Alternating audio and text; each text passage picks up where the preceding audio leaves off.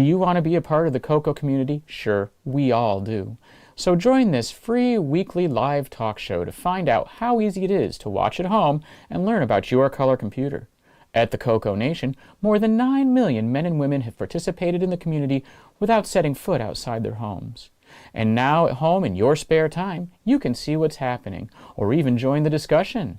Choose from any one of these segments: panel intros, project updates, acquisitions, CoCo thoughts, featured interviews and events, the Game On Challenge, news, Ron's Garage, CoCo commercials, show coverage, panel goodbyes, or you can join one of our extra shows. You can choose from the Game On Challenge Live or CoCo Tech. Join the CoCoNation right now.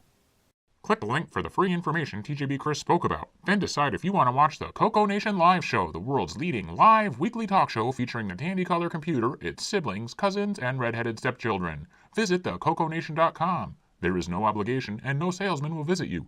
Visit thecoconation.com.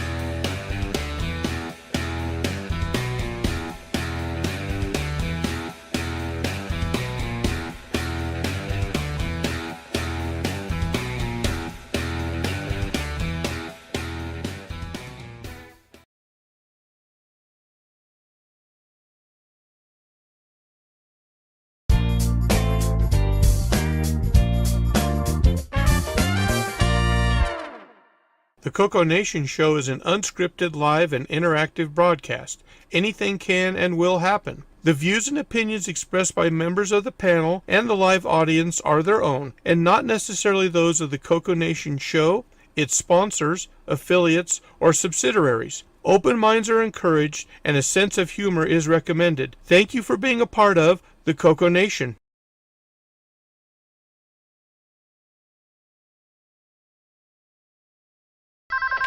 Radio Shack? Okay. What? The 80s called.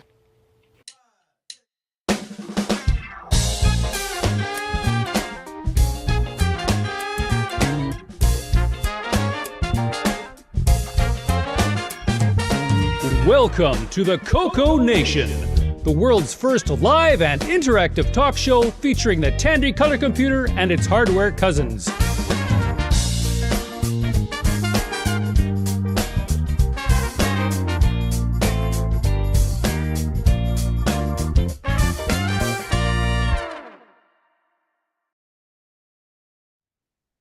Hello, everybody. Welcome to the CoCoNation Show, episode 374. Hey, I updated it. How's everybody doing? Doing well. How you doing? Oh, there we go. Great. You made it here. Oh, Hi, hi, folks. Hang on, I gotta fix my pencil here. All right. Let's see who we got on the panel today. Starting off bright and early was Bob Emery. Hello, everybody. Welcome to the show. Hi, Bob. And let's see, now he's fixing to solder Oh. Let me put my mic in front of my mouth again. Say hello again. There you go. Hello, we heard you. Okay. All right, next up we got Ron Delvaux. Hey, it's Ron Deluxe in the nation. Welcome. And Oh, our we got- shorts match, Ron. I just noticed that. I missed that. Let's see, Kevin Holloway. Hello, everybody. Hello. And yours truly, the button pusher. Next over, Rick Euland.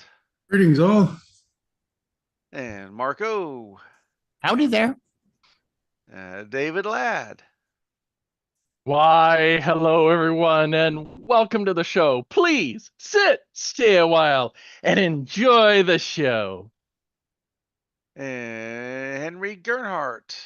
Hi, folks. Welcome to the CoCoNation. My name's Henry, and today I am going to terrorize L Curtis Boyle. Yeah.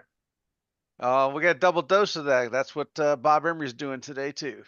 As long as neither of you are any closer to my hair than, David Ladd is, then I'm fine. Terrorization is saying, here Curtis, hold this. Let's see. Next up, we got Ken Waters. I'm in a slideshow right now, and unfortunately my coffee's not ready, so we're going to have to start the show a little bit later. Okay. And Yeah, my Brian copy's not ready Weisler. either. CoCo salutations, all. And we got Alan. Howdy, everyone. Hope you're getting ready for September. Oh, yeah, it's coming up. And last but not least, L Curtis Boyle. Made it just in time. Welcome to the show, everyone. Everyone else is late. And in the chat, we've got Wayne Campbell, David Ladd, Jim Rye, Michael Zwiffle, Exile in Paradise, Coco Living, and scroll. A meditation. Let's see, Marco, and we're caught up. Okay, let's see. Do we have any? We didn't get to do much pre-show planning. Do we have anything on the VCF West to present? I think Reports, I might have a couple pictures? pictures in the news somewhere. Okay. All right then. Now, was and anybody at the breaks. Glenside meeting, like what all was announced? I know we talked a little bit on the gaming show, but a lot of people don't watch that, so I want to make sure it gets covered here. I was hoping Grant would be here. I forgot to jump on there. I can share a few things. Okay. Let's see here. Probably the main thing was that Grant had secured the hotel for 2025. And so CoCoFest this next year will be May 2nd and 3rd. And we're making a small change where it's going to be Friday and Saturday. So normally we would set up on Friday and then have Saturday and Sunday. But so many people tend to, because they have to check out of their hotel, start packing up on Sunday, and we really only have the Saturday. So a common theme with other Vintage Festivals is doing like a Friday, Saturday. So we're going to do that. So as a vendor, you'll set up on Thursday evening, and then we'll have all day Friday and all day Saturday for CoCoFest this next year. Nice. And then tear down on Sunday. Tear down on Sunday. Yep. So big question. Now here's the more important question. Did they do a 1-year contract or a 2-year contract? Thank you. That's a good lead in for my next thing. So he went ahead and signed a contract also for 2026. And so we've secured those dates as well, which would be May 1st and 2nd. Okay. So we're going to be earlier and earlier. Well, this is actually the first penultimate CoCoFest. Yeah. Exactly. Well, it's the last one too. And the last penultimate CoCoFest, the first last penultimate CoCoFest. Yeah. We had all kinds of fun with that. Yeah. And we're staying comfortably ahead of Mother's Day, so nobody can get mad at us. Yeah. Yep. And so if you're unable to remember the dates, just remember it's the first weekend in May. So yeah. I think we'll try to keep that a consistent theme from now on, from what I understand from Grant. Yep. And then also too, we've been able to secure some of the other rooms that are around there. So like the room that we had the auction and the different presentations in. Yep. So we'll have that again. We might be able to get the room across from there, so we don't have to do the extended video, or at least as far. Items. Exactly. So that's going to be something we're going to try. So we're still a lot of work in progress. Feel free to join the Glenside meetings the second Thursday of every month if you'd like to help us plan for CoCoFest. Other than that, there really wasn't a whole lot of additional. That was probably the biggest discussion with the meeting this last Thursday. Okay. And that next leads into project updates.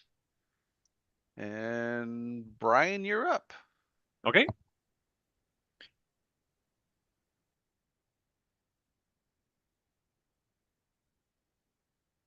And you muted yourself. There we go. I thought I unmuted. I had to cough for a second. So the first thing I wanted to show was maybe something that's kind of unique. We've all seen it before, but kind of like the like you find that rare coin that's been double stamped or something like that. Michael Pitsley sent me something. He messaged me here a while back, and he sent this to me in the mail. Let me go ahead and switch cameras here. And ooh, where'd it go? Hold on. Stand by. Oh. Your color looks better. My cameras were acting up here. Sorry. Okay, here we go. Oh, I missed Van Gogh on the chat. I missed his name. Focus. There we go. So we've seen this all before, right? The quick reference guide that comes with the Color Computer 3. And maybe all of you guys need to maybe check yours, and I'll show you why here. So he thought I might be interested in this one. So right here at first glance, nothing really unique there. And we got the startup contents. Kind of flipping here. Is this coming through okay for you guys there? Yes. Can't read it. Yeah, can't read it, but yeah. Okay. Well, I'll kind of narrate a little bit here. So we got the commands, and we start with you know how it goes, alphabetical here. We got C load here. And then this one here starts with C save M, and then we have H put right here. And here we got input, and this page here starts with list. Input. And then this page here starts with motor, and this one starts with H put. And then this one starts with input, and this one starts with list. So there's some duplicate pages? This one starts with motor, and this one starts with paint. So yeah, and I'll continue on through here a little bit, but he just happened to notice, and this is the original staples and everything. This one somehow got, this one when it got assembled, got 2 extra pages in the middle. Oh, it's just 2 extra pages stapled in the middle. Stapled in the middle. So we got the the P mode, and here's the paint again and stuff like that. So there was a misfeed. Otherwise, it's complete. Otherwise, it's complete. Yep, it just has some additional pages. So he thought maybe I might find that interesting there to add to my collection. Somewhere out there, someone is missing 2 pages in there. Right, exactly. So it's a quick reference guide. There you go. Yep.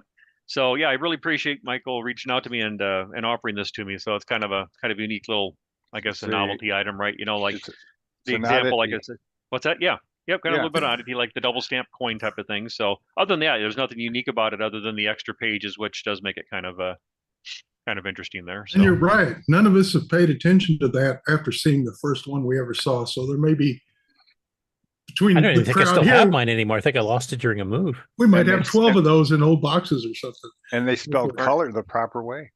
right? No. Yeah. Oh, Okay, so Someone mine. had to say it. Come on. That's the traitorous way of spelling it. Oh. It's, Hey, it's spelled the right way. That's the lazy way of spelling it. so It's the Mark, more efficient way, and it saves That's on right, you, less so it's ink. more sustainable. You got it. There you go. yeah, but then you'd go and duplicate 8 pages. What are you talking about? Mark I B is wonder check- if it was made in Canada. Is the Might be. page numbers consistent with the error? Let's find out. I guess I didn't look that closely. I was looking at the commands. So 2, 3, 4, 4, 9, 10, 11, 12, 9, Yep. 9, 11, Extra stuff. 12, 13. Yeah, 14, 15. So you know what? Maybe it's not. Let's see. Is it complete? Because I don't know if there's a 5 in here. 3, 4. Then it goes to 9. So pages 5, 6. So that's not 5, just 6, a Probably misfeed on the after the feeder. That extra actually is pages. printed wrong then. Yeah, it's either printed wrong or it's missing 5, 6. I'd have Or to see what assembled command it's wrong. missing here. So 5, 6 would also have 19 and 20. Yep, 1920. So yeah, it's actually missing pages. Yep, Okay, so you got a couple extra and they're missing it. a couple extra Yummy. misses. So it must have fallen on the floor, on the printing floor there, and they just picked it up and shuffled it into a thing there. So So are there any half games in the computer archive? I don't know. So no, yeah, it's actually missing pages and it has additional pages. So yep, there we go. It's got the right number of them anyway, right? Yeah. Yeah, I think so. Meanwhile, someone was in a holy war somewhere on the internet saying, "No, Color Basic does not support these commands." Right. Yeah. And I have proof. Right. So yeah, yeah, mine looks complete. okay. So yeah, so Yeah, that I don't was think I kinda have mine neat. anymore. So yeah, so I wonder how many other marks are out there reaching over and grabbing their quick reference guide, looking to see if they have a different one. Right. So, What kind do I have? right. Okay. Well, this next thing I want to show. Well, wait a think minute. If I have one like that, did you want to buy it? well, if it has the extra 5, 6, 7, 8 in it, maybe, yeah. So we'll see. Yeah. find its twin brother. So this next thing that I want to show, and I need to say it very quietly because I don't want to spook David Ladd. I need to Crank say the it volume up here. very quiet. Anyway. Oh, a grease weasel. Oh, yes. No, I woke him, Contain David. yourself, Sorry, guys. David. Too late, already spooked. Yep. Up and now it's not going to focus. I don't think it's liking that purple too well. That's because of the grease on there. Right? Come on, focus. Sorry, guys, it's not wanting to come in here real quick. It's like There it goes. Yep, there it goes. Okay. So I can't remember if I shared this on the show or not, but a few months back here, maybe 3 months now, I went ahead and ordered one of these. This one was off of an eBay seller. If you go out to eBay, there's a number of different vendors out there that are selling pre-assembled grease weasels. They did offer a case for it, but I'm going to actually be building an enclosure for my drives. So I'm just going to use some standoffs and just mount mine to the back of the case. But they do offer 3D printed cases, and then, like I said, there's a couple different vendors out there that do sell these here. So yeah, so I'm looking forward to doing this because as we've talked about on the show recently with some of the other things that I've shared, I want to do some archiving. Now, obviously, if the disk is good and I can just read it off a regular drive, we can create the disk image. But there may be some that need a little massaging here, and that's why I wanted to. Or copy protected. Or copy protected, yeah, something like that. That's why they call it the grease weasel, so you can massage with it. And then now, also David Ladd, you're active in the Tandy Discord like I am. There's a guy on there who's actually backporting some of the cat weasel utilities for the grease weasel now, isn't there? I was looking at that and looking at the source code, but when I was looking at some of the stuff, the help guide was talking about single density. It didn't have anything listed about double density in any of the parts that utility.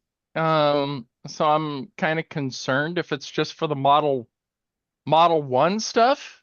But I haven't asked him yet. Yeah, I was reading his post too, and he just refers to TRS-80. He doesn't go specific and actually say like color computer or anything like that. He just keeps saying TRS-80 in his. I was reading out through the chat as well.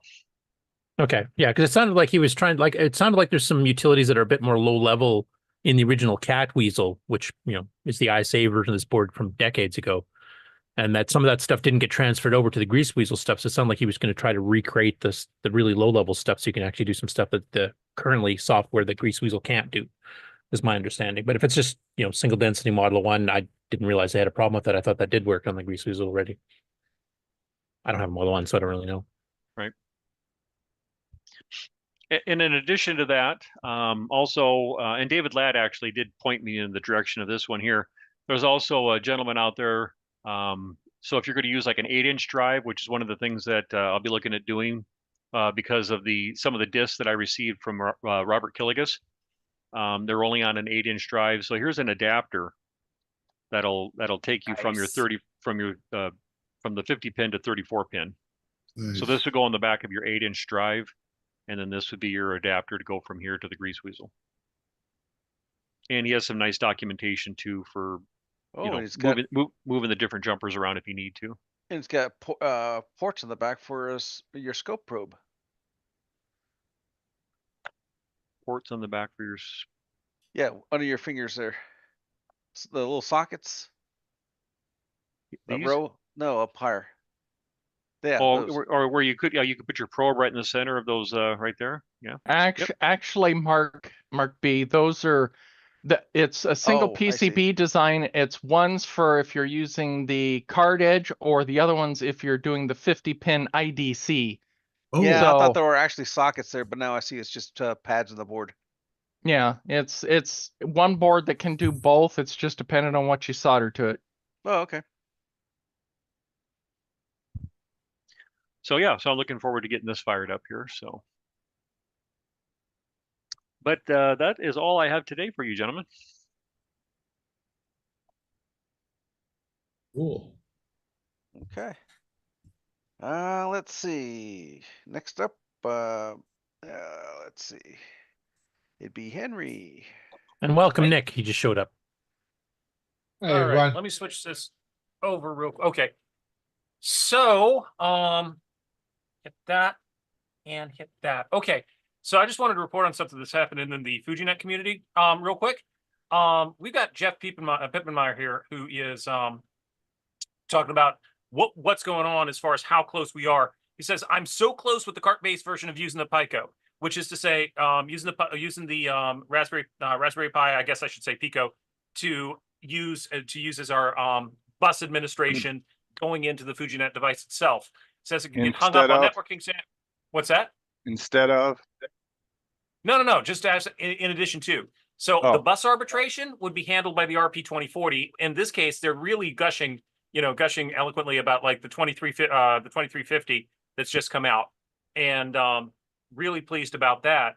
But he can't get location output on ISS, read 4 to 5 pages news before it hangs.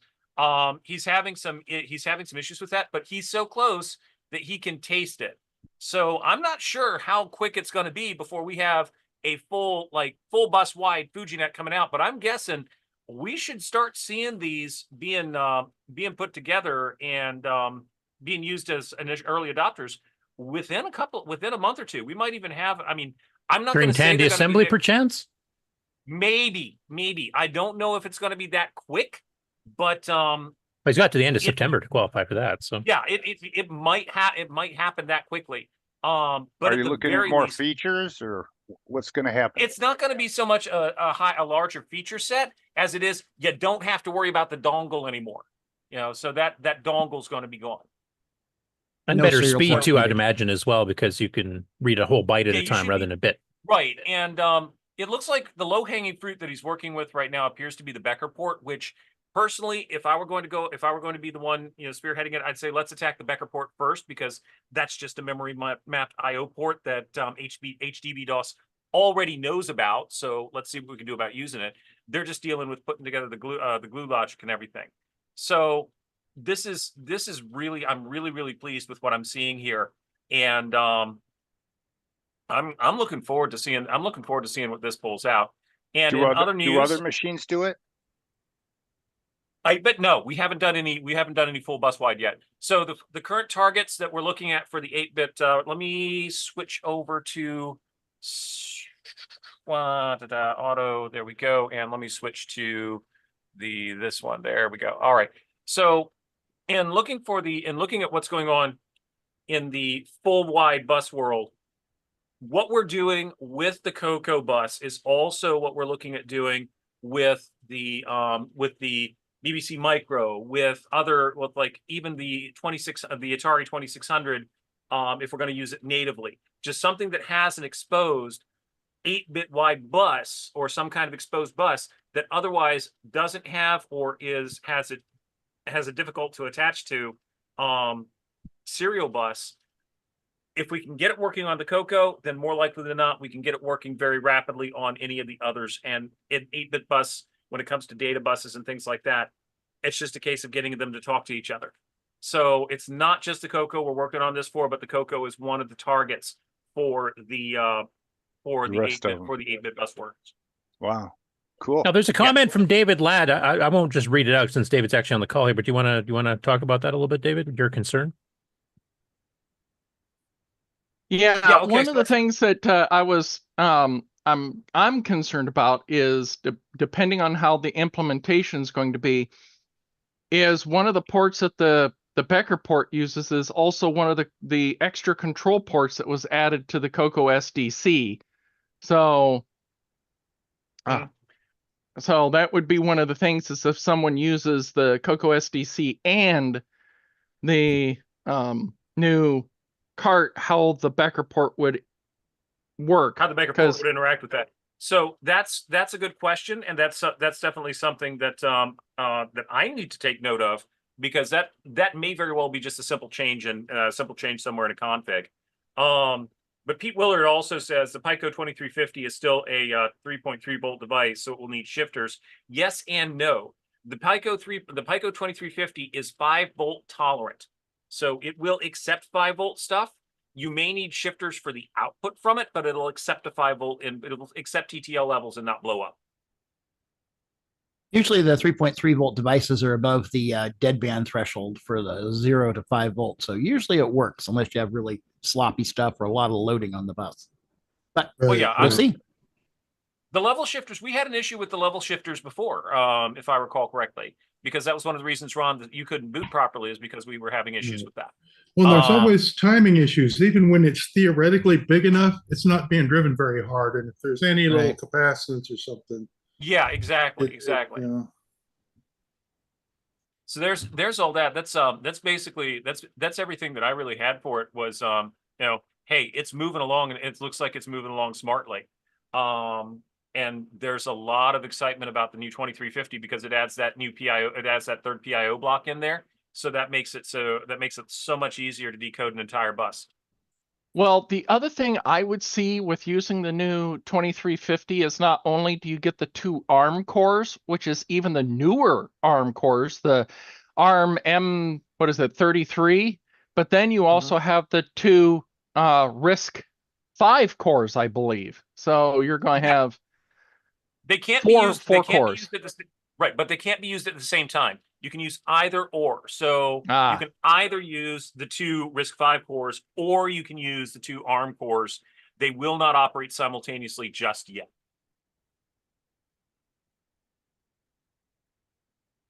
Cool. Looks like things are moving along pretty quick. Yep, absolutely. And that's what I had. So we won't need a little fan on that card, huh? I don't see why you would. I mean, unless you want to put like the fan in such a way that you're like porting it through into the machine and it blows through the machine. I mean, we could 3D print something that'll do that. Okay. If you can think of it, it can happen, huh? Next up, we have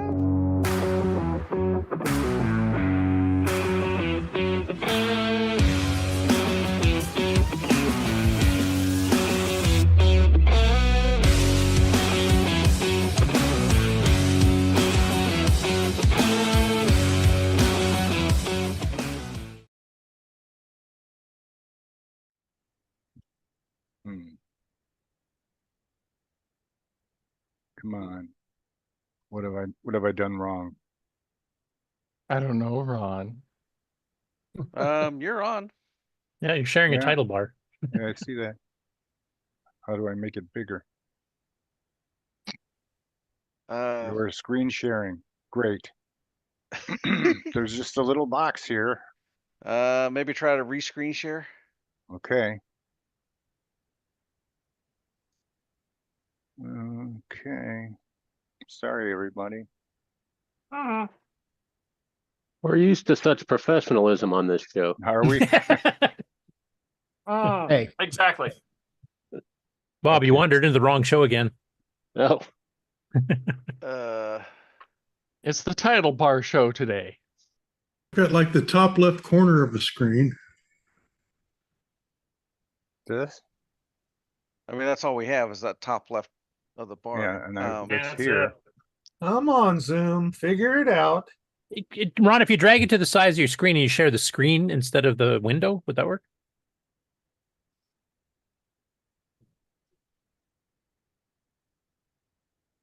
Nothing.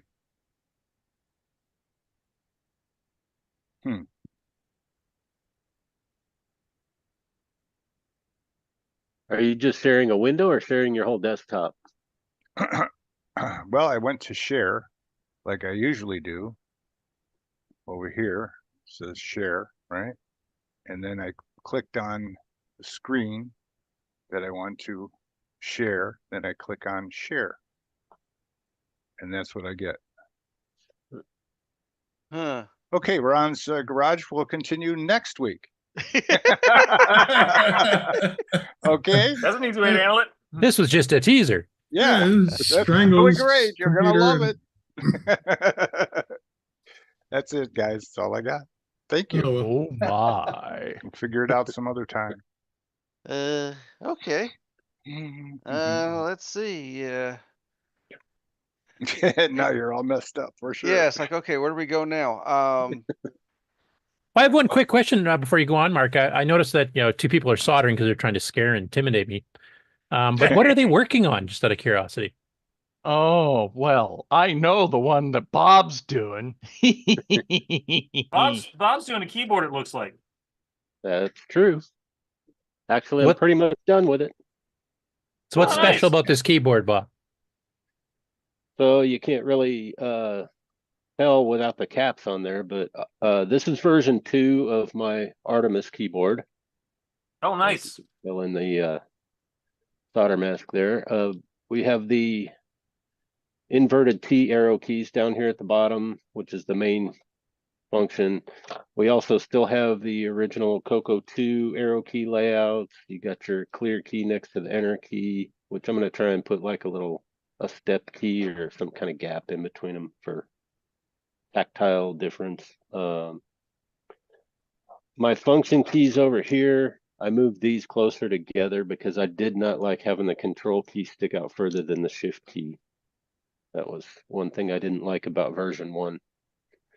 And then we don't really need a shift key, do we? Well, we have 2 shift keys still. Oh, instead of a I like the dual sets of arrows. So you want to play games, Yeah. the old CoCo 1 and 2 games, it'll work great with a separated up, down, and left, right. But if you're doing like a word processor or something, then you can use the whatever muscle memory you have. So where's your space bar? So the space bar is these 2 keys here. You just put a 6.25 keycap on there, and it just fits right down. You don't need a stabilizer or anything. It works great. Right. That fixes that rocking. Do these light up? There are 4 LEDs, but I don't have LEDs under them. All I have is the one for power, and it's an RGB LED, so it can be any color you want. Our LED resistors are on the keyboard itself, and you can just literally run power directly to this, like 5 volts, that will light this up in red, green, or blue, whatever you connect the power to. The different colors should be for what different speed you're running the machine at. Well, so that's what this is for. Well, wait till you see what Rick's got coming on his new keyboard. He's going to have the joystick pop out. Full RGB controller. Yeah. I still want the programmable lights so I can use it for like caps lock and Well, keyboard, really? mouse flags and stuff. That'll take a little additional Yes, Nitrous 9 external people. logic. Yeah, we did it on the But- TC9. It was quite handy, let me tell you. Right. Yeah, I bet.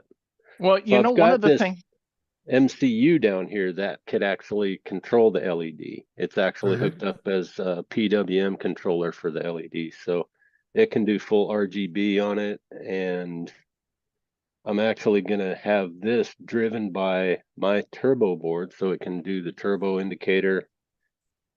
Plus, I'm thinking maybe have it do like a sleep mode when the computer's turned off, but I still have my 5-volt constant power. It'll do like one of those sleeping LED things or something. And then for those who haven't seen them yet, I got a bunch of these made.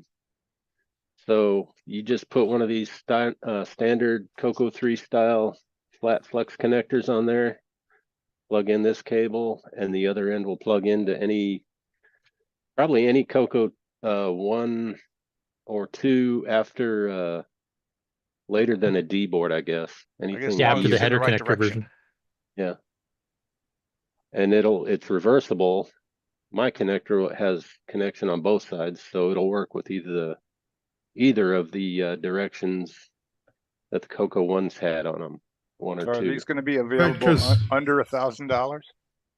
I actually sent Rick a bunch of these so he can start sending them out with his keyboards. And I do have a bunch of these. These weren't exactly cheap, but I'd probably send them out for a couple bucks a piece.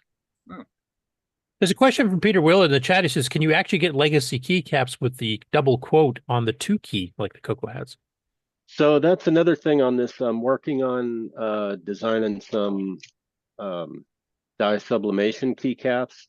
And I'm not going to do the whole keyboard, but like I'm thinking do the number keys and the arrow keys and maybe make those different colors. I'm halfway thinking about making the arrow keys yellow for some reason. And there are keycaps that exist that follow the old teletype or TTY format, which is what we want on a CoCo with the quote over the 2. Right. And I haven't found any of those. So if anyone has a link, shoot it to me. I know Ed Snyder's way of getting around it. He laser etches his, so you can just customize whatever you want. Just do whatever the heck he wants. It's kind of labor intensive. I did see I've watched a couple of videos now on YouTube about the dye sublimation, and you basically just print out a sheet of paper with your desired keycaps on it, and you heat it up with something like a flat, a hair straightener, flat iron, or a hot pad, whatever. And yeah, but you have to use the dye sub paper and you have to use the dye sub inks. Yeah, exactly. It has to be done right. You can't just, or if you're just going to half-ass it, you could always just take a Sharpie.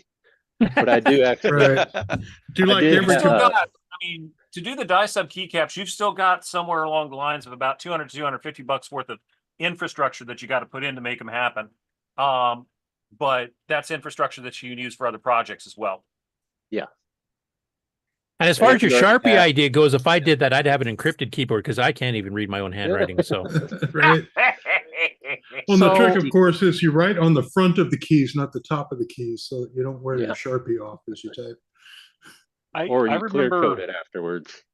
I remember seeing some keycaps one time where it was the key part that snaps onto the switch is a little smaller, and then you actually printed on a piece of paper. Yep.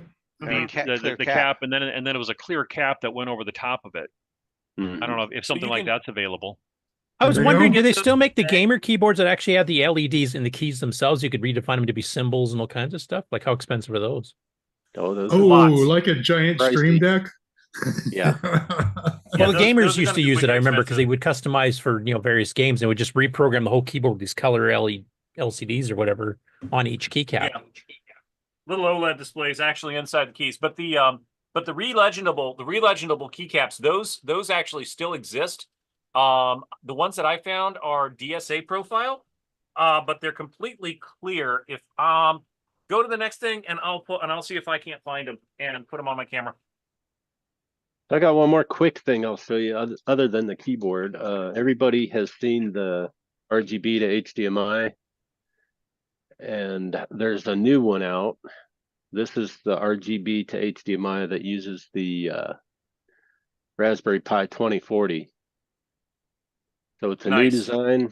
Bill Athing sent me a couple of these. One of them has the case. Unfortunately, I plugged this in and it worked the first time. And ever since then, I can't get any HDMI signal out of these again. So I don't know what's going on with that all. I did put a scope on it. There is clock signals going, so I don't know. Is there a GitHub link for that by any chance? There is. Let's see. You go to GitHub and look up Lorentek, Lorentek.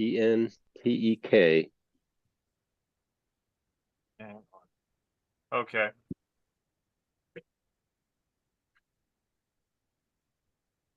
So yeah, I'll be doing a little more research on that one too, but it looked pretty neat. It was a little more wavy than the RGB to HDMI.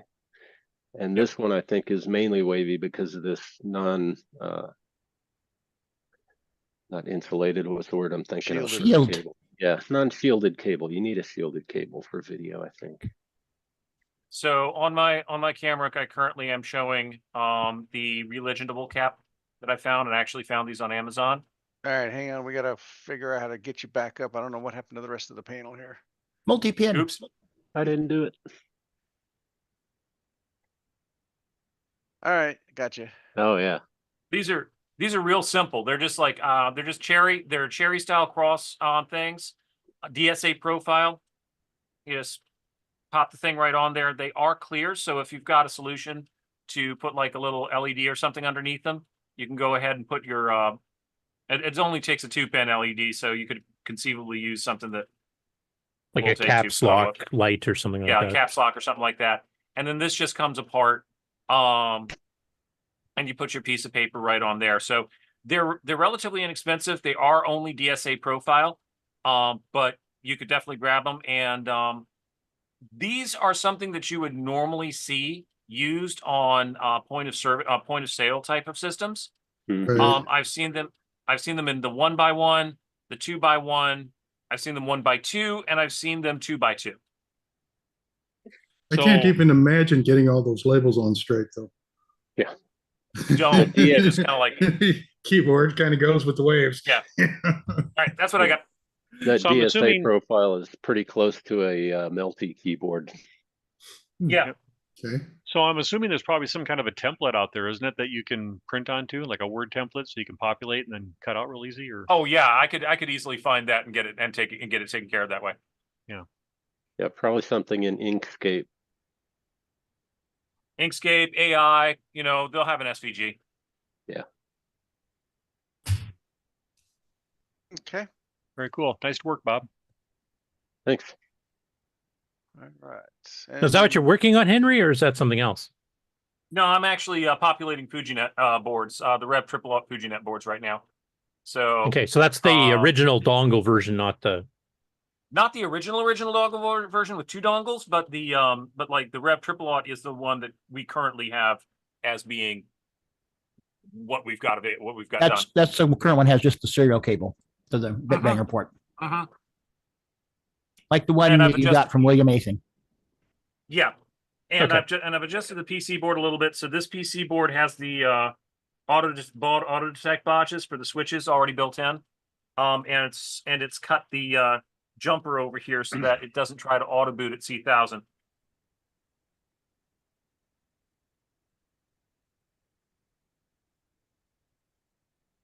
If that makes any sense whatsoever. So that disables the auto boot ROM, basically. No, it'll still auto boot HDB DOS because HDB DOS has that FD in the first two bytes at C1000 and Right. C1001. It won't start like a game. Yeah. Right. This effectively tapes pin 8, so it doesn't automatically try to start something at C1000. Ah, okay, gotcha.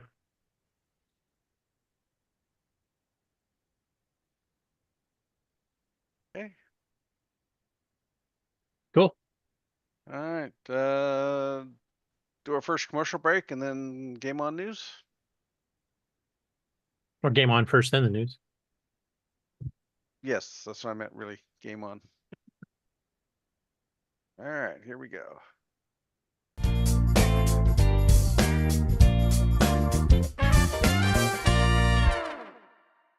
Hey, Amy. Hey, Taylor. We're watching the CoCoNation show. Yeah, we are. Woo! You should too.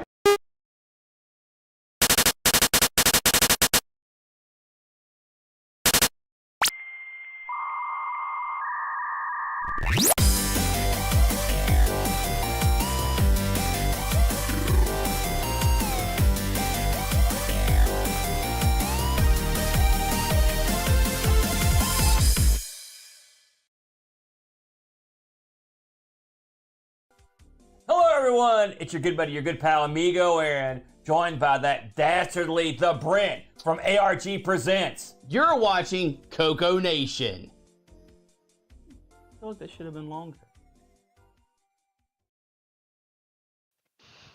The CoCoNation show would like to thank the following patrons: Alex Gayer, Brandon Dunny, Brian Walsh, Brian Weisler, Karen Anscombe, Coconut Bob, Daddy Burrito, David Ladd, Derek Smithson, Diego BF109, Don Barber, Eric Canales, Glenn Hewlett, Graham Wabke, Grant Leedy, Henry Strickland, Jason Warrens, Justin Larson, Ken Reichard, Kevin Holloway, Paul Fiscarelli, R. Allen Murphy, Retro Tech Time, Rob Inman, Rocky Hill, Steve Batson, The Break Key, TJB Chris, Tom C., Tom Gunderson, Tom S., and William A. Thing. Thank you so much, patrons. If you would like to support the CoCoNation show, please sign up at patreon.thecoconation.com.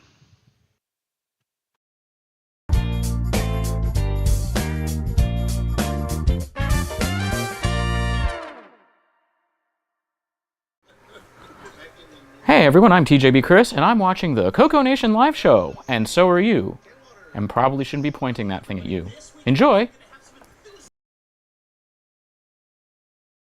Oh, like Curtis, you know you Curtis, like that. Curtis, you have to go to a safe space now. That was just coincidence that today's theme is soldering.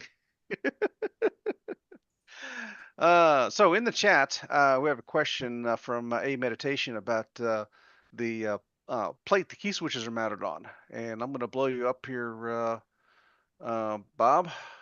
If I can find it, there it is. No, don't blow Bob up. We like Bob. Not until he's done, anyway. Yeah. Oh yes. Okay, so real you're good. highlighted there, Bob. So show how those switches are mounted. So yeah, there was a question about if this was a plate or whatnot. This is just a bare circuit board that the keys soldered directly to. So It's just black, not green. That's the solder mask, folks. Comes in different colors. I like the black because when I don't have a bezel on the keyboard, it just kind of blends in like a CoCo 3 anyway. Okay. Is your board, Bob, is it a little thicker than a regular PCB board? Give a little bit of rigidity, or is it? Yeah, when I order a keyboard PCB, I go with the thickest one that's not ridiculously expensive. I got the 1.6 millimeter, I believe. Okay. Are you going to have to add any plate to it to stiffen it? Or support? I have not had to. Theoretically, if you have the little you could put something right here on this center post if you need to. Okay, a little rubber bumper. But like the KeyFix uses that same keyboard, and there's hundreds of them out there. They're fine. Yeah. So. And this one right now, this particular memory board kind of interferes with the top of it just ever so slightly. Yeah, but your KeyFix mounts to an existing board, so you got extra structure there. Well, it's got the bezel on top, but yeah, so that's adding some rigidity. That's a flexomatic. I mean, the circuit board's holding the bezel together instead of the other way around. It's I think. Okay.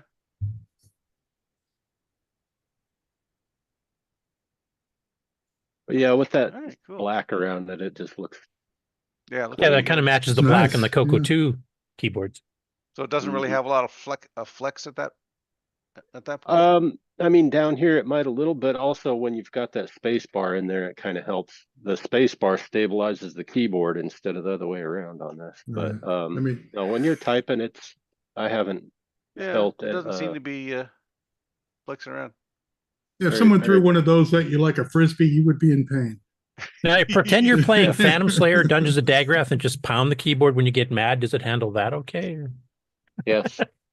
It's mechanical. It's not a fiber keyboard. You can take it. Okay. So how thick is that? David Lord asked, how thick is that keyboard? You said 1 point what? The PCB is 1.6. 1.6 millimeters. Yeah. So about the thickness of a dime and a half. Yeah, that's pretty thick circuit board. Yeah, pretty chunky. Canadian or American dime? I'll let that be an exercise for the user. There's my micrometer. Yeah. Okay. Is that a new Canadian dime or an old Canadian dime? How many times has it been put through the public toilet? Okay. So with that.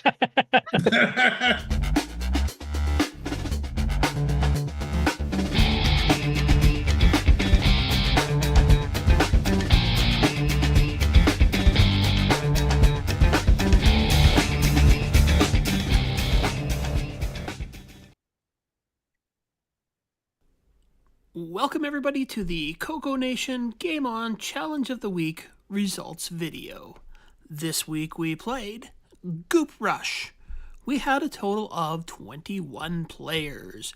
We had Exile in Paradise with 278, Ed Rhodes 807, Mark B 867, Mark O 909, David Ladd 1290, Mike 1375, L Curtis Boyle 1510, a three-way tie between Sloopy Malibu, Jason Warren's Retro Rick, all with 1608.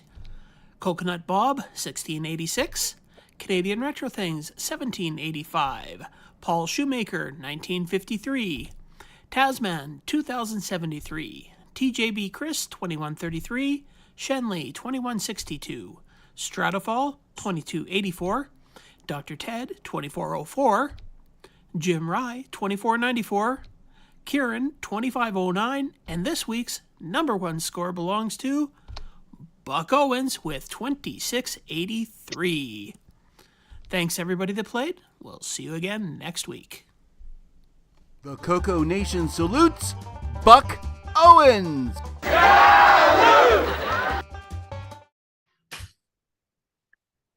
So real quick, Curtis, is this not a game that you proficient in, or you just didn't have time to really? Usually you're in the top 10. No, I only got a chance to play at the Game On Challenge on Thursday, but I'm not generally great at the Ghost Rush games. Okay. Well, you could have been like that other group of people and just posted the same picture for 3 people. I was hoping for an 8-way tie for 10th is what I was hoping for, but that didn't happen. There you go.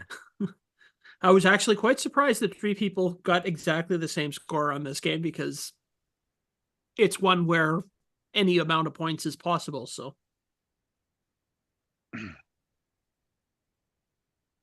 obviously no reviews for this game. I looked through every rainbow that I had and not a single one mentioned this game. Jeez, I wonder why. We thank you for your diligence. I spent, like 3.5 days going through rainbows. Well, you got to remember, we've heard from several interviewees that Rainbow had favoritism in some of their advertising and rates and stuff. So maybe that's true. Lonnie didn't like Paul that much. I don't know. I should have looked through Hot Cocoa. Maybe they would have had something. Anyways, yeah, this was just a good variation on Ghost Rush. Definitely added more to the game.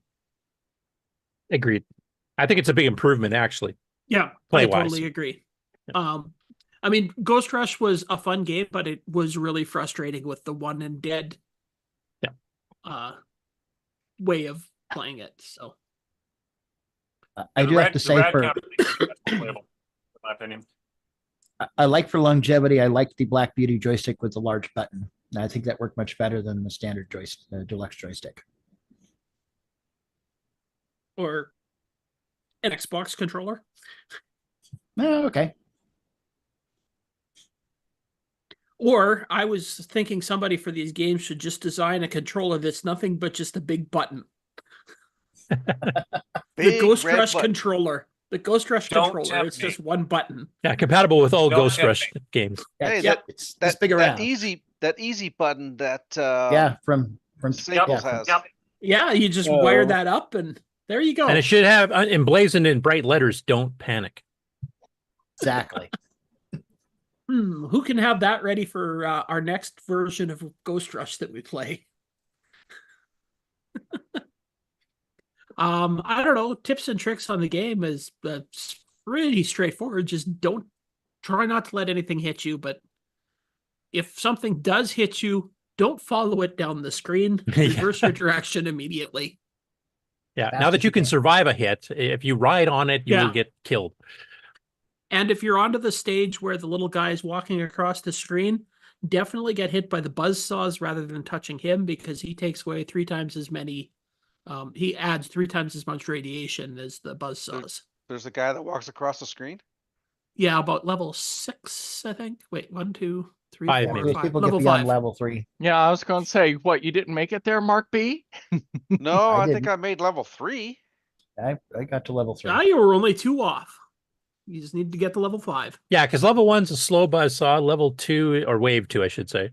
Wave 2 is the fast buzzsaw. Then you get a fast and slow on wave 3, 2 fast ones on wave 4. Then you get the guy walking across, and 2 buzzsaws on wave 5. Yeah, 2 fast ones and a slow walker, and the next level is 2 fast ones and a fast walker, and I never made it past that level. I never even made it up to that level. So,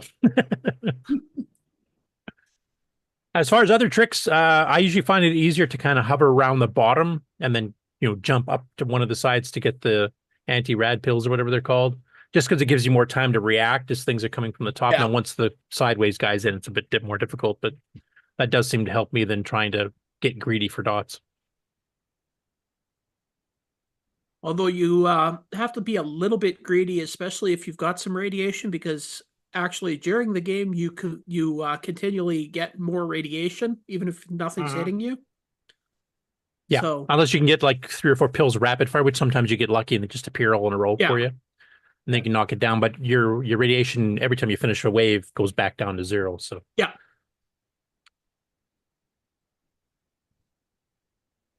As we were mentioning in the game on news later on too, Tim and AJ actually made this the feature game on Friday's show, and I don't believe either one of them submitted any scores, did they?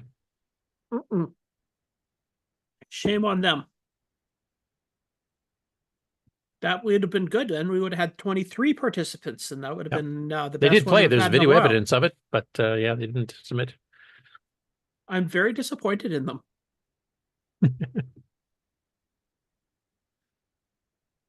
Other than that, no tips or tricks that I can think of. Definitely a fun game to just pick up and play for a few minutes. I wouldn't. This is another one I wouldn't mind seeing an MC10 version of either, because it's using a mode that the MC10 supports. I know, obviously, I think it was Simon who did the port of the original Ghost Rush. Yeah. And since this one does have different gameplay, it's not just a new skin and new music like the other variations we had, the various holiday themed ones. This one actually has different gameplay. I think this would be a good one for somebody to port. Won't be me. I don't know how to program the MC10. Don't have one to test on either. Well, come on, you can learn. No, I got enough on my plate, thanks. Just while you're having supper, read up on how to program the MC10.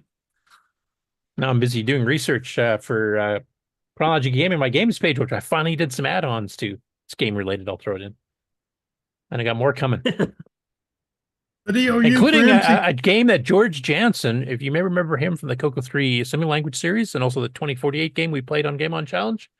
I found a game of his he wrote in 1982. Was sold by Chromaset in 1983. I sent screenshots of it just to make sure it was the same George Jansen. And he goes, yeah, that's my name. That's my address, because the title screen has the address on it. He says, I don't remember writing this at all. Excellent. We'll have to play that one. Yep. And then get George on to see what he thinks of his game. Yeah. He'll have to play it himself if he doesn't remember it. It's actually pretty fun. It looks really simple at the beginning, but we'll get into that when it becomes a Game On Challenge. Yeah, because you did tease me with that, but you never told me what the game was called, so. Well, I was hoping to get it up on the site first, and I haven't got a chance. It's going to go up Yep, this no weekend problem. sometime. So Okay, good. plus, I want to try to arrange George to be around for at least one of the Game On challenges if we can. Yeah.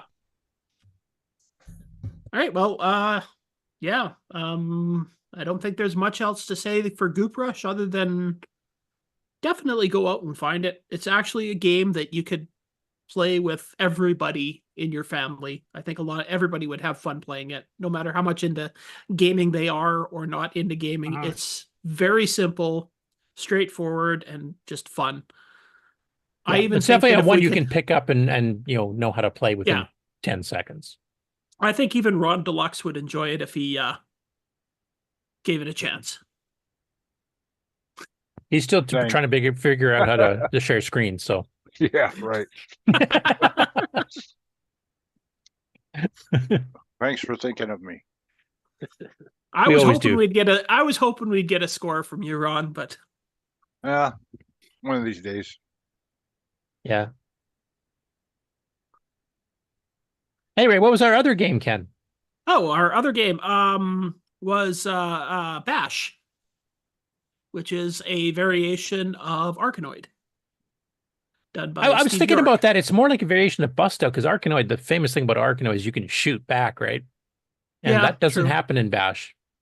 What Bash adds in is you can get multiple balls. I think I've had up to 10 or 11 on the screen at once. And you can keep going. Like it keeps up, and it gets really difficult with all those flying around. Actually, though, I got really lucky in the live one. I think I had at 1.7 balls on the screen, and I'd hit a couple of slow pellets, so they're all just moving really slow. So I could it was easy to keep them all in play. When I bought the game when it was new, we used to nickname that the Valium ball. I don't know why it doesn't have a V on it or anything, but oh, Valium. Oh yeah. Jeez.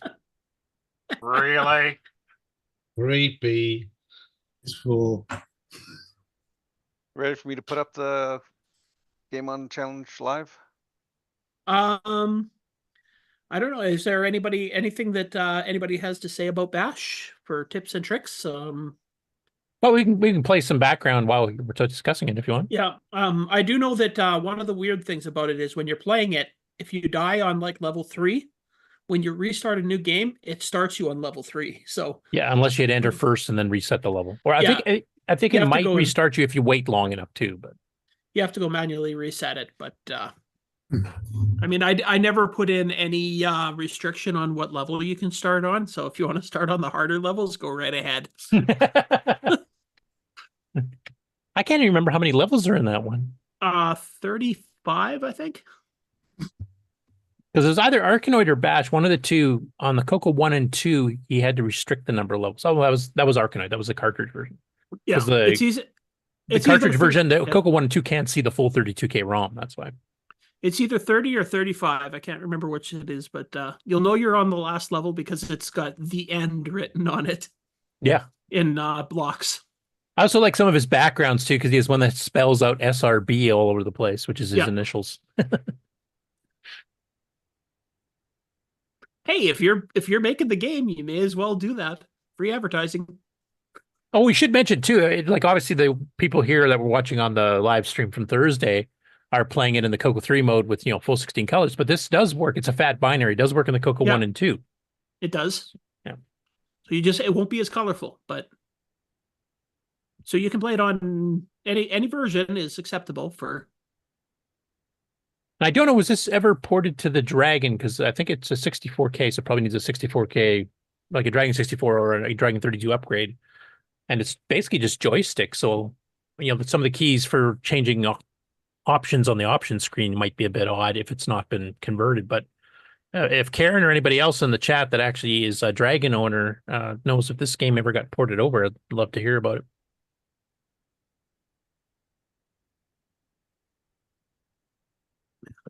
Oh, we also had different versions we found out too. Yeah. The archive version has a cracked version, and Curtis put up version 3.0 up on the game site or on the Game On Challenge channel. So it's a non-cracked version. doesn't seem to be any difference between the two, but The title screen's the only thing I've seen so far, because the Yeah. original version 1 has Monique Ellison doing the graphics. And version 3, which was released the following year in 89 instead of 88, actually has Monique Bjork because they got married. yeah. So I don't know, version 2 is when they were engaged. I have no idea how that worked. I did upload it to the archive though too, just so that he has the the secondary copy. And I bought that one straight from Steve at CoCoFest. So, and that one actually, speaking of the Cat Weasel Great Weasel, that was actually copied using a Cat Weasel years and years and years ago. But as far as gameplay goes, I don't see anything. If there's any bug fixes, maybe something was fixed. I don't know what it would be. Unfortunately, Steve's no longer around to ask. Yeah. So, yeah, play either version. I can't see a difference, so I'm going to just pretend that there is no difference. Yeah. But the title screen, that's the only thing I know of. Different copyright year and a different name in the credits. I was going to ask you guys, though, for who were playing Goop Rush on a CoCo 3 here, was there a particular palette set? Because I think Paul has 5 built in you can switch between. Was there a particular one that's a favorite? No, I always just tried to play one that nobody else was playing. Nuclear Gotta be the Dream is contrarian. most appropriate. Yeah, I would. I thought Nuclear Dream was appropriate too. So Oh, it's the and it's also the appropriate one for the actual Fallout video games, because that's what color the Pip Boys are.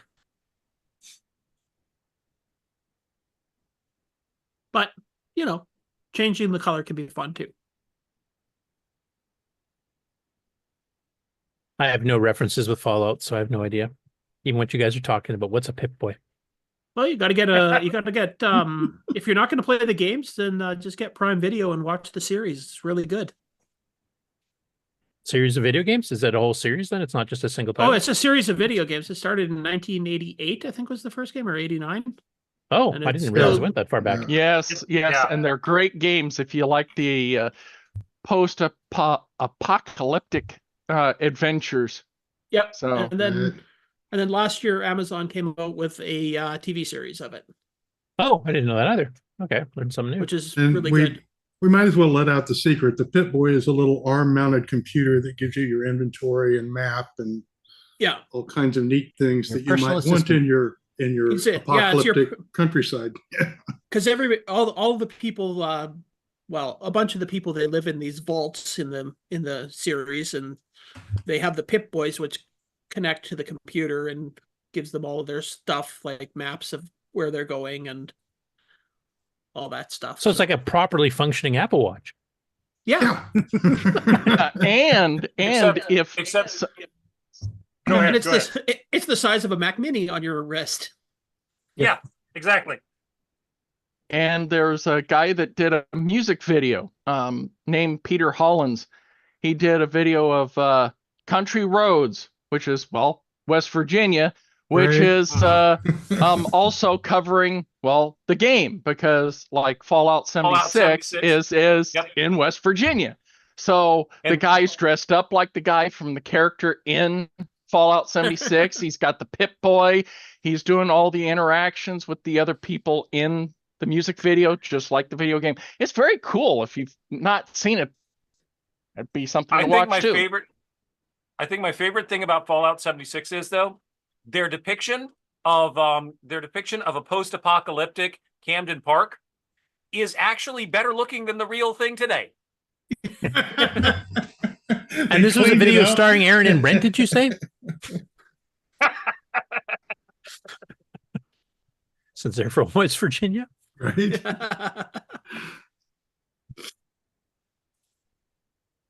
Anyways, what did we have? I think we had 5 or 6 players going at once in the live broadcast. Yeah, I remember I joined in a little bit late, but I actually did finally get to join for the first time Yeah, in so several weeks. I think we had, when you joined, we had 6. And Marco joined. Yep, sorry I was late. That's okay. You showed up. That's what counts. I'm looking at everybody else here that didn't show up. I know. I'm just so tired by the end of the day of work on Thursday because I pull the close open. And you could unwind by playing some video games. Nothing like playing a few video games. By the time it comes around to 8 o'clock, I'm just like, ew. What are you, 80?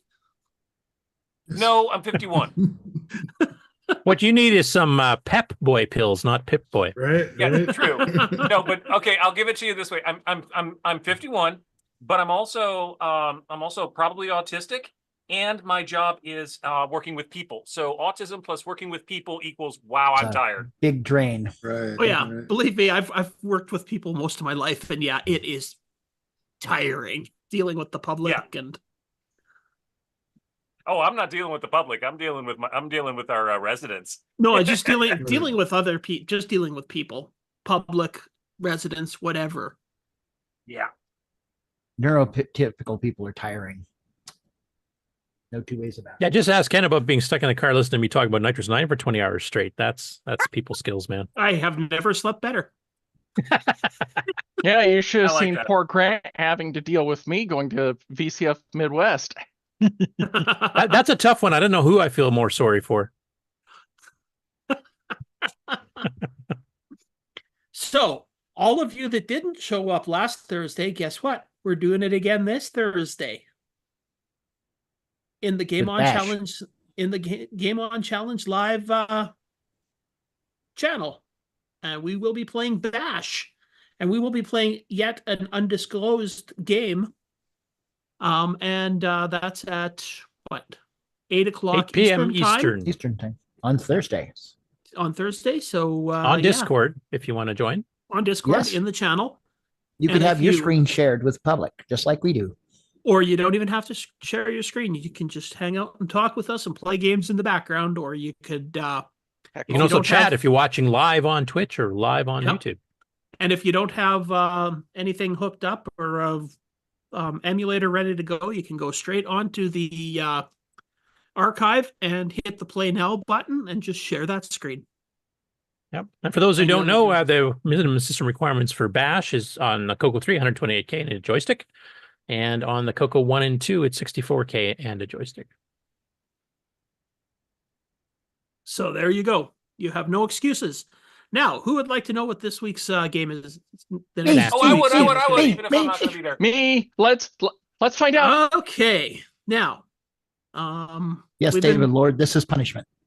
We have been talking a lot about this style of game lately, so I figured we may as well play one of these. Desert. Well, I'll give you the first word, desert, and the rest of you can figure it out. Moon Patrol meets Space Invaders?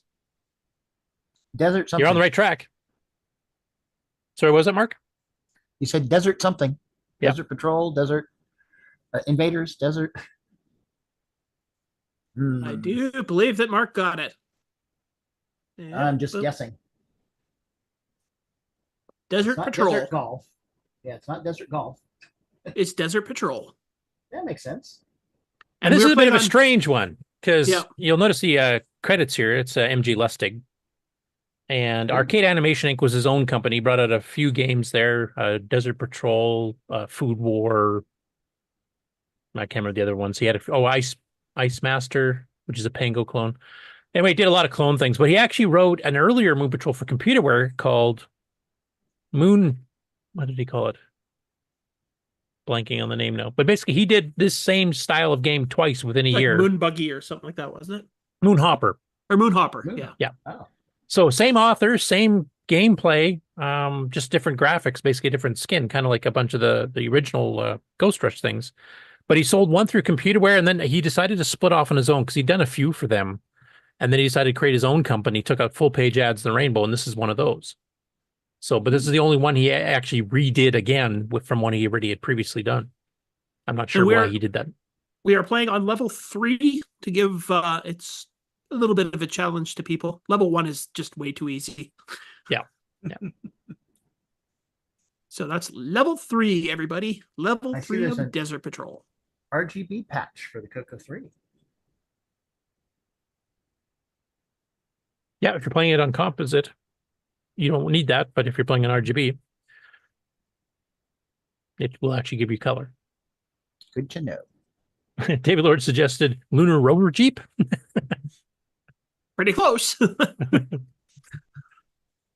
With aliens. Yeah, and can't wait until CoCo Town finishes his so we can play that. Yep. Yeah, that one looks good. Definitely. Yeah. Yeah, definitely. I thought since we've been talking a lot about CoCo Town's version lately, I thought we'll, just give a little bit of a taste here, get people really in the mood Warm for up it. teaser. Have we A covered warm-up them all teaser, now? so- Because have we covered all the moon control clones? I know there's a basic one we have not. So not that, yeah.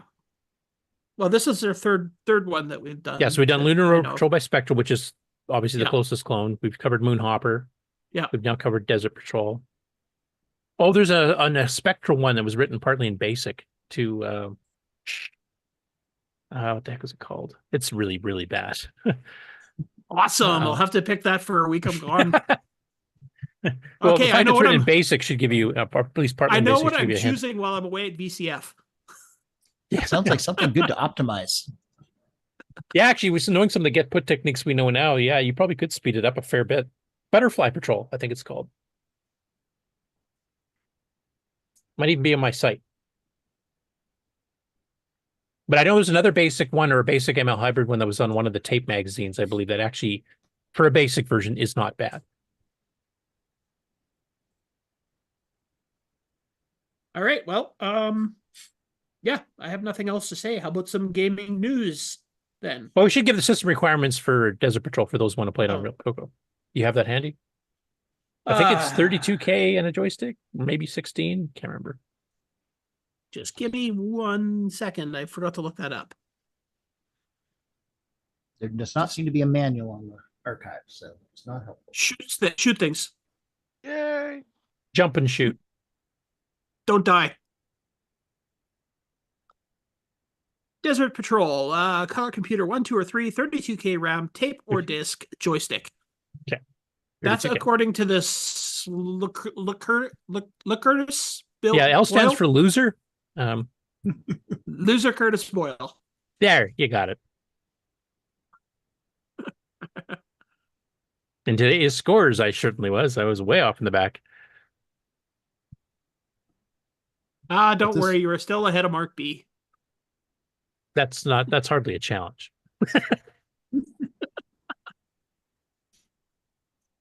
That's a participation trophy at this point. I like the first pronunciation better. Yeah, blah, blah, blah. Liqueur? Participation. I like that. I figured Mark would be defending himself. Is he nodded off? Yeah, No, he's I'm asleep. here. I can't think of anything to come back with. No. He's gonna throw a cat at you. I have 3 I can defend myself with. Cat war. Oh no. This has bad game written all over it. Yeah, it does. Well, just remember, Henry, they all can't be winners. You talking about kids or cats? I'm talking about games. Oh, okay. Those cats are winners. Well, just because of the bad game doesn't mean it's not a winner. It could be a cult style one where it's so bad it's good. Exactly. I don't know if Butterfly Patrol would qualify. Ken, you'll have to try the one if you haven't tried it before. Okay. I don't know if it's worth putting in the challenge. You know the cats have had fun with his fur everywhere. Yep. All right. Well, I am done everything I need to do with the Game On Challenge. So, Okay. Okay. That means we're ready for Butterfly news. Patrol, Spectral Associates. shall we light Curtis's hair on fire? Yes, we shall. Yes. When you want the latest in TRS-80, Tandy, Dragon, MC-10, and all of their hardware cousins. No matter what it takes, or where news breaks, from around the world to your nation. The CoCoNation News with L Curtis Boyle.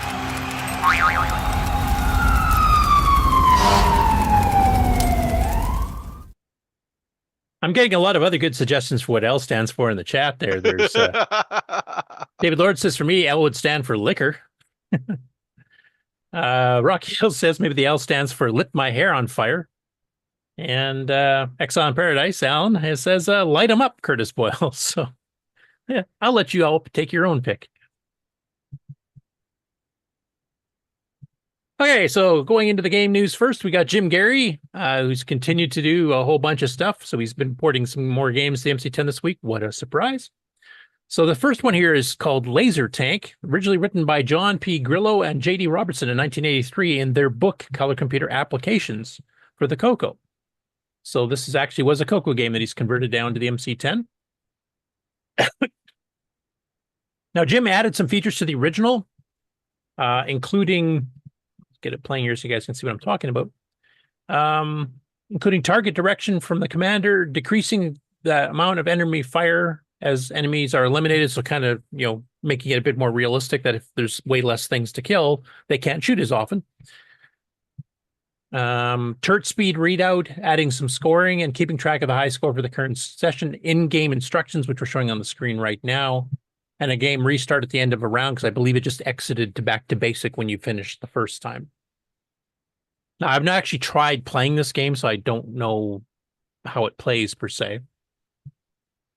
You can see the screen's kind of divided into various readouts. And I believe you're kind of aiming here to shoot this, and this might be your steering angle or something. Not quite sure how it works. I don't have that book. Does anybody have that particular book, the Color Computer Applications book? Ken, maybe? I know you got some CoCo-related books. None like that. Not that I know of. If Jim was on the show, he could easily tell us. Yeah, I thought, wasn't he going to be on the show? That's what I thought. I think he's shy. He thinks that, 1.5 billion people are watching. Oh, no. I know. We're not that populous. It's like 12, maybe 18. It's 1.5 people, not 1.5 billion. Yeah. No, eventually it gets up to 400, but. Hey, it looks like an interesting game. I'm going to have to see if that book is on the archive. I didn't get a chance to check before the show. And if anybody wants to live check it while we're going through these stories here, let us know, because I'd like to see the book and see what else this book had. That's not one I remember seeing back in the day. Do you know what time zone Jerry lives in? He's in the Far East Maritimes, so he would be... He's like Atlantic, I think. Yeah. So maybe... He's in New Brunswick or Nova Scotia? New Brunswick, I think.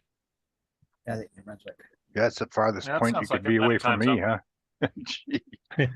Well, no, you can go to Newfoundland, which is even further yet. Oh, okay.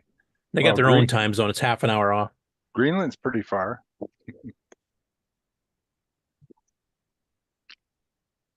right, the next one he did is called Wheel of Fortune, and you can probably guess what that's based on. Originally by Harold Schneider in Rainbow Magazine, April 1984 issue. So this is another CoCo convert. He did some minor edits and fixed a bug. The bug was related if you guess the same consonant twice. And he also changed it so the screen background colors are assigned specifically to each player rather than being completely random as they were in the original. And you can have up to 8 players on this game taking turns. So basically each player gets assigned a color. So I'll fast forward to the actual gameplay a bit here. So there's the spinning wheel, kind of, and then you got fictional character, and you got 3 words you're trying to guess. I'm sure most of you are familiar with the game Wheel of Fortune, the whole buying vowels, etc.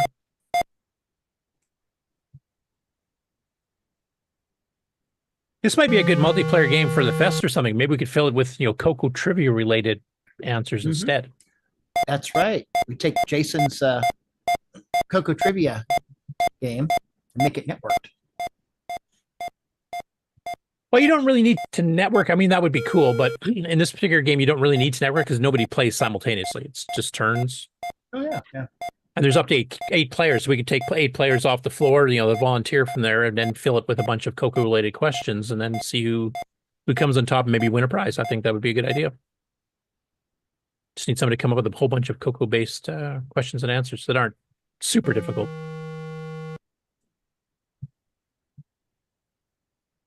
And the other one that Jim did this past week is an update. So it's a game he's ported before, and it's his version of Nightmare Park, which was originally written by Bob Chappell in 1980, and likely for the pet. That's what he put in the comments here. He couldn't remember for sure.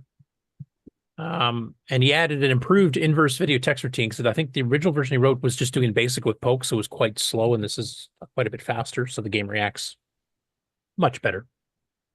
As you can see, it's printing the inverse just right off the bat type thing. Whereas I think the original he had to poke each character in, which is a bit slow.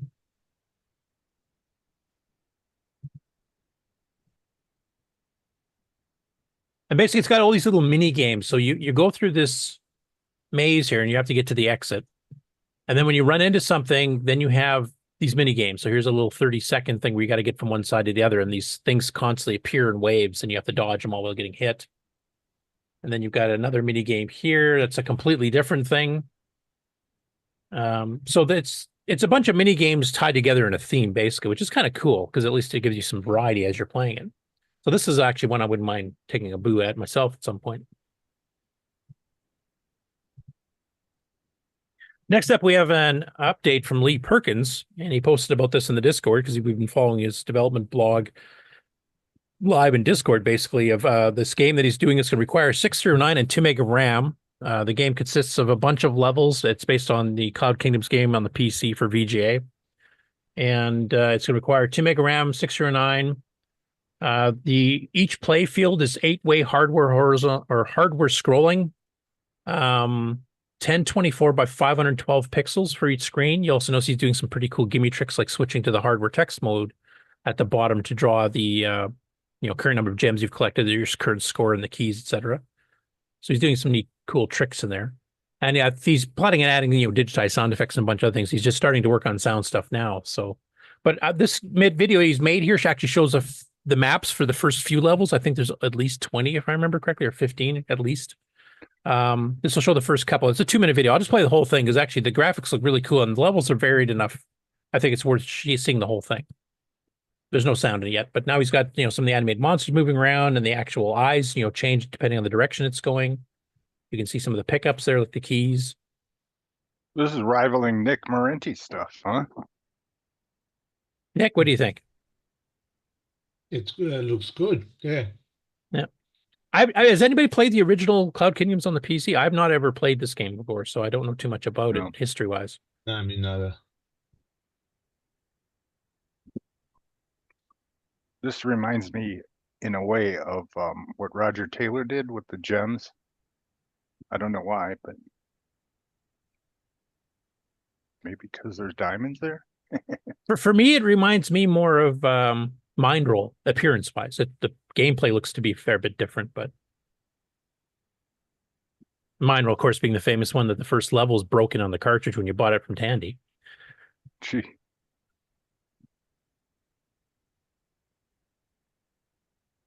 There it is. A lot of expressions on their face. Yeah. That's me programming. That's what I look like. The green meanies. But nice, smooth scrolling graphics and animated characters. Lots of levels. You can see some of the different tile sets as you go through the various levels here. Just checking out the Commodore 64 version. Oh, I didn't know there was a C64 version of it. Yeah. Actually, after I finish playing this, because it's just about done, Nick, if you want to share that, because I would like to see how the original gameplay, because I've never had a chance to take a look. Since we're just seeing like graphical demos of it, not the actual gameplay. I'll have to see if I can. There you go.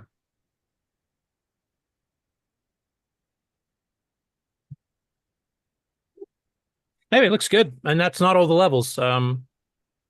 And he's made a lot of progress the last while, and now he's starting to work on sound, which is kind of a new thing for him. So he's kind of doing the whole learning how the PIA sound works.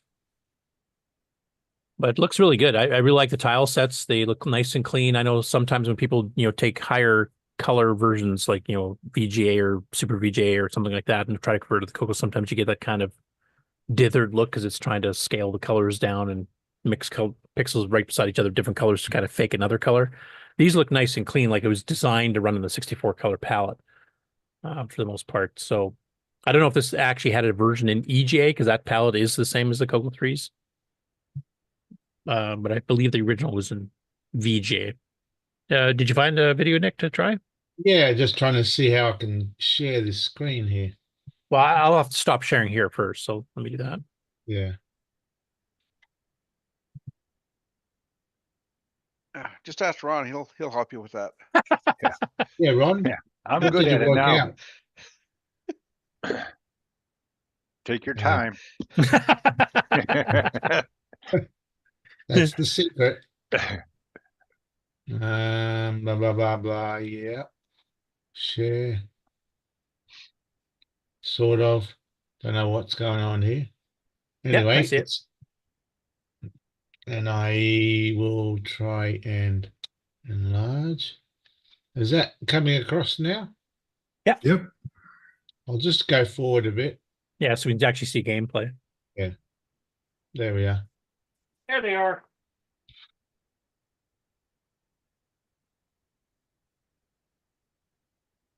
I mean, the graphics definitely look better on the CoCo 3 version by far. Well, there's only 16 colors on the 64. Yeah, but this looks like a lower res too. They probably are using the one, well, they would be using a 128 by whatever. And it's only Is that the 64K. C64 version? Did you say that was the C64 version? Yeah, that's right. 64K. 160 by 192 maybe or something? Yeah. Yeah, that's gonna be your multicolor mode. So it's got the fatter pixels. Yeah, so 160 by 200 basically. Remember, you stand about 50 feet back, it probably looks similar. Huh? It looks similar if you get way back. Exactly. Yeah. And remember, it's 64K is all this needs. Yeah, but it doesn't look as good. So obviously the memory's worth it. And also the C64 was way ahead of its time in graphics processing and in sound processing. Yeah. Well, we can turn the sound on as well. And then it stayed there, right? For several years, actually. Yeah, until I think the Amiga, really, which is Yeah, another pretty Commodore much. machine. Because I mean, you didn't really see. You saw a few other platforms that had sound generation on the order of what the C64 could do. But as far as just what a 6502 based system could actually do graphically and sound wise, you didn't really see much similar until you got to the at least in the Americas, until you got to the NES. Yeah, or the 2GS maybe. A girl that babysits my grandson says her father is cleaning out his basement and he has a Commodore 64 machine. Would you be interested in that? I said, sure. Save it for me. He's in Ohio. So I think I'm going to get one. Yeah. The Atari 8-bits had, what is it, the Pokey chip? So they had some custom hardware that also was pretty good. And it came out 3 years before the C64 came out, but the C64 definitely jumped past it. Right. The C64 jumped past it. The C64 didn't have the color selection that you had with the Pokies and the Atari. But overall, its graphical capability was better despite not having as many colors. And its sound, the SID was way ahead of its time. Yeah. Way ahead of its time. Anyway. Yeah, looks like a fun game. So I'm looking forward to Lee continuing on his trek to port over.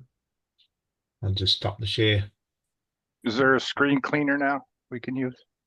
Yeah.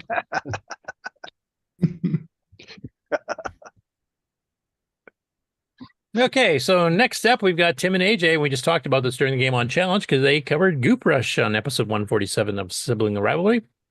And this one, they played 3 games each. They all improved as they kept going, and Tim managed to beat AJ each time. Not by much, but she kept ahead, and he kept ahead, and then she would catch up and pass him. And then, because he was the second player, he passed, so he ended up winning all 3 rounds. But they both had a lot of fun of it, and they both agree that the gameplay changes compared to the other Ghost Rushes actually are quite an improvement. I'll just fast forward to a little bit of actual gameplay here. I'm on wave 2. Yeah, they go faster. It's harder. A little quiet there. So can you play better if you have alcohol? You'll have to ask them because they definitely tried. Oh, you lucky son of a bitch. Now you There's an remember Amiga. previous iterations of the game. As soon Wait, as if you do he's, something, you die. if he's that, Sorry. so, I like this better. I like the little I don't like losing points, but I kind of like that you don't die. You're still. So is that because you went? Anyway, a little bit of actual gameplay there with some commentary. Of course, they're running sibling rivalry parts, the fun part of the show. And they definitely attend to their comments section here on YouTube. So if you have some, I think they prefer the snarky and funny comments too. So if you want to say something like that, they'll definitely respond. But go check out the episode. Tim, of course, is quite famous in the CoCo community. He's one of the main guys behind the CoCo part of MAME. So that's definitely, I think, his favorite. And yeah, he always tries to keep pushing CoCo games on there, especially new ones when they come out. So it's a good show to watch. And of course, we've had them on the show numerous times too. But they should have actually participated in the Game On Challenge. So I'm going to call them out on that one. Found the Amiga version of that Cloud Kingdom. Not too late now. How does it compare with the VGA version, I guess is my question. Oh, well, it's higher res. Yeah, it's just 320, not the C64 one. Looks very similar. Okay. Next up, we have Expert Tech. That's the guy famous for using an amber monitor on his real CoCo 2, and he lives in Brazil, I believe. And it's all in Portuguese, but he played King Tut, which is a Tom Mix game that I believe we have covered on the Game On Challenge before, not too long ago. Huh. I remember. Yes, we have. This is one of Andrew Hubble's better games, to be honest. No lo recuerdo. Wait, that sound is in English.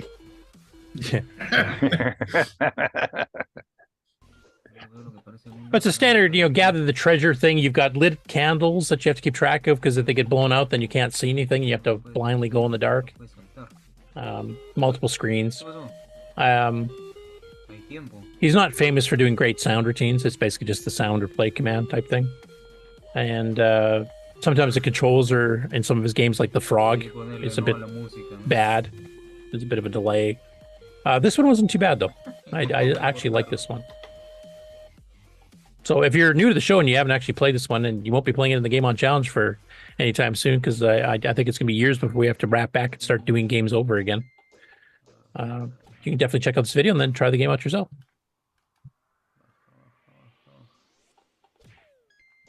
And then Alan Murphy threw in an extra one just this morning here. So those of you who may have purchased Stephen, how do you pronounce his name? Is it Voigt? He had been on the show actually with us before when he released Hibernated 1. This is a text adventure game based on the Infocom engine for multi-platforms all over the place. And now he's actually got a blog going on his itch.io page where he's actually started working on a Hibernated 2. Now, I haven't had a chance to actually read this because I just got this from Alan this morning. I was kind of hoping if Alan was on the show, he could maybe talk about it if he's had a chance to kind of go through it a bit more detail. But he does some pretty decent text adventure games. That's basically it. There's a sequel coming that picks up where the original leaves off. And then he's also got a really nice experiment going on with using the kind of the on-screen menu style of something like Maniac Mansion or Day of the Tentacle that he talks about down there at the, there you go, at the bottom, where it's got just a handful of the verbs are available and you can pick them off the screen. So it's kind of like what they were trying to do with Castle of Theragad, but got wrong. Okay. It works well in Day of the Tentacle and the other Lucas games. And he talks about Unhallowed was the game that he first ran into that in, which he recommends everyone should play as well. So it'll be just nice to find out where it goes once you get past the Hibernated 1. Okay. I haven't actually had a chance to play Hibernated 1 too much here, but I'm definitely interested at sometime in the future porting the Infocom engine over to OS 9. I know we've got a few versions of it for the CoCo. Was it Ed that did the 80 column one? There's a request from the author Stephen Vogt for Hibernated He also has another game that uses the V5 Infocom engine, and the CoCo only supports V3. Now, we have a way to kind of get V5. If you boot up Fusix, it's got a V5 compatible story file parser. But if we're going to go through the effort of getting onto OS 9, that would be a good time to add the V5 version of the zip as well. Is it backwards compatible? Can you play V3 version games on a V5 engine? Yes.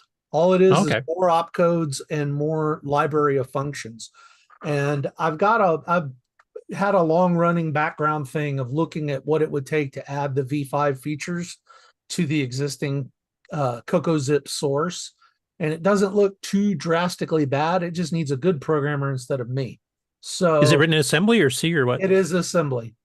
And the zip is basically a virtual machine, the Z machine. And it has its own opcodes and things like that it's interpreting, that it then calls into a library of code. And yes, it's the thing behind Zork, but Zork is a V3 game, not a Zork was the V1 game, really. Yeah. But Zork was it's a V3 style game on the CoCo, not a V5. Okay, yeah, because I'd like to actually make a CoCo 3 specific. We can actually do like 80 columns or run it on a graphics screen. That's the V5 features where that stuff being added back in the day. Okay. It was now this part where he's adding in the manic minors or not manic minor, the blanking on the title you referred to earlier on the Apple Maniac Mansion. Yeah, the ones where you can actually pick and choose with, I'm assuming, with a mouse, or to use the keyboard to pick. Like, is that a certain engine type, or is that something he has to add totally new to as a brand new engine? The V5 stuff includes okay, and stuff like that. So I'm wondering if the Hibernated 2 release is going to be V5 or not, or if you can still play it in V3. But we'll see. Yeah, it'd be kind of cool. I mean, we do have, of course, we have the V3 versions, the standard, 32 column ones that, Infocom themselves sold back in the day for Zork 1, Zork 2, Zork 3, Hitchhiker's Guide, Planetfall, Witness, Starcross, and probably a few others I'm not remembering off the top of my head. Yeah, and then like me, because I keep saying Maniac Mansion because of the Day of the Tentacle thing, but Monkey Island was the other point. Oh, right, yeah. So yeah, I know Ed Snyder made a CoCo 3. Yep. 80 column version. Did a MC10 one, so you can play Infocom games on the MC10. I thought Monkey Island was Scum VM. There's some that do both. So okay. Scum VM is Lucasfilm's engine recreate. Right. But the Infocom engine also supported many of the same features. And if you use a game manager like Lutris, then a lot of times it'll have options for both, where you can run this same game on Scum VM because it supports Infocom games now, or you can run it on Infocom engine. Okay. Yeah, I'd like to get it running OS 9 because there's, I think, some of the print features and stuff you could run, through an API in OS 9 and actually save the room for the engine itself instead of having to, actually write a whole text much processor. Larger games available to be made. So kind of like having the AGI engine, having the V5 engine on OS 9 would be awesome as well. Yeah, because if I remember, the CoCo version's kind of hard-coded for a 35-track disc, too. Like, it actually doesn't use the file system. It has reserved areas of the disc, if I remember. That's it's not really hard-coded for 35-track. The save file system is just custom for each of the engines that are ported. So how it does save files on the Commodore or the Amiga, or that's all completely specific to the engine port. Okay. So yeah, the CoCo Zip just saves files as, basically raw wadges of sectors. But what it's really doing underneath is it's saving the entire state of the Z machine down to disk in whatever disk mode a particular platform loads. That's why the save files don't really transfer well, because it's hard to get them to reload the same way, but they are still just the memory snapshot. Anyway, I'll shut up. Okay. Joel Evy's mentioning in the chat, he said, I browsed through the Infocom source a bit back when it was released, and it looks like there were comments suggesting future OS 9 support, which would be awesome. And then Julian Brown says, didn't all that point and click stuff start with Loom? I'm not familiar with Loom. Loom was one of the first Lucasfilm. I don't know if it was actually the first Lucasfilm game, but I did play Loom back in the early 90s. And I don't know if Lucasfilm was the first point and click, but that was definitely Lucasfilm. Okay. Cool. I'm learning all kinds of new history here. Man, Kaylin is gonna have to get over all of this. So What was that? Oh, sorry. I thought somebody was asking a question. Okay, so that's it for the game news this week. So let's go on to upcoming shows. So the first one up here is the NECG New England Gaming Classic Gaming. This is one that Henry found for us. This is happening on August 24th as their first general public meeting. It's a swap meet starting at 9 a.m. Central at the Norfolk Public Library in Norfolk, Massachusetts. And if anybody's in the Massachusetts area who's watching right now, feel free to come and let's invade. Yeah, I'm curious. Would you have some time to send up some pictures and stuff, or? Yeah, I'll take some pictures, definitely. And does it run long enough you could actually be on the show, or is it going to be over? I don't have the length. It's scheduled to end right at 2, so I'll probably bounce a little bit early and be on the show. If not bounce early to be on the show, then I might be on the show a little bit late. Okay. Yeah, because I definitely want to plug it as it being a brand new show and all. So. Oh yeah, absolutely. Okay, after that we got the big Kahuna, VCF Midwest, number 19, which has been upgraded, as we mentioned last week, to a larger hall space, up to 50,000 square feet. They sold out the original 200 tables. It's growing like a banshee. That's about all I can say. Now, some of you, I think on the panel, are actually going to be exhibiting or having tables at the show. Have you guys gotten any further updates that I should maybe mention? So I know Grant was mentioning a few things I didn't know on the Game On Challenge. Unfortunately, he's not here, so I can't re-ask him for this show. But have any of you guys that are actually exhibiting actually getting any notifications from VCF Midwest as to some of the changes that have been happening? Maybe Ken, or I don't know who else is all going. Which changes are you talking about? Other than they've expanded the show? Well, Grant was mentioning that they might possibly, I think it was Grant, they might possibly be adding more tables in another hall or something so they get more exhibitors. There's already, they filled up the original hall, and now they've rented the secondary hall. So they went from 30,000 feet to 50,000 feet now. Yep. Okay, but then when they said the tables are sold out, has that now been not sold out again? That's why they rented the second room, to cover all the people that still wanted tables. Yeah, and so the tables are sold out. Yeah. Again. I think they're sold out again. Okay, so that was my question. Like, do they still have availability now at the second room, or is it now? Oh no, the next step is pulling a ham bench and renting out the parking lot. Yeah, cut them out and bring that's what they did last year. Yeah. So how many tables are they out? Because I know the original was 200 when they sold out. So how many did they add? And what do they have to? They have 198 vendors there, so I don't know how many tables that is. You can guarantee that some of the vendors have more than one table, but the vendor count currently stands at 198. I think it's probably somewhere close to 300 tables. Wow.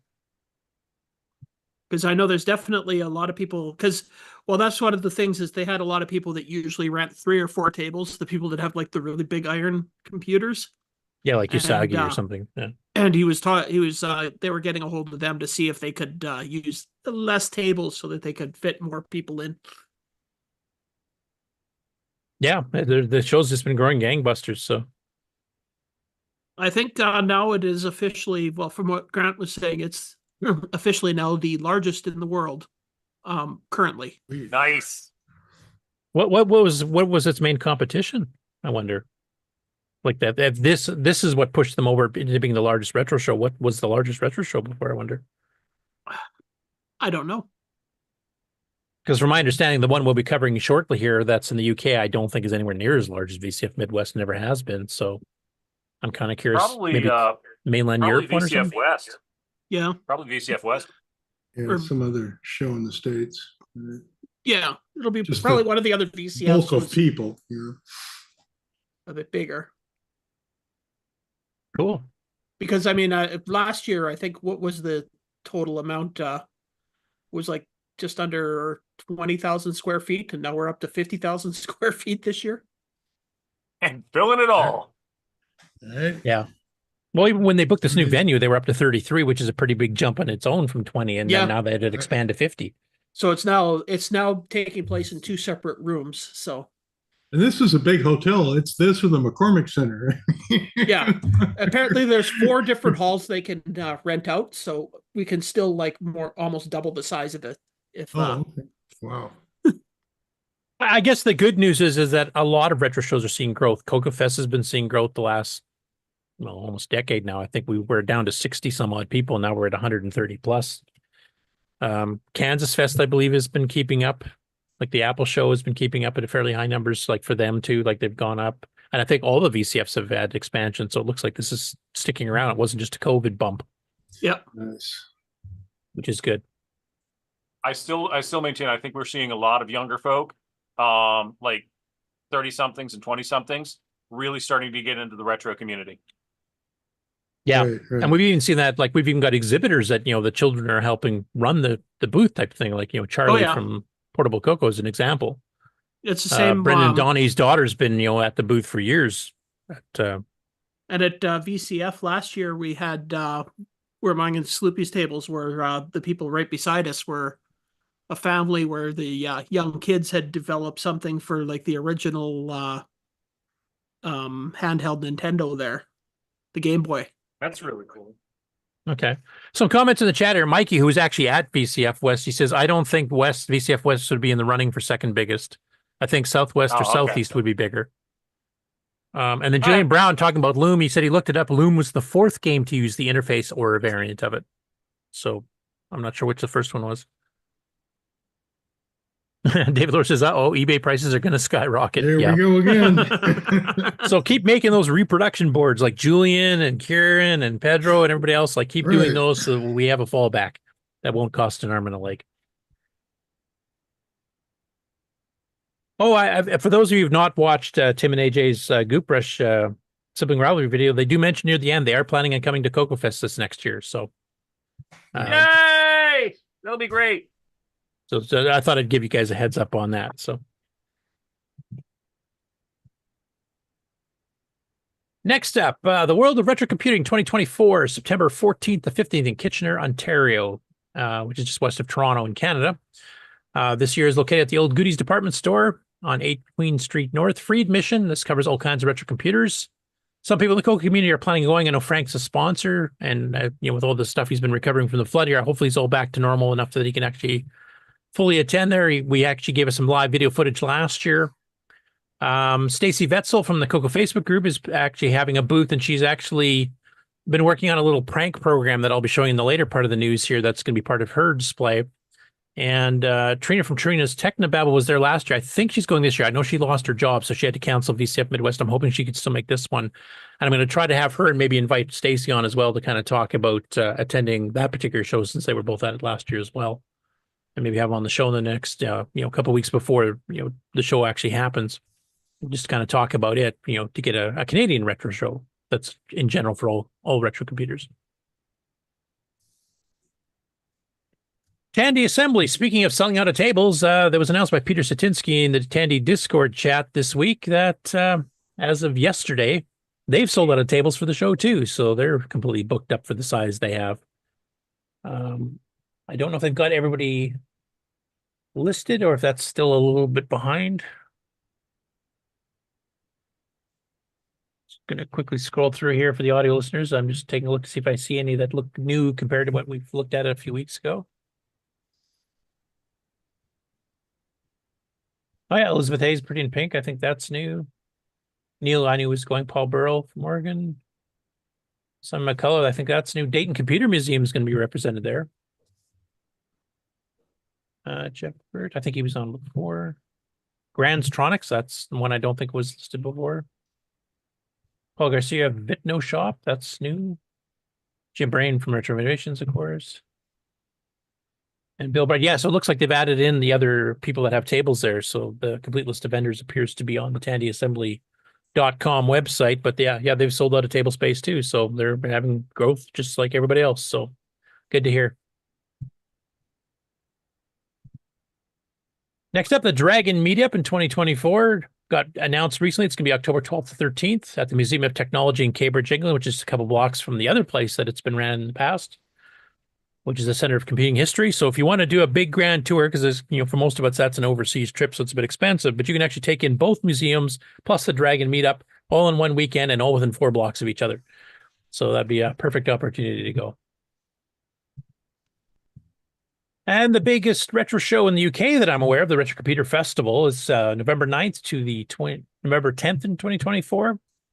And that's 2 full days. This is a charge. You get charged to go into this one. And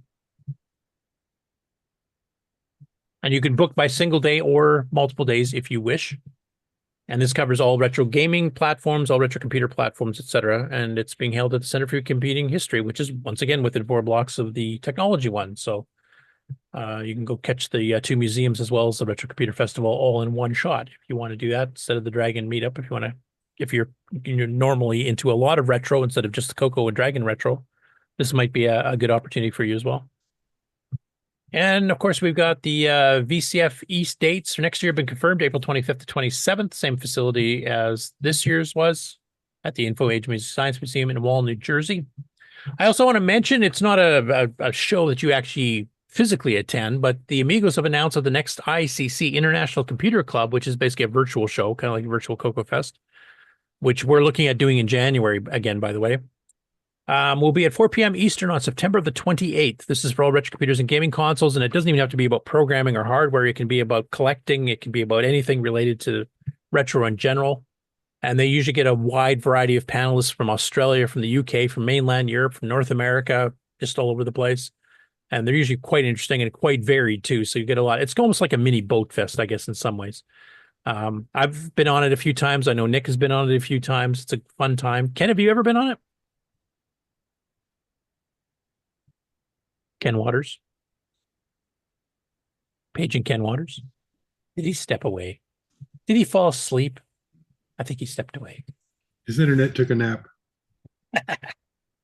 Anyway, it's a virtual one. Now, if any of you want to present something that you will have ready by that time, CoCo related, in our case, because I always do NitroSign or CoCo related stuff, just send me a private message or even a public message on Discord, and I'll link you up with them. And they have a booking spreadsheet they set up for, what time you want, early in the show, middle of the show, end of the show. It's usually about a 3 to 4 hour show, sometimes a bit longer, depending how many exhibitors they have. And you can kind of let them know what the topic's going to be, and then you can do some test calls if you've never done anything with them before, just to make sure everything works.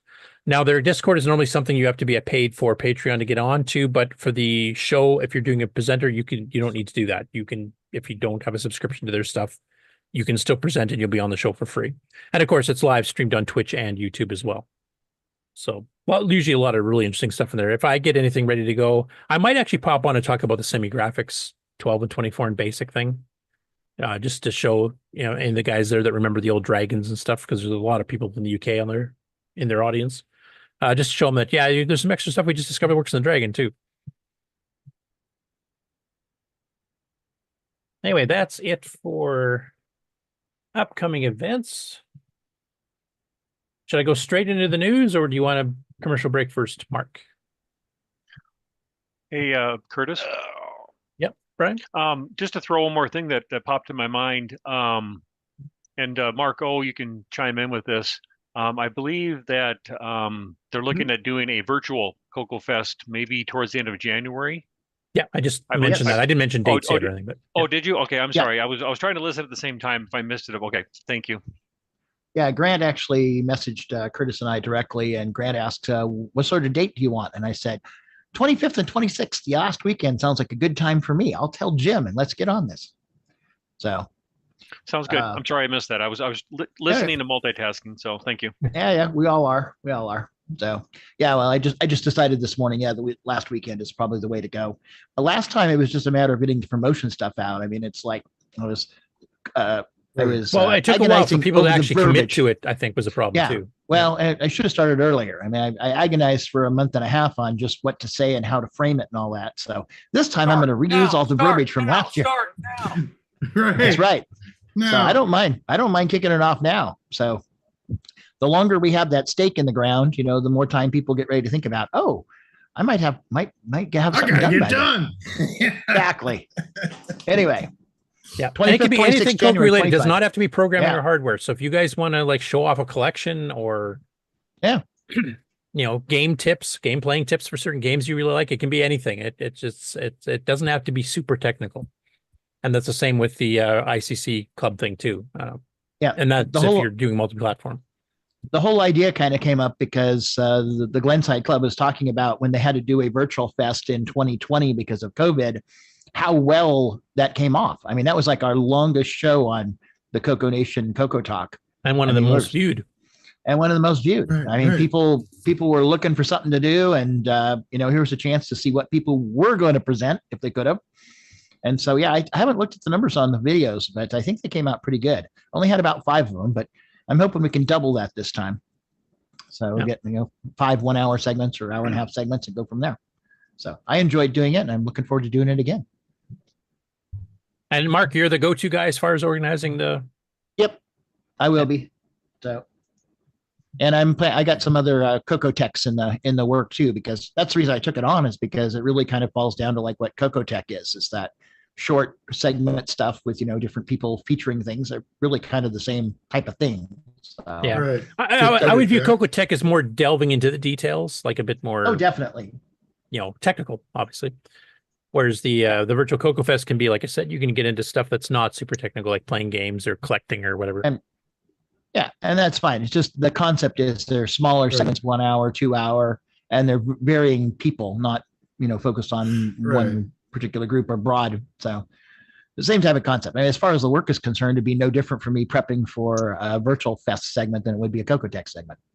So same amount of work for me. So that's why I said, I'll take that on. Yeah, get good at that. Anyway. You got a thing. Yeah. Put a stake in it. All right, so January 25th, 26th. It's one of those 2 days. Yep. Yeah. Are you planning on both days or just one at this point? I'm planning being available both days because I want to make sure that if people aren't available one day, there'll be a chance on the other day.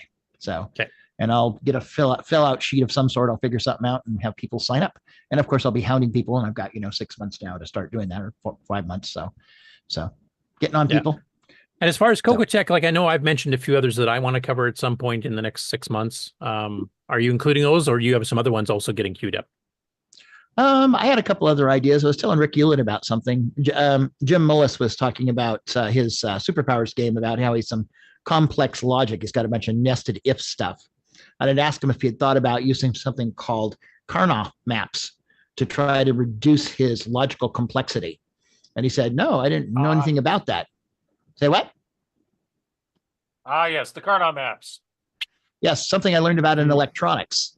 But the thing is it's about logic. It's about Boolean logic combining. It's a way of analyzing your Boolean logic inputs for a situation and finding if there's any things that are superfluous, such as an input doesn't matter because in all cases it never counts to the outcome, or if it's is only tied to certain other inputs, certain cases. And it basically lets you take your logic and reduce it down. Hardware wise, it's great because it means if you look at something and says, wow, I need 15 gates, but you find out no, you really only need 12, then you can reduce your hardware, also your cost and your power usage and a bunch of other stuff. In programming, it's just a matter of time. You have fewer tests to do because I don't have to test for this because I know if this other thing happened, then this is already true. Right. So in other words, what you prune first speeds up everything that comes afterwards. Yeah. So you might do if this variable is this, and then you have a bunch of other ones where you have to check a second variable like an and, and then do that. But you can just check the first one first. If that doesn't apply, I don't have to do these other ands at all. Drop all the rest of them. Right on. I didn't know it had a name for that. What did you call it, Skull? Carnot map. I didn't either. I mean, I've intrinsically done that. I didn't know it had a name. Yeah, same here. Yeah, it's actually really interesting. You basically build a 2x2 matrix and you have to combine your stuff, ands and ors, and basically go through the list. And you find out when you come up with your trues, ones and zeros, then you put stuff in groups. You try to find the largest group, but you have to follow rules. They have to be powers of 2. So 2, 4, 8, 16. And they have to be adjacent. And it's also a wraparound. Things on the bottom of the table wrap around to the top. And so you go through and you look at all the larger groups and you break them into the groups. And so it's a very interesting way of mapping and figuring out how all their logic stuff works out. Very brilliant, developed in the early 1950s. So I learned about in electronics class. It was a way of looking at circuitry and reducing your complexity by removing essentially redundant or unneeded gates or tests. Yeah, that would be interesting. I'd watch that because I mean I do most of that myself, but having this wrap around and stuff like that, that's not something I can say I've really done. So it'd be interesting to see how they apply to the software side of things. Yeah, like I said, I'm looking for some good examples to put up as an example. But that would be, I think it'd be a good CoCo Tech. It'd be a generic thing. There's something else I thought of too, but I can't remember off the top of my head what it was. So anyway, okay. So yes, other CoCo Techs coming down the pipe too. So cool. Nick, I was going to ask you when you get a chance to get your Semigraphics 12 game ready to release, did you want to do a follow-up quick CoCo Tech to kind of explain things you've discovered along the way when you get it ready to release it? Like there's no deadline as when this is. Yeah, Yes. I'm actually working on it right now. But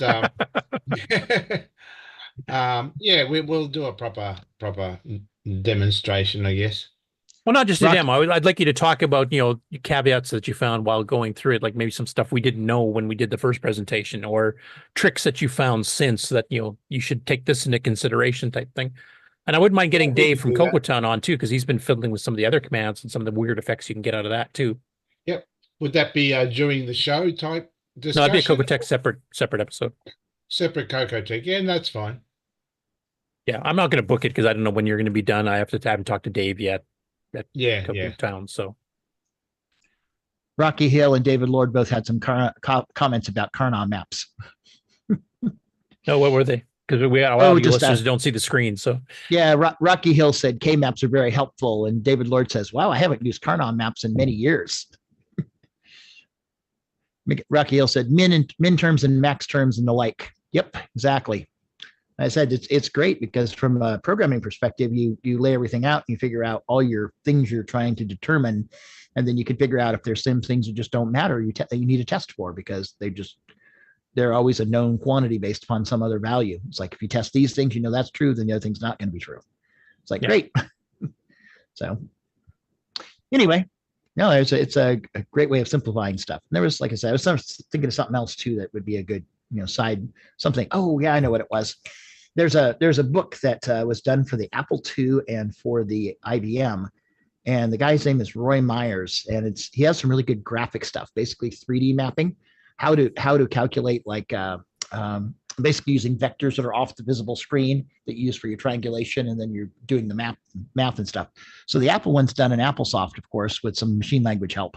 That would be a really great one to rewrite those in Color Computer Basic, and then come up with essentially the 6809 machine language handler to work with it. And so basically you would use the book for the Apple II, but then you'd use the disk for the color computer. And I think it'd be a good way. Doing like 3D landscapes like ground and stuff like that? Or? Yeah, 3D mappings. Let me see. I'm trying to find the book here. I'm not familiar with the book, so I'm not quite sure what no, it's covering. It's an Apple and then an IBM book. I mean, it was done for the IBM PC also. I'll find the title here. Because learning how to do 3D mapping, I would love to learn that because I just never really got into that. And I do have several game ideas if I ever get back to writing games again that would require that. So I basically never started them. I'll just pull up the table of contents here briefly. So it's called Microcomputer Graphics. It was originally done for the Apple II, but then there's also a one for the IBM PC. I don't know if they did it for any other systems or not, but and again, it's kind of focused on the Apple graphics, but a lot of it is the concept and logic stuff. So let's see, computer graphics, two-dimensional graphics, scaling the screen, flipping viewports, matrix representation of transformations, identifying, scaling, reflecting, shearing, rotation. I'm gonna move your mic closer there, Mark. Yeah, sorry. Basics of three-dimensional graphics, coordinate systems, transformations, scaling, rotating, translation, reflection, sequential transformations, inverse of matrices, transforming coordinate system, projections, hidden line and surface removal. I mean, these are very cool concepts. And like I said, they're doing this on the Apple too. And it's like, okay, cool. That means we can do it on the CoCo also. Yeah, exactly. So these are the kinds of advanced things to do. Like I said, half of the book is all about the math and how to calculate it out, what you have to do to make it work.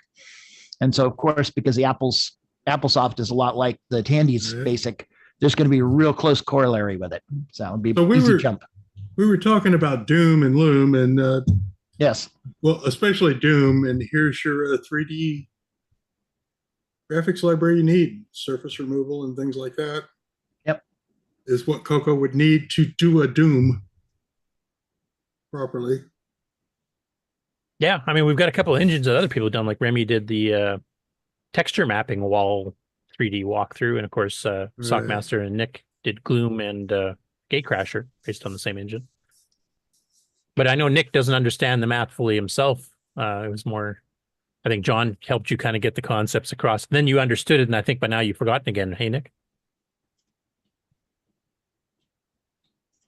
Oh, he's busy working on. No, here I am. I sort of understand it. Yeah, math is not my thing, but yeah, me neither. That's why I haven't done anything with it. Yeah. So if somebody can present that kind of stuff dumbed down enough that I can understand it, or even just simple enough that I can just use it and call it, not even have to fully understand, but just know how to call it and how to get it to do scaling and whatever else, then yeah, that'd be useful. I could definitely use that. I've got the dumb down pat, but yeah. The complicated part, yeah. It just doesn't do anything. Like I do know the Dragon, what was the sequel one? I can't remember if it was the alpha or the beta. Like one of the dragons that got planned but never got released had a Basic 9 demo we showed on the show that actually did have scaling and angle rotation and all that kind of stuff. And it was pretty slow. But it did work. You could take an entire drawing of triangles and stuff and actually rotate it 23 degrees or something like that and zoom it up 40%. And it would actually do it. So I think it's kind of along that lines. And if we can figure out the ML helper stubs of code here that help speed that stuff up that you can call from basically, you can do some pretty wicked games, not having to learn 3D math in machine language per se. You can just have these little libraries you can call and just exec this and it'll do this. And that'd be kind of cool. Well, right, because a proper engine, you draw the 2D map and the engine takes care of okay, this wall is occluded and you can't see it and I don't have to draw it. And yeah. Yeah, that stuff's always fascinated me, but I don't have that strong of a math background either. So I'm like Nick, it's just like, it makes my head hurt. Not as much as a soldering iron, but pretty close. Some people want to understand how that works. I mean, they look at stuff and they go, wow, that's cool. How do they do that? Yeah, so, right. Now. Yeah, and it's like, yeah, there's a way to figure that out. And it's not just, magic. It's something that can be documented and reproduced. And yeah, I remember a big part of it was matrix multiplication, which David Lord's hinting at, said you must learn to love the matrix for 3D. And I do remember you got to do these two-dimensional matrix multiplications to figure out how everything gets shifted around. But I never understood. I heard that term and that's what it's for, but I don't have a clue how it works. It's just a different way of doing the math. Yeah, but you're a math nerd. I mean, you actually understand reverse Polish notation. Well, that's not necessarily a math nerd thing. It's all in how you're using it. Because here's the thing: matrix multiplication is the same as an extension of doing like vector math. Because if you're having to do any type of calculation with impedance or anything like that, which you may have never had to do. But, I was sitting there trying to figure out how impedance works when I was 12 years old, and I wound up learning vector math as a result. So it's just like anything else. If you've got a use case for it, the basic operations are simple. It's just getting the concept in your head of what and why that is the difficult part. That's what I've never done. A lot of times, like, why do I need to learn this? But it's great. It's like, I want to know how to solve this problem. Well, here's how you do it. Here's how you do it, and there's a wonderful little concept in mathematics called quaternions that they were wondering, well, what the heck is this useful for? It's like, let's take the complex plane and instead of making it a two-dimensional thing, we'll take and add two more imaginary numbers. So we've got a four-dimensional space. And what can we use this for? Well, it turns out that the quaternions, that 4-dimensional space, is exceptionally useful for doing 3-dimensional stuff in computers. Right over my head. I understood some of the words in English. Oh, was he talking then? Okay. Yes.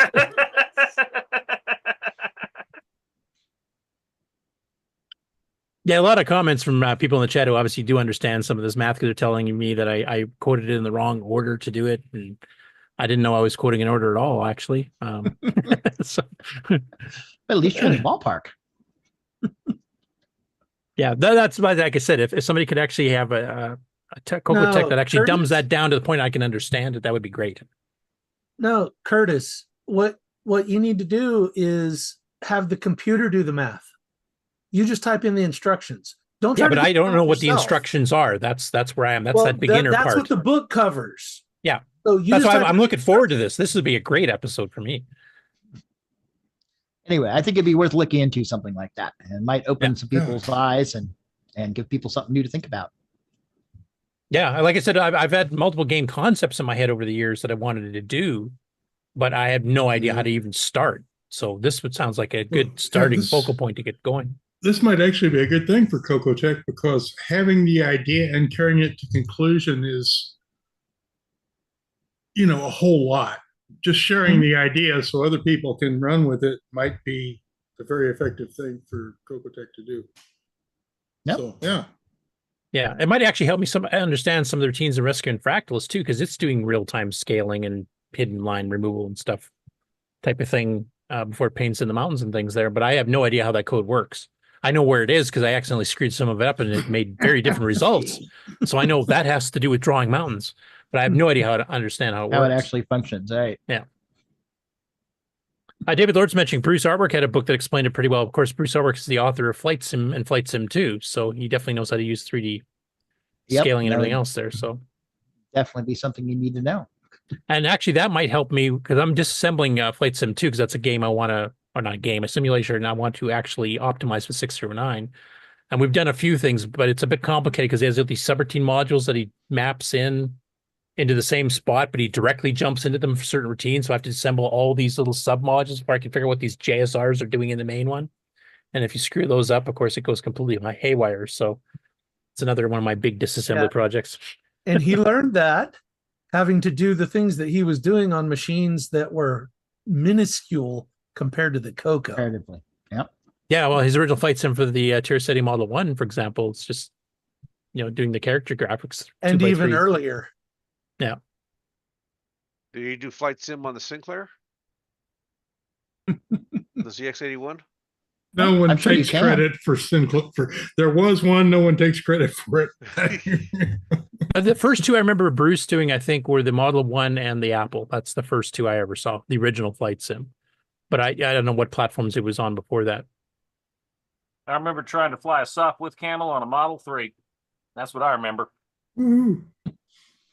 Kept getting shot down by the Red Baron, huh? I don't know. I don't think the Red Baron was in that one. I think the Sopwith Camel was actually the only aircraft that was modeled. And I think they went with that because it had like no instruments. Perfect. Yep. Anyway, that there's obviously a lot of interest in this from not just myself and Nick, but from several other people who actually seem to have some experience and knowledge of how this all works, like Henry and Alan, et cetera. So yeah, this would be like a good one. I think it would be nice to have them on the show.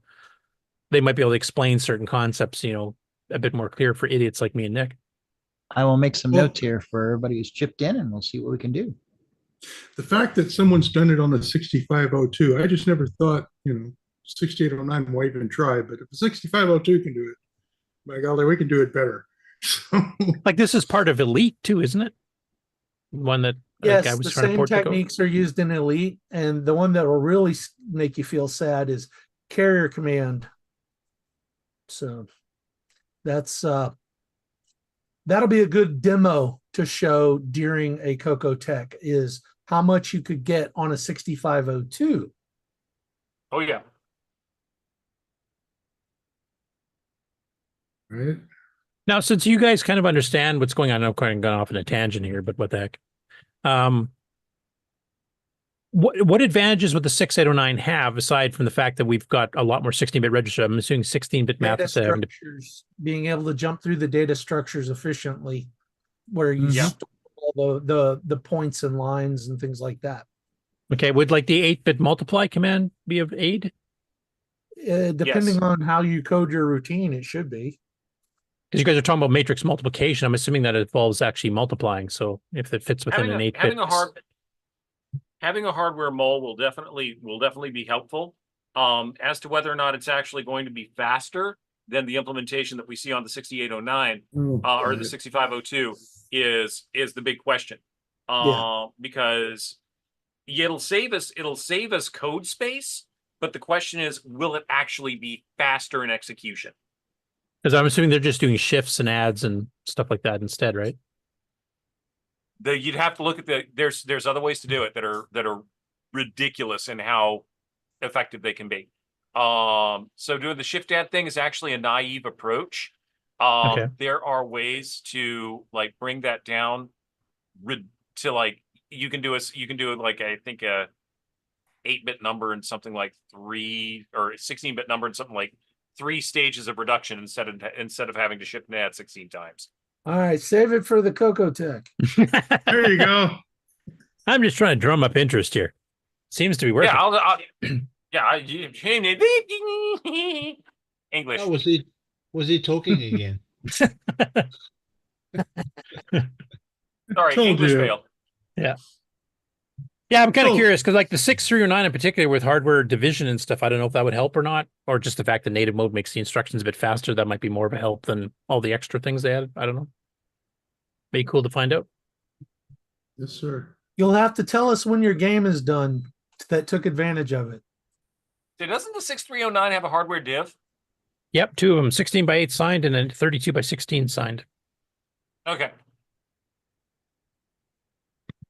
And a 16 by 16 multiply signed as well, added. Well, considering it's got 2 16-bit registers available to it, I would imagine so. Kind of handy. Okay, shall we take a coffee refill break? Yes. Good and then I'll get into the main news, which actually has a fair bit. Excellent. All right, which one do I want to do today?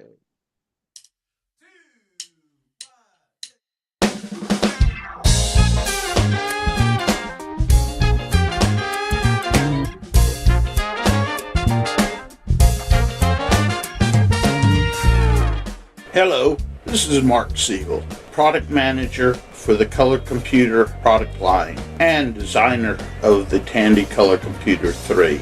And I'm proud to be a citizen of the CoCoNation.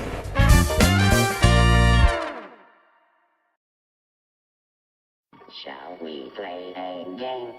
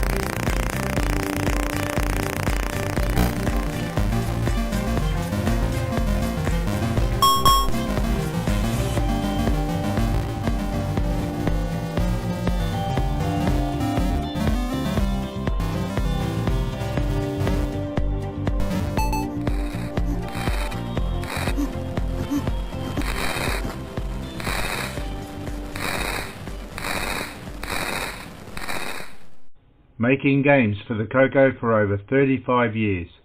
Go to my CoCo Games website at www.nickmarentes.com for information and pricing of my later games, as well as downloads of many of my older games. CoCo 2's got personality, lots of practicality, fun, it's sensational, learn it's educational. CoCo 2's expandable, so easily commendable. It's programmable, so term exam grammable. Just you and CoCo 2 do what you want to do. CoCo 2, the color computer with personality from Radio Shack. Sale price for Christmas giving from $149.95. Radio Shack's CoCo 2, do what you want to do. Just you and CoCo 2.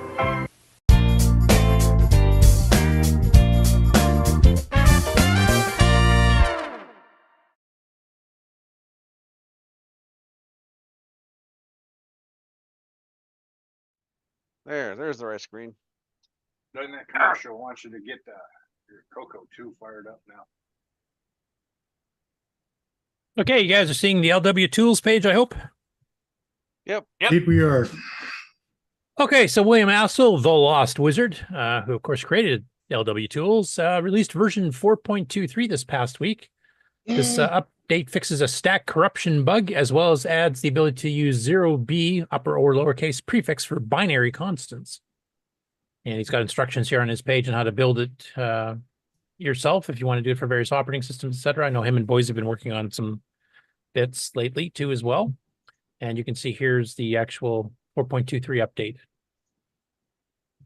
As he calls it, the shiny new ability to use 0B or 0 capital Because B. it is new and shiny. I know a lot of people do cross development from their local PC, Linux, whatever box to the CoCo, use LW2s extensively. So everybody should obviously grab the new one too, especially for the stack corruption bug fix. Yeah. Next up, David CoCo Town actually did a couple of episodes. So the first one is talking about the Moon Patrol style game we mentioned earlier. This time he's working on Faster Gravel Scrolling Part 2, where he goes through suggestions from multiple viewers, including one of mine. And spoiler alert, I come in dead last in how much it sped up compared to what everybody else did. I'll just play a little bit of the intro here. Hello, and welcome to the seemingly never-ending series Game Revolutions, episode 830. Perhaps this is going on for so long because I do stuff like I'm doing today, taking an idea that I have already explored ad nauseum and adding more nauseum. In a previous episode, I went through several iterations to get the gravel scrolling as fast as I could in response to a clever YouTube viewer comment. Today's episode is completely inspired by viewers just like you. I've gotten some more ideas about how to scroll the gravel even faster. Will any of them actually scroll it faster? Who will reign the champion fastest gravel scroller? Anyway, that gives you an idea what the episode's about. And he goes through, I think, 3 different suggestions that he had for speeding it up. In my defense, I actually made mine to be interrupt friendly because I thought he was going to be doing background sound later on where he'd need the interrupts. The other 2 are using hardcore stack blasting where you have to basically shut interrupts off for brief periods of time. So mine would make the music a bit more consistent, but it's definitely not the fastest. Both of the other ones are quite a bit faster than mine. So, but they all have their merits, and they're all faster than the original optimized versions that he did. So it just kind of shows you get a fresh set of eyes in a project. Sometimes you kind of try to squeeze everything out of it you can, and then somebody comes in with a different algorithm or something, and all of a sudden, because if I remember correctly in this one, the fastest version is almost twice as fast as the original one he started with. So it's a pretty big speed increase.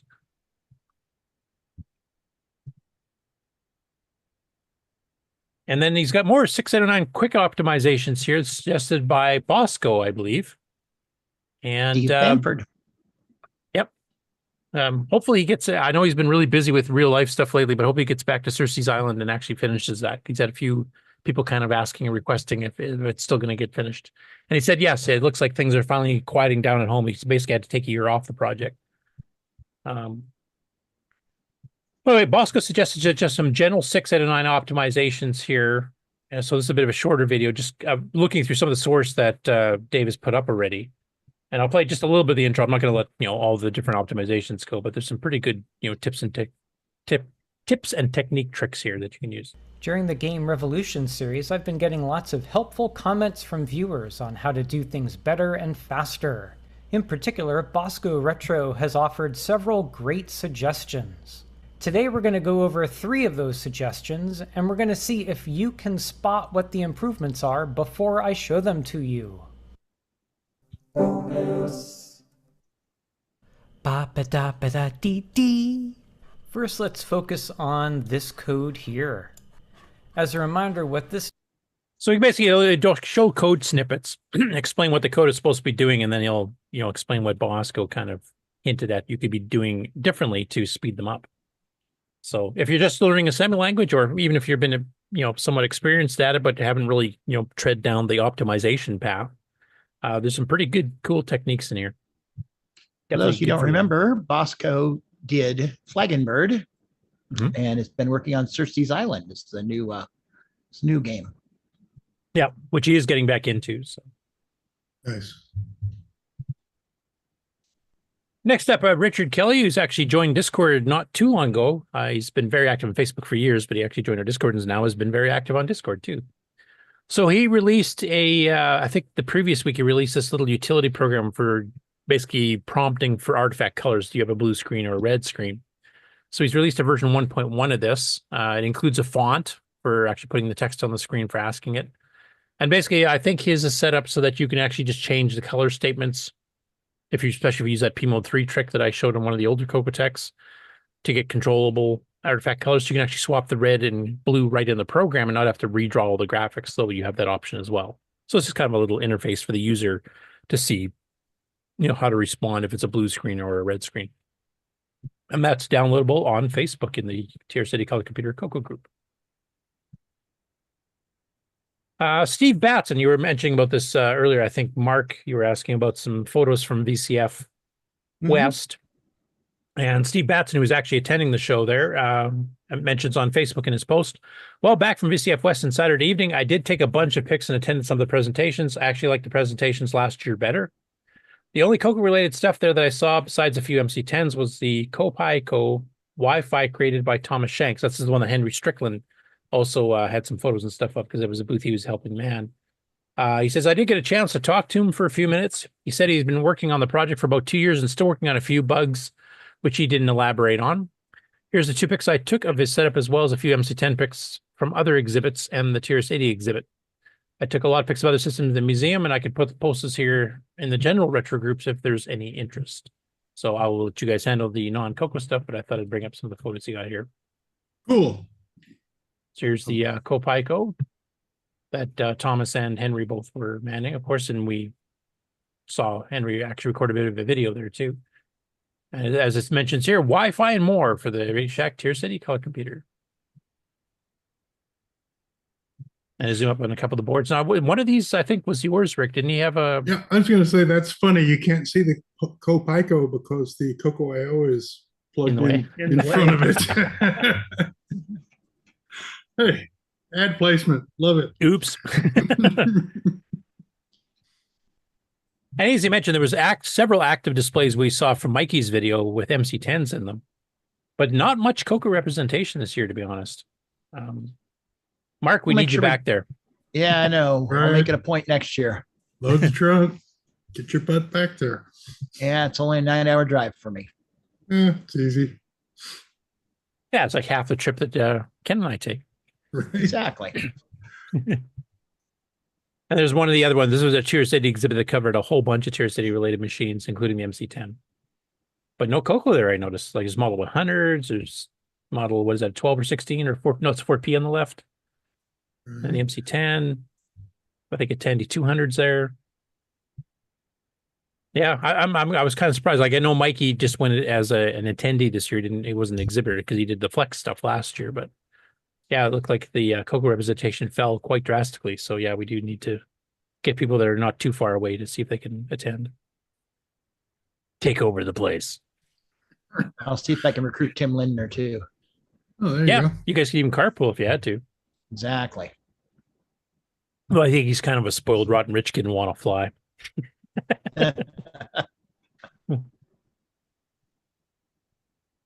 Next up, Sheldon McDonald. We haven't heard from him in a while since he did the hockey game and started working on his dual IDE assembler, which is meant to do assembly language for both the 6809 and the CoCo, as well as the Sega Genesis and the 68000. And he's done a few videos in the meantime on his game development on the 68000, which he does do in the second half of this video as well. But this update actually talks about updating the IDE itself. And the first half actually covers some of the CoCo related stuff. So some of the stuff he's done, he has examples here. I'm not going to play the video because it's over half an hour long, but you can actually walk through the first half of it for the CoCo related stuff. He does mention up front, there's more extensive testing needing, but it seems to be working okay. So he has the ability for if or else statements directly in the assembly code, as well as indexed addressing in the function calls, and some general tweaks to the IDE itself, and then some other stuff on the Genesis as well. With a bunch of examples, but you can go download it. He's got a GitHub and stuff, which he shows you in the notes for the video itself on YouTube, which of course you can get the links for this and all the stories in our Discord in the news summary channel. But he's done some improvements on that for conditional assembly and other things that he's been adding in. I don't know if he's planning on getting to do too much more in the CoCo anytime soon. He's generally working on a couple of game projects on the Genesis right now, so I think that's probably eating much more of his time. But it would be good to see it come back, because he did a few things. He did the what's the tower game he did? The the sound cards. Treasure Island Defense. Thank you. Yep. Yeah, that was it. That's it. Yeah, and of course the ice hockey scrolling game, which is actually really cool, because the only other hockey games we had were single screen. Check that one out anyway. Talking once again about the show coming up in Ontario that we mentioned earlier, and I mentioned that Stacy Vetzel is going to be one of the people demonstrating there.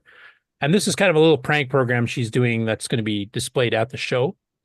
And it's basically a blue screen of death, a modern style one that shows up on the CoCo. And for those who can't see the screenshot, it has a little sideways, sad face using a colon and left parentheses. It says, your CoCo ran into a problem and it needs to restart. We're just collecting some error info, then we'll restart for you.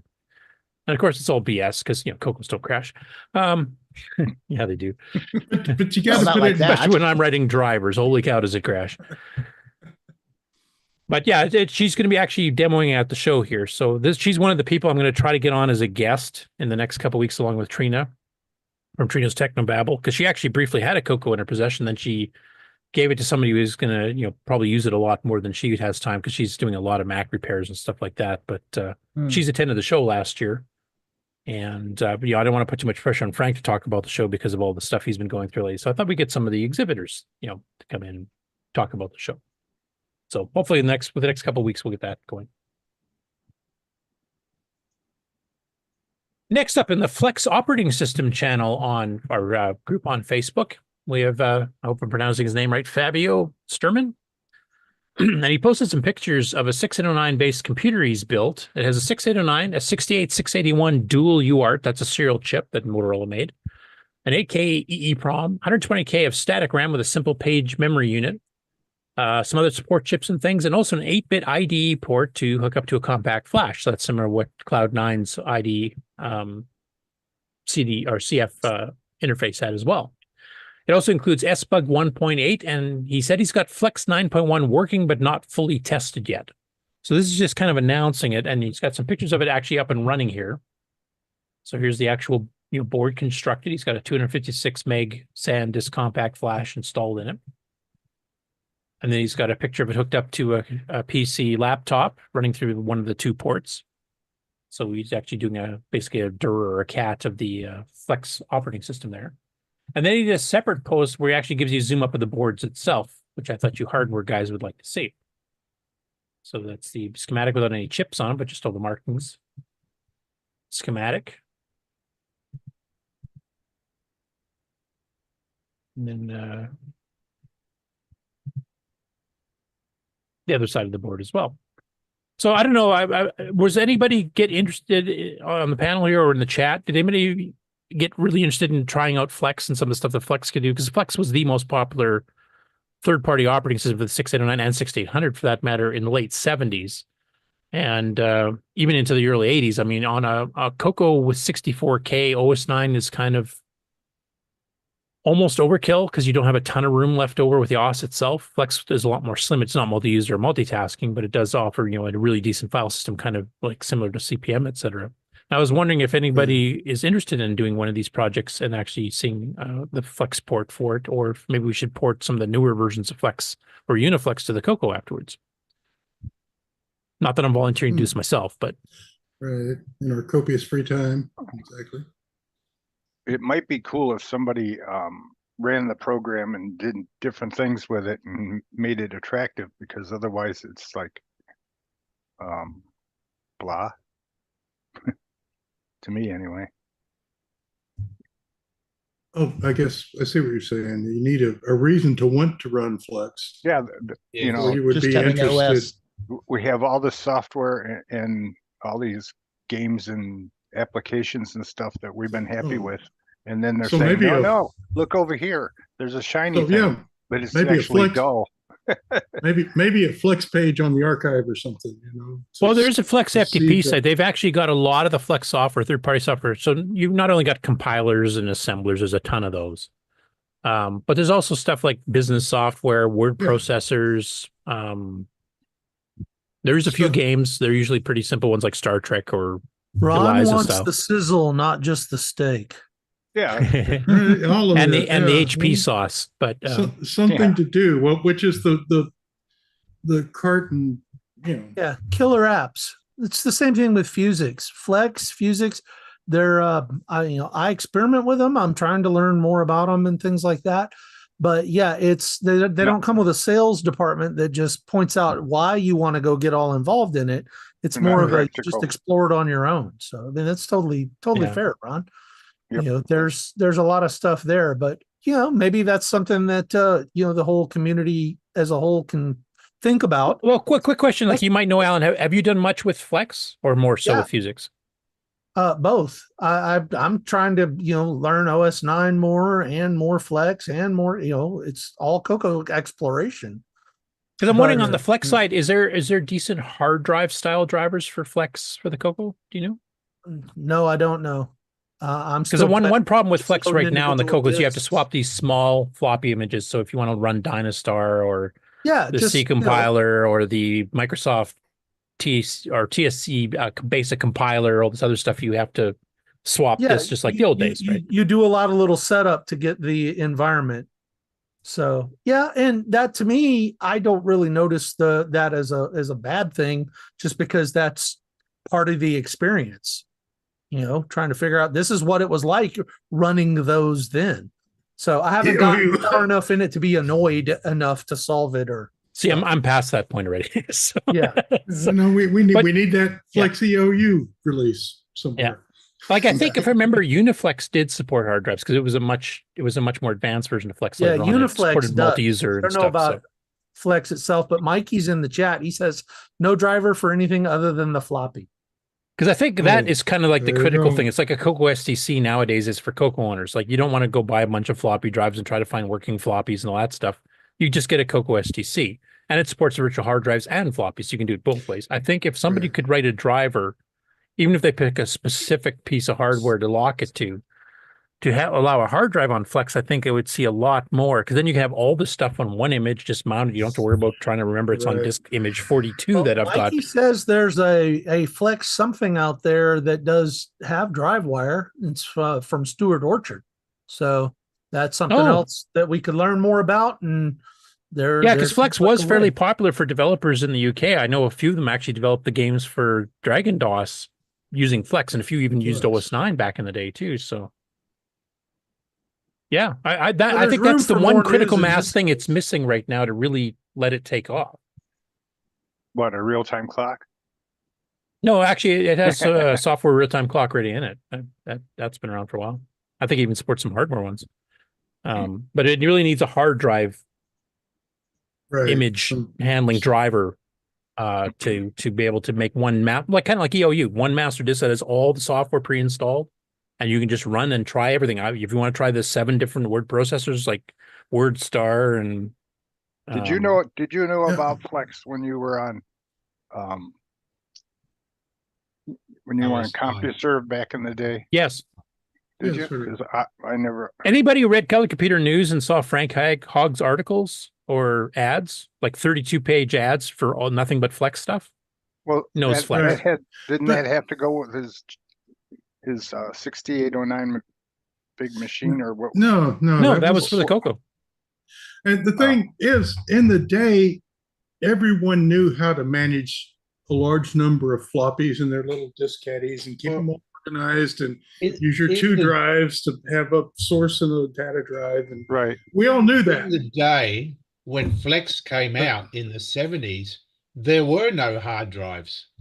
Well, there were, but they were way too expensive. You couldn't buy them. Yeah, well, no one actually had a hard drive.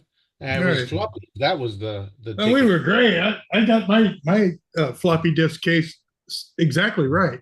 I can find any file I need and drive to, and away we go. You know, because I wouldn't mind fiddling. Like I did fiddle with Flex back in the early '80s on my CoCo 1 before OS 9 came out for the CoCo, and I mean it gave you a real loss. Not like this basic, and it had a ton of stuff. Like it had, the entire Dyna series, DynaCalc, DynaStar, DynaSpell. It had, basic compilers from a variety of vendors, including Microsoft. There was integer basic ones, floating point ones. There were C compilers. There's a whole bunch of stuff that, that showed up there before it showed up in the CoCo under OS 9 or under this basic for that matter. And there's quite a bit of stuff out there. I mean, there's quite a bit of very interesting utilities, et cetera, stuff too, but it was all based on floppy drives. Now, some people did manage to pay extra for like an 80-track floppy or a 40-track double-sided, and there were drivers for that. But that still means swapping disks left, right, center if you want to try different things. If you want to compare like 7 different word processors, it's going to be at least 7 disks that you're going to have to swap around. But having an EOU hard drive driver style thing where you can just, boot it up and now you get access to everything, I think would be awesome. So did it have a mode where you could run DECB disks full of games? They had stuff for importing files back and forth, same as OS 9 did, but not running. It's not this basic. It can't run this basic stuff. Okay. Just like this basic can't run Flex stuff. So does it have a different organization for a drive than, we did with, Well, Mikey's mentioning here, he said it doesn't have subdirectories, so that would make it a pretty big root directory. Well, right, yeah, you need floppies then. Well, and that's CPM, and that's CPM for you right there. CPM had user areas, but no directories. Yeah. Now, Uniflex, I think, did add subdirectories, didn't it? Well, it would have to if they had that expanded storage. But yeah, this sounds like DOS 1, where you have a good caddy case full of floppy disks, and you put the one you want, the directory you want goes in the top drive, and you've got your OS disk in the bottom drive, and away you go. Yeah. Still, why? We've got OS 9 level 1 even is more capable. Yeah, the problem with OS 9 level 1, though, is it took a lot more memory, so you can write much bigger apps, because Flex is a lot smaller of an OS. It's basically CPM for the 6800. The Y came from the already existing library in 1979. Oh, yeah, and I think the first version of Flex was even 77 or 78 for the 6800, wasn't it? It was like it's quite old. But by 79 or 80, the Y was there's already a pile of stuff for it. Yeah, see, exactly. That makes more sense. But you saying that than because it just sounded like it was. Oh, look what we came up with, and there's nothing. No, it predates the CoCo by multiple years. Oh, okay. It was the standard OS for 6800 and 6809 systems, period, for the late 70s and early 80s. And what did other Think SWTPC. What did the other computer manufacturers like Commodore and some of these other things think of it? Was there any clones that anybody else thought this was such a great thing that they put that on their machine? Well, the thing, Ron, is all these 6809s were big, expensive, like S50 bus, the Southwest Technical Products Henry mentioned. Gimmicks. The gimmicks. They were all big, healthy iron with nice 8-inch floppies in them. And you could do serious things on them. Flex was for a 6800 system. So it won't work anything with the 6502. So that's Commodore, TRS-80, all those are out. And they carried it up to the 68,000, no? Did Uniflex get ported to 68,000? I can't remember. I know Flex was starting the 6800. which that chip came out in 75, and then the 6809 got added and it got improved. There weren't very many 6800 personal computers back then. No, it was like the big iron stuff like gimmicks and smoke signal chieftains the big and iron stuff. So Well, and we're getting back into the weird thing about the CoCo is it runs all of this 68XX stuff that nobody else does, which is one reason to pay more money for the CPU than do without a sound chip. You know? And it was a real loss, so it made it much easier to write big iron apps like, you know, full-blown word processors and spreadsheets and spelling checkers and all that kind of stuff. Now, Mikey's mentioning in the chat here, he said, yes, Uniflex does have a hierarchical file system similar to Unix, and the Flex user base was always niche. The big companies may have known about Flex, but never considered competition. Okay. I mean, to me, I always heard it was kind of like, you know, basically the 68XX CPM is basically what it was meant to be. Yeah, that makes sense. And that's what, you know, everybody graduated in the 80s to PCs, and new DOS was similar to CPM. Well, DOS 1 right? is quite similar because DOS 1 is based on CPM as well. I mean, Also, so we keep in all mind use that. That like the people who would be using Flex, if you're talking about Flex as being like a business type of operating system, more likely than not, they moved to. I mean, it would have stayed niche because Motorola lost the 8-bit micro wars, straight and simple. When the 6502 came out, this is the unfortunate reality. But when the 6502 came out, Motorola was no longer in the running. It was a 6502 and it was a Z80, and the Z80 had CPM and ran at about the same processing speed, and you could do 80-column stuff on there, do real business apps. The 6800 and the 6809, and that series were great microprocessors to be sure, but there wasn't that much in the way of 8-bit micro adoption. And like with the SWPTC and others like that, it pretty much stayed niche in the business environment. Business and the technical, like the scientific machines used it a lot. We were sort of the machines with 8 serial ports logged in. Right. Yeah, with 256 byte read buffers on them way before the 16550 came out type thing. Yeah, they were. But we weren't the guy that the guy in his desk was working on. This was the machine that everyone logged into on a serial port and did their serious things. Yeah, because you usually ran those on terminals, so you were running 80 column. That wasn't an issue on those things, but you had to pay $5,000 for the initial machine. So in 1979.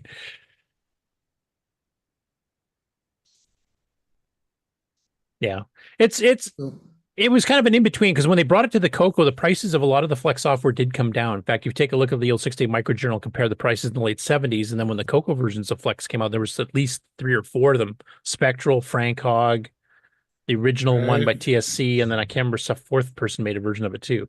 So it was popular enough they got ported multiple times. And then Frank started adding like graphic screen drivers so you can get like 51 by 24 true upper lowercase and things like that. So it turns out to be a pretty decent one, and you could write some pretty decent apps fairly quickly because it was a real loss with real API calls. But when OS 9 Level 1 came out, that started to steal the thunder. Now, Frank infamously wrote after trying OS 9 Level 1, and he was originally going to be doing the port for Microware, actually, not Tandy. He mentioned, that's just too memory restrictive, and the 32-column screen with true just uppercase sucks, and all this. And he basically recommended people stay with Flex. And when the CoCo 3 came out, he completely changed his tune because now he had virtual windowing and 80 columns. And then he said, yeah, okay, Flex is done. So here's a question. How many serious business 6809 users bought CoCo ports and hacked them into their gimmicks or whatever to save money? I don't know too many did that, but I know a fair number did the other way around where they had gimmicks and stuff first. And then when the CoCo version came out, they ported them there. Well, so you could buy Dynastar for the CoCo for $99 and for anything else it was $500. Yeah. So how many people took the CoCo Dynastar and changed the term set so it would run on their gimmicks or whatever? And, I made $400 today in an hour. Yeah. No, that's true, but it did lower the cost for the other machines because then at least there was a bit of bulk sales. And I do know some businesses back in the day actually ran Flex and ran some of this stuff and actually had a terminal or whatever to run 80 columns, etc. So did the Flex and CPM have basically the same status compared to RS-DOS and OS 9? Depends what you mean by status. If you mean like technical ability, yeah, I would say it's fairly close. If you mean sales, not even close. Yeah. What is this RS-DOS? There is no RS-DOS. Well, you know what I mean. Yeah, I know what you mean. But it's not a DOS. Yeah, everybody keeps saying that. Yeah, it just kind of got to be a nickname for it. It's just like CoCo. Yeah. Canada, they actually did ads, as we saw in the ad break here. They actually called it a CoCo, but I don't think the States ever did.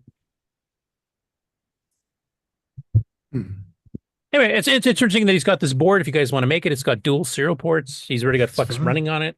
Was PC DOS when it first came out? You know, versions 3 and 4. They weren't considered operating systems either, were they? Until later when they they were. Version 3 and 4. Version 3 and 4 are way more advanced. That had subdirectories and all kinds of stuff. All kinds of stuff, right? But it didn't seem like it got mature until 6.2. No, it was mature. It was mature well before then, because your first edition of 3.3 maybe was the serious DOS. Yeah, when they started adding hard drive support and stuff later on, because 1 was just single directory floppy only. Basically, it's an answer to CPM 86. Yeah. So Curtis, you just mentioned this. Go ahead. I was just going back to this board. He'd mentioned it has 2 serial ports. It would need them so that you have a serial port to terminal into and a serial port to do serial stuff with. Right? Yeah. We're talking about terminal. Yeah. The Motorola chip that did the dual serial ports is actually meant for the 68000 series too, but it worked with the 6.8, the 8-bit machines as well, and it was actually a pretty decent one, because I knew a few people that actually wrote some drivers for that and actually were using those chips. You know, it'd be catchy as if the board was white and they called it a milk board. Mark Siegel mentioned in the chat, he said most of these systems were term-based, no graphics. That's true. Some of them did actually use some of the extended VT, the higher-end VT terminals with some graphics commands, but yeah, but generally they just use the tech stuff. Not even VT100, VT52 or something weird like that, right? Yeah. Yeah. Anyway, like I said, there's a whole FTP server filled with Flex software. They've been actually archiving everything, kind of like the Color Computer Archive does. There's hundreds of programs on there. So for those that you maybe have not heard of Flex and think it's such a niche operating system, it's like 30 apps and that's it. No, there's hundreds from multiple companies all over the place, including some big headers at the time. Hear that, Jim Jerry? You got porting to do, son.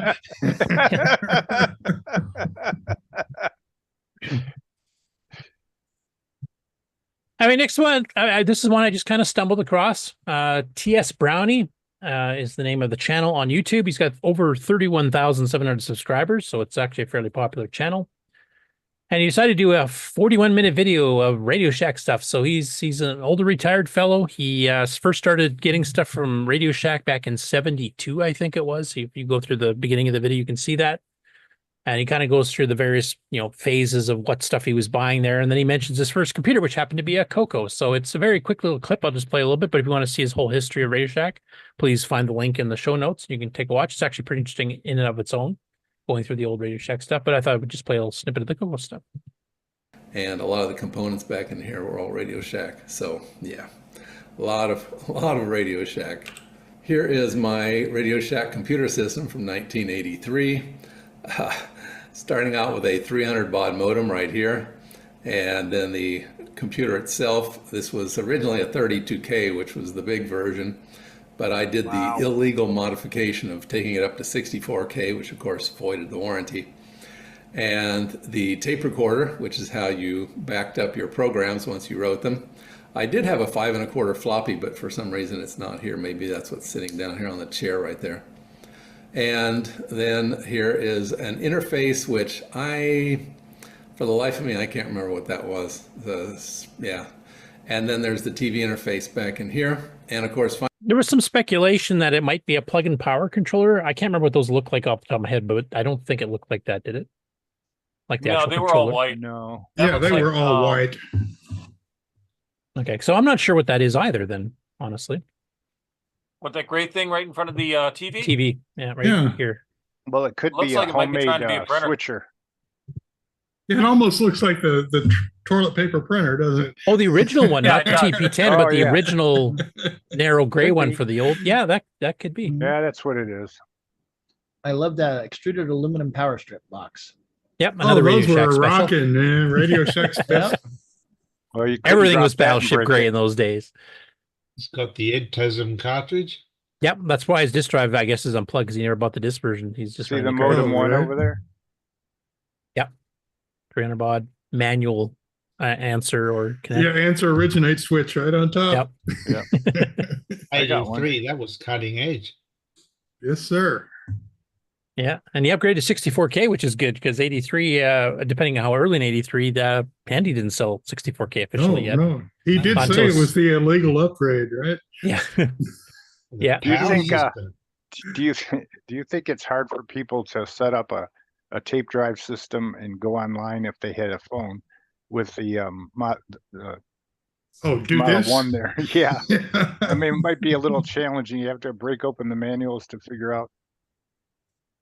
Well, they had their weird. Actually, did that modem even have a dialer? I know their later ones had that Star DT no. or whatever it was. Nope. No. You One of them, you you had to use dialed your the phone. you Phone, dialed yeah. the Then phone. you hit, turn it on and hook the originate up, and Yep. yeah. Although 300 baud will probably work over like a VoIP modern VoIP system, it won't get all quadrature messed up. So you could probably plug this into your. It's not really a phone line, and make it I wonder. work. I wonder if kids today even know what UHF on the TV is. Nah. Well, You know? isn't the modern high def TV basically UHF? Most of the a lot of the channel space is in the UHF thing, but any more of the channel numbers that are available through digital television through ASTC, Yeah. the channel numbers you actually get do not have anything to do with the actual transmitting channel numbers. You can be transmitting on VHF channel 2 and be labeled as DTV channel 47 Bravo. Yeah, it's all just It's a cluster. It's a nice clean chiclet keyboard. Yeah. Yeah. That's an older CoCo too, Yeah, you or said CoCo 30 1, I should say, yeah. because it's got the label on the left and it's got the memory marker. So it's probably an E Yeah. board, I would guess, maybe an F. In theory, by the 3000. time F board came around, we were doing it in the middle. Yeah.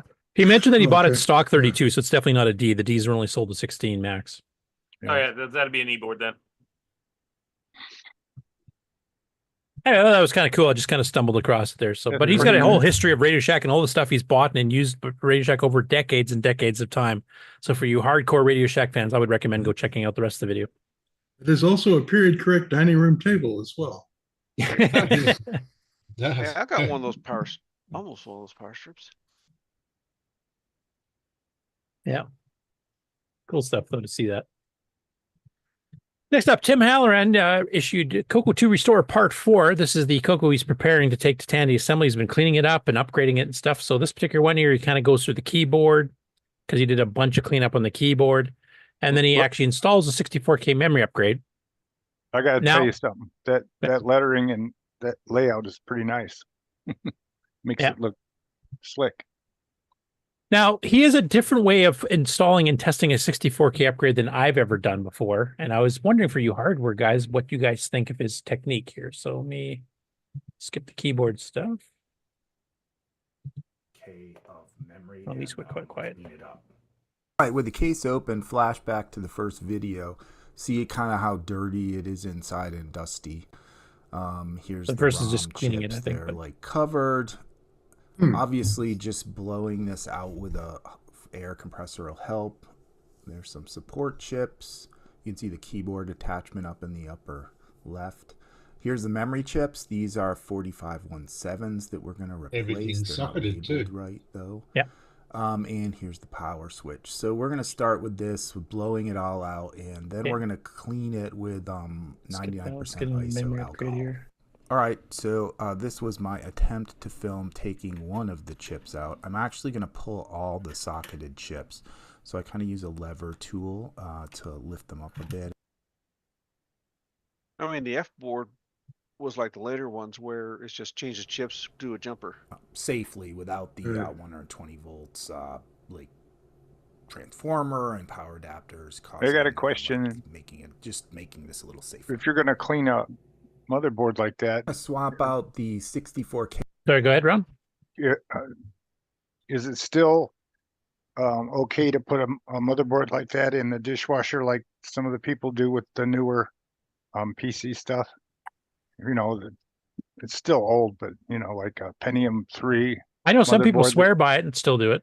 And of course, there was dishwashers at Tandy when they were cleaning boards. I mean, water's not a crime if you use enough of it. A little bit of water can be bad because you just carry things underneath chips and cause more issues than you solve. So that seems to be the secret. If you try to casually clean it with a few little spritzes, you're probably going to do more harm than good. Okay. So either dishwash it or don't do anything. Well, this guy doesn't mention using water at all, I'll bet. He might have used alcohol or something. He said something he did besides blowing it off. Yeah, you guys have to watch the video to find out. I'm not going to reveal everything. Yeah, you just have to go there, yeah. I think Rocky Hill in the chat says, I cleaned a CoCo 2 in a dishwasher. Yeah, yeah. K1-bit chips one at a time with the old ones, which are 4517s. So this... Wait, listen to how he's doing his memory test of doing the 64K upgrade, because this is a bit strange to me. Maybe it's smarter this way. I have no idea. Swap out the 64K 1-bit chips one at a time with the old ones, which are 4517s. So this picture kind of sets the stage for why I'm able to do what I'm doing. In the CoCo right now, we have the MCM 4517s, which are 1-bit 16K. If you compare those to the 4164, only one pin is different.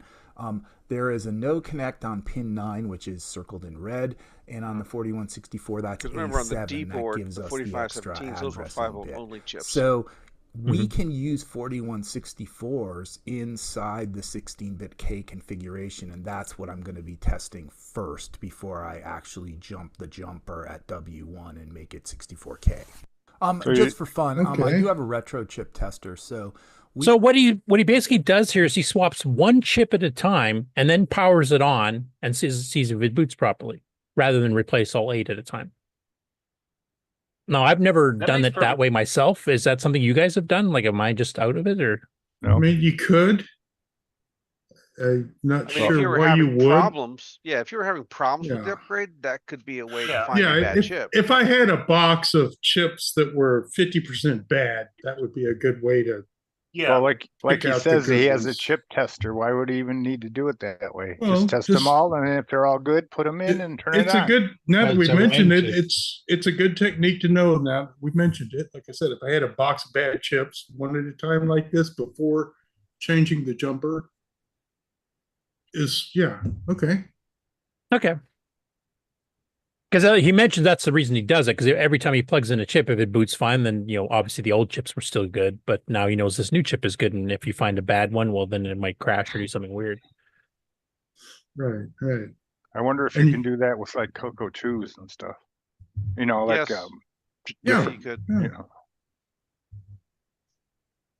Okay, I just never heard that technique of actually swapping a 164K chip at a time into a 16K. Well, but the computer is still 16K computer. It's not asking for. So the remaining 16K chips will work, and as long as your new chip works, they're all working. Yeah. In fact, you could use all that jumpers based on. I'm not without looking at the schematic. All that jumper is going to do is it's going to tell it, hey, pay attention to A7 on cast grass. Right. So, and that's probably just something telling the SAM, hey, we've got this.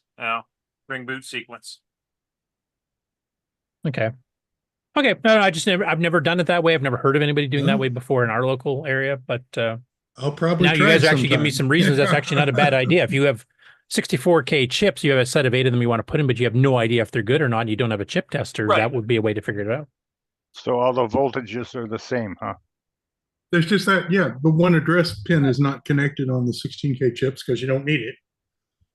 It's like using a 27C64 instead of a 27C128.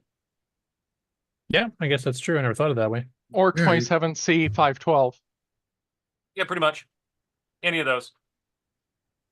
Just to go back into the chat here, Rocky Hill's been talking about a lot of stuff here concerning, using water in a dishwasher to wash a CoCo. He mentioned he has washed it. He says fresh water is fine as long as there's no power at all. just dry it afterwards. So make sure it's dry before you turn it back on. Mark said Tandy did use dishwashers on all of its PCBs. There's pictures of it in their Insider magazine, actually, of entire rows of these things being done. Rocky says the anode corrodes if it's powered and wet. Ken Holloway said, I would think distilled water would be better. Rocky says distilled water is better, but the best is deionized water. Right, and the whole thing about using a wetting agent there, that's your rinse agent, your drying agent. The entire purpose of the wetting agent is to reduce the surface tension so that you can get rid of the water itself. Those of us who are into analog photography and have done negative developing are familiar with the substance called photo flow, which is literally for that purpose. It prevents the beading of the water on the surface so that you don't wind up with those dirt spots. So the blue goo that you put in your dishwater door is what you need to do for your circuit boards. You need to do the blue goo. Yeah, put the blue goo in the door, the rinse-o-dry stuff, and you're good. So I can just wash it with my dishes then, because I already have that blue goo in there for the dishes, right? Leftover grease. I wouldn't put it with the food particulates. That could get real nasty real quick. Yeah, I don't know if the animal fat would really be good for the stuff. Yeah, the chips will end up smelling like chips. Oh, right. Yeah, it's not so much. It's not so much that the animal fat would be a problem. It's the particulates that would get caught in the little niggly bits and things in there. Yes, sir. That's why I wouldn't. Yeah, that's why I wouldn't put it in with regular dishes. Darn! I was gonna start using my new saying. My cook was a winner. Smells like chicken dinner, and I can't anymore. So. I can't go there. Henry, you have such a good bevy of all different kinds of words, don't you? Yes. Yep. Okay, next up we have a YouTube channel, which I don't know how new it is. It doesn't have a lot of subscribers right now. It's 112, called Danny's Vintage Computers. Now, I'm going to cut the audio on this one because the audio has nothing to do with what they're showing. It was just like a background conversation somebody else was having with his wife. So for privacy and other things, I'm not going to bother with the audio because there's no dictation of what we're seeing. But basically, this is a quick, just over a minute-long video showing the Radio Shack exhibit at the Computer Museum at System Source in Maryland. I've never been there. I didn't even know it existed before this. Is anybody else aware of this place? I'm aware of it. Never been there. Okay. Because it has a variety of machines from Tandy's. And of course, you're seeing a Model 3 here, kind of right up front at the beginning here. But it actually has a CoCo 3 in it as part of the exhibit. Now, I did want to ask before I actually start playing the video, the very beginning here, it looks like the keycaps have this white bottom on the left-hand side on the Model 3 here. Is that just light, or is that something that I'm not remembering it had? Yeah, stickers. Okay. Yeah, somebody's added something to it. Yeah, that was when I talked earlier, writing things on the front of the keys. Everybody did that. Yeah. Oh, okay, so it's kind of like the CoCo overlay keyboard plastic for the old chiclet keyboard type. Yeah, you just stick them on the front of the key and they don't wear off. And there you go. That computer was used in a business environment. Okay. Yippers. Yep. Okay, so I'll play the video. You guys, if you want me to pause, you can see something, not whipping by. Just let me know. We'll see CoCo 3. There's the CoCo 3. Mm-hmm.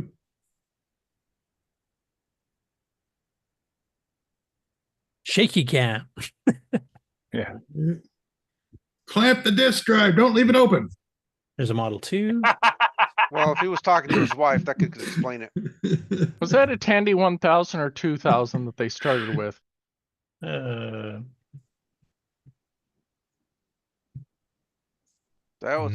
like a 3000 series. I wonder if he'd give up the floppy drives. It's the museum. The museum? I doubt it. That looks like a 1000. Yeah, that's a 1000.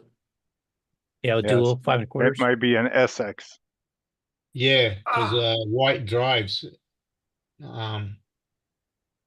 There's your Model 2 with its 8-inch drives. Yeah. Yeah. That's right from a missile Model 2 silo. only had one 8-inch drive. What are you talking about? Right. Not drives. Drive. Yeah. Hey, now, no measuring drives. 5 1/4-inch universal cleaning kit for the drive heads. And some external Model 1 style. Yeah, those were used on the Model 3 as well. Right. Well, and Here's the original CoCo's if you TRC. needed to. Yeah. Model Now, 12. I wonder if the They're universal. Model 1's monitor was amber or not. Or Nah. white. No, it was It's the black and original white. white. Yeah, television. So there you go. I Yeah, had it was one an that was RCA or amber. something, wasn't it? Yep. Yeah. Yep. I think somebody broke the neck on mine and replaced it with an amber one I had back Hey, in the yeah, day. that happened. Yeah. Now, this here pocket computer, is that a PC 1 or a 2? Because I thought the ones had that yellowish thing. You'd have to look at the. I think it's a label. one because Yeah. it didn't have a big enough screen. And the one didn't say a 1 until the 2 came out. Yeah, just like the Oh, 270, right. right? Exactly. He's actually got the cassette interface and the little printer add-on. Except the manual here says PC2, so I'm kind of confused. Well, I've got a PC2 we could look at. There you go. What's Okay, it I say will on the stop label? streaming after it here says- just so you can show it. After it says TRS-80. Well, hang on, I gotta get it down. You got to go find a thing. You can't zoom on a video, huh? Can you keep my screen up and then you share and side by side so we can compare? Oh, there you go. Mark? Enhance. Yeah, it's a bit dusty. Heck, I got the service manual and everything for this. Cool. Yeah, they have an owner's manual there. All right, so it's PC2. It's in the case. So the manual, Can you share your screen at the same time I am, or do I have to stop? all I'd be able to do is to highlight me a little bit. Something like that. Like watching the stream, I'm just seeing my screen. Yeah, nothing's changed. I was hoping we put them side by side, but if we can't, I'll stop my stream. You should be able to see me on just a little thumbnail, but Well, yeah, then nobody can see any details. So that's the whole point. We're trying to figure out if this is a PC2 or 1. I'll just stop. okay. I wonder if the PC2 could fit into that cradle with the printer. Because to me, the color looks a bit wrong from what I remember PC1, and he's got a PC2 manual there, not a PC1 manual. So that could just be a so the mismatch. manual says PC2. Oh, it does? Okay. I haven't opened this thing up in years. Oh, interesting. Okay. So it in fact does say just pocket computer. After And on the back, if you pop it out of the interface there on the back, does it have a more detailed?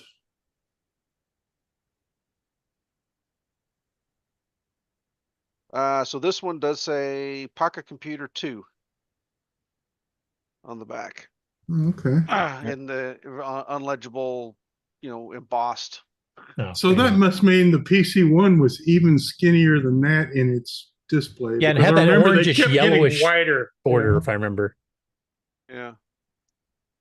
Because this was the first one that actually had graphics. You can actually, light up each pixel individually. You could change, you could redefine characters to make sort of a graphics thing, right? And so, yeah, I've got the printer interface with it. Well, you had to do that because you couldn't save your programs if you didn't have the cassette interface. I have to say, from you holding it up there, I forgot how thick those were. Does it fit in your pocket? You need a pretty good sized pocket. Yeah, the They printer call part it a or pocket computer. Yeah, the computer part would fit in a nice healthy jacket. One of those with the big, lapels and the pocket. Yeah, it fits in your pocket your about leisure as well as suit. the best pocket Kodak. There, it fits in that one. Now, sit down and see if we make noise. I just always thought they were thinner. I forgot how thick they were. Well, they did Holy get thinner. They did shrink, but in fact, yeah, that one's thicker than. Okay. So, and that one is a PC2. And I thought the front said PC2, but it does not. So he looks like he has a PC2.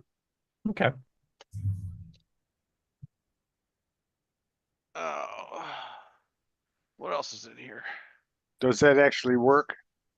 It did 35 years ago. Right.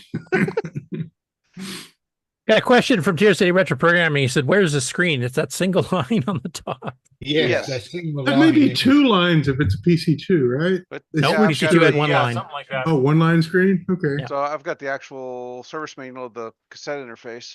So it can work again. Just get on it, Mark. Yeah. There's a single row of, what was it, 25 characters or 26 or something, if I remember? Something I can't like remember that. how big this screen was, but That was small, but it would scroll. If you had a longer line, it would sort of. I might as well ask this question. What was the processor in it? 8,000 something. Wasn't it an Intel chip? It was an Intel chip. I want to say it was like the 8008 or something? I want to say it was like an 8085 or something like that, the microcontroller. I thought the 8085 was like the Model 100. Yeah, that was the Model 100 That's now that I right. think about it. Throw some batteries in it and see what it does. Oh, here we go. Look for blue smoke, folks.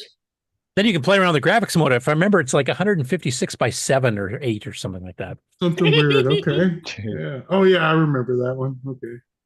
Oh, so I had the PC one. It was a thinner one, and it didn't have the fancy graphics. Yeah. Okay. Yeah. And it also had far less RAM because the PC2 could be expanded to 16K or came with 16K, while the original PC1 was like 1. Well, right. So my adventure game map It was like a if you go Sinclair south- ZX81, except it had a better keyboard. Right. So my adventure game map was if you went south, it got hotter. If you went north, it got colder. You know, if you went east, it got wetter, and that was the whole map. Yeah, Oh, power's nice. on.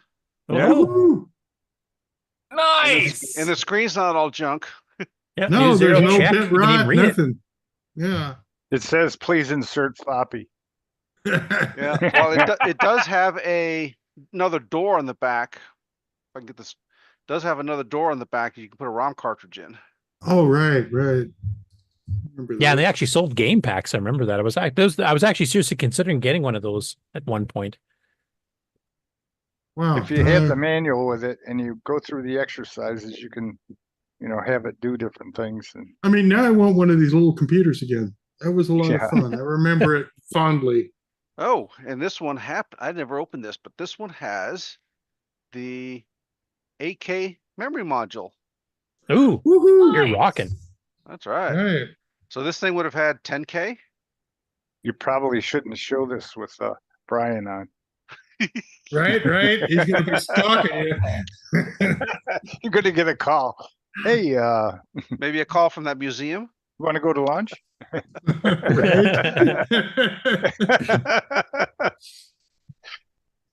I would be happy to go to lunch with Brian. Yeah, but you got to bring your stuff with you. Anything more to show, or should I go back to the news there? No, I'm done. That's nice. Okay. Thanks. Yeah, it was good. I'm surprised it works if you haven't tried it in 30 years, though. Right. Little right. bonus show. Now just remember to take the batteries out and you're all good. I don't think those things ever smoked, did they? They ran forever. Yeah, the LCD would rot, I think, is what they're the biggest Yeah, or problem. break if you dropped it, it would crack and it would leak the LCD fluid all over the screen. Well, and if the glue in the front and the back comes apart, then the water gets in, and that's where the bit rot comes from. But this hasn't done that, so yeah. No, it's It been won't get turned on? stored in his carrying case all these years. So is that the Sharp or the Casio? Who made that? I'm thinking that was Sharp that made these. Yeah, I think it was Sharp for that one. I think the later ones were Casio. Yeah, I think the PC 1 and 2 is Sharp, or So yeah, Sharp, and then I think the 3 and the 4, or the 4 and up. So I think it was like the Switch. PC 8000 or something like that. Sharp PC 8000.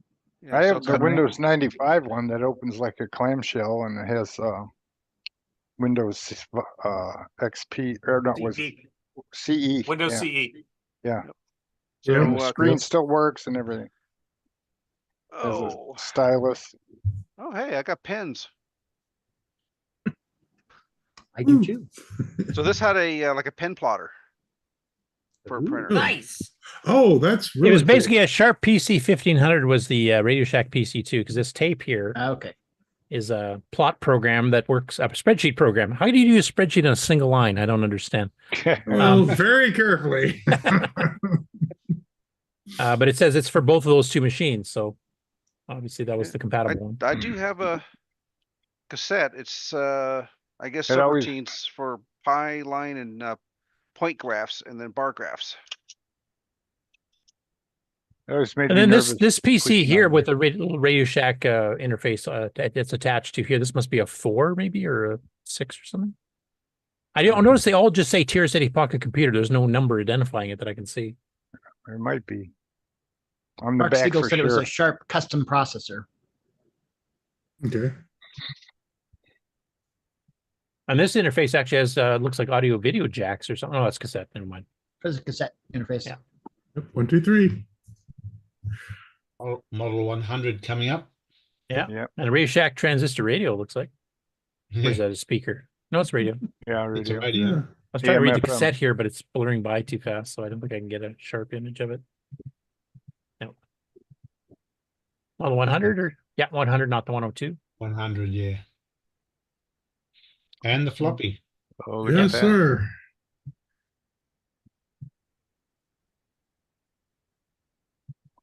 Yeah, it's just like anything Radio Shack seemed like in the day. You start adding stuff and then it was no longer portable.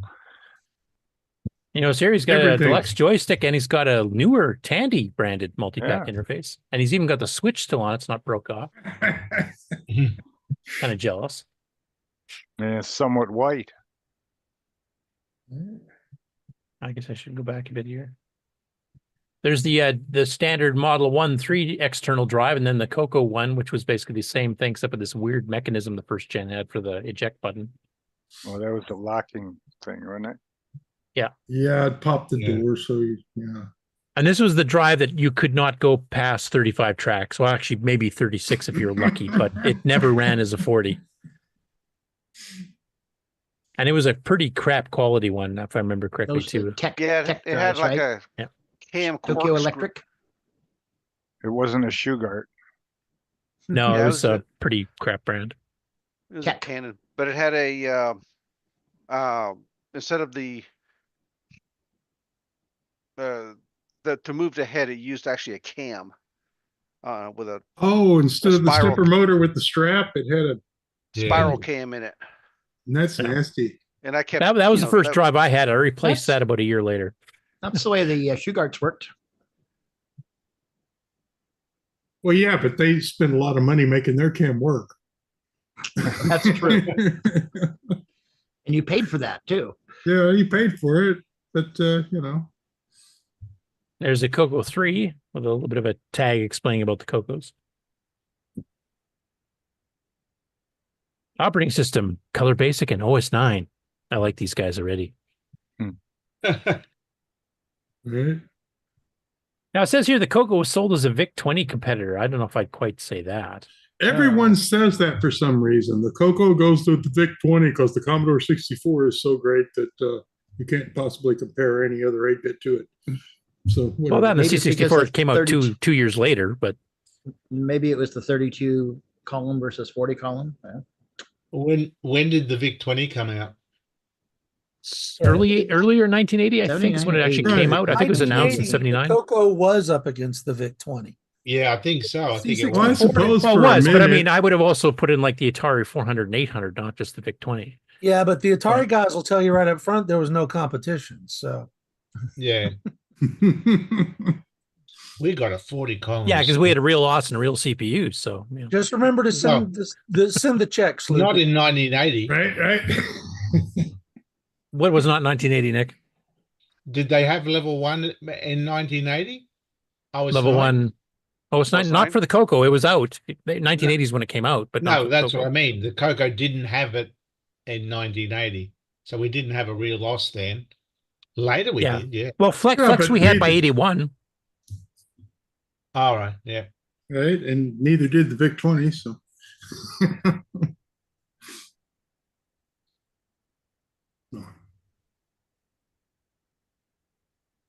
And it says here that this, I think, is a bit wrong too. It says the CoCo sold as a VIC-20 competitor was first armed or aimed at the rural market to access early online services videotechs.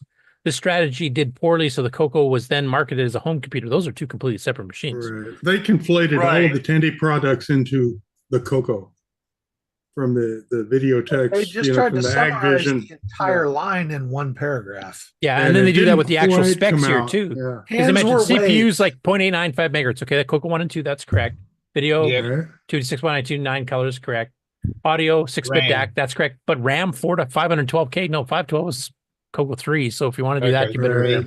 Yeah, little no, it's all- 64 colors and 640 by 225 and Yeah, 1.70 completely megahertz. And yeah, they like you said, they conflated it into one sound bite to make it sound worse. It's worth the 30 seconds as you walk past the table, and that's what they presented. And there's your answer to the Tandy It's 1000 SX. question. It's an SX. Yeah, I saw the white Yeah, color. right. I knew- I knew it wasn't a standard original 1000. That's a CM, what, 5 or something? More? I'm trying to see if I can... 11? Yep, 5. No, it's the cheap one. I noticed that the 1000 line had a lot of iterations really fast. It's like no one model lasted Right. a really right. long time. I remember I got big brownie points with my sister because I got her an 8087 for her 1000. To work Well, with those her are pricey. Lotus 123. Yeah. She had to work at home with Lotus, and yeah. Yep, Yeah, that'll make a good. big difference. That was the computer I was going to buy originally back, see on the screen there, the picture? Yep. The excitement of your own computer. And I was gonna, before I got my TRS-80, I thought, oh, gee, they got a computer kit. Oh, yeah, the kit above it, yeah. Yeah, then I worked out what it really was, and I thought, yeah, that's garbage. Not a digital component in it at all. It's just a fancy switch box.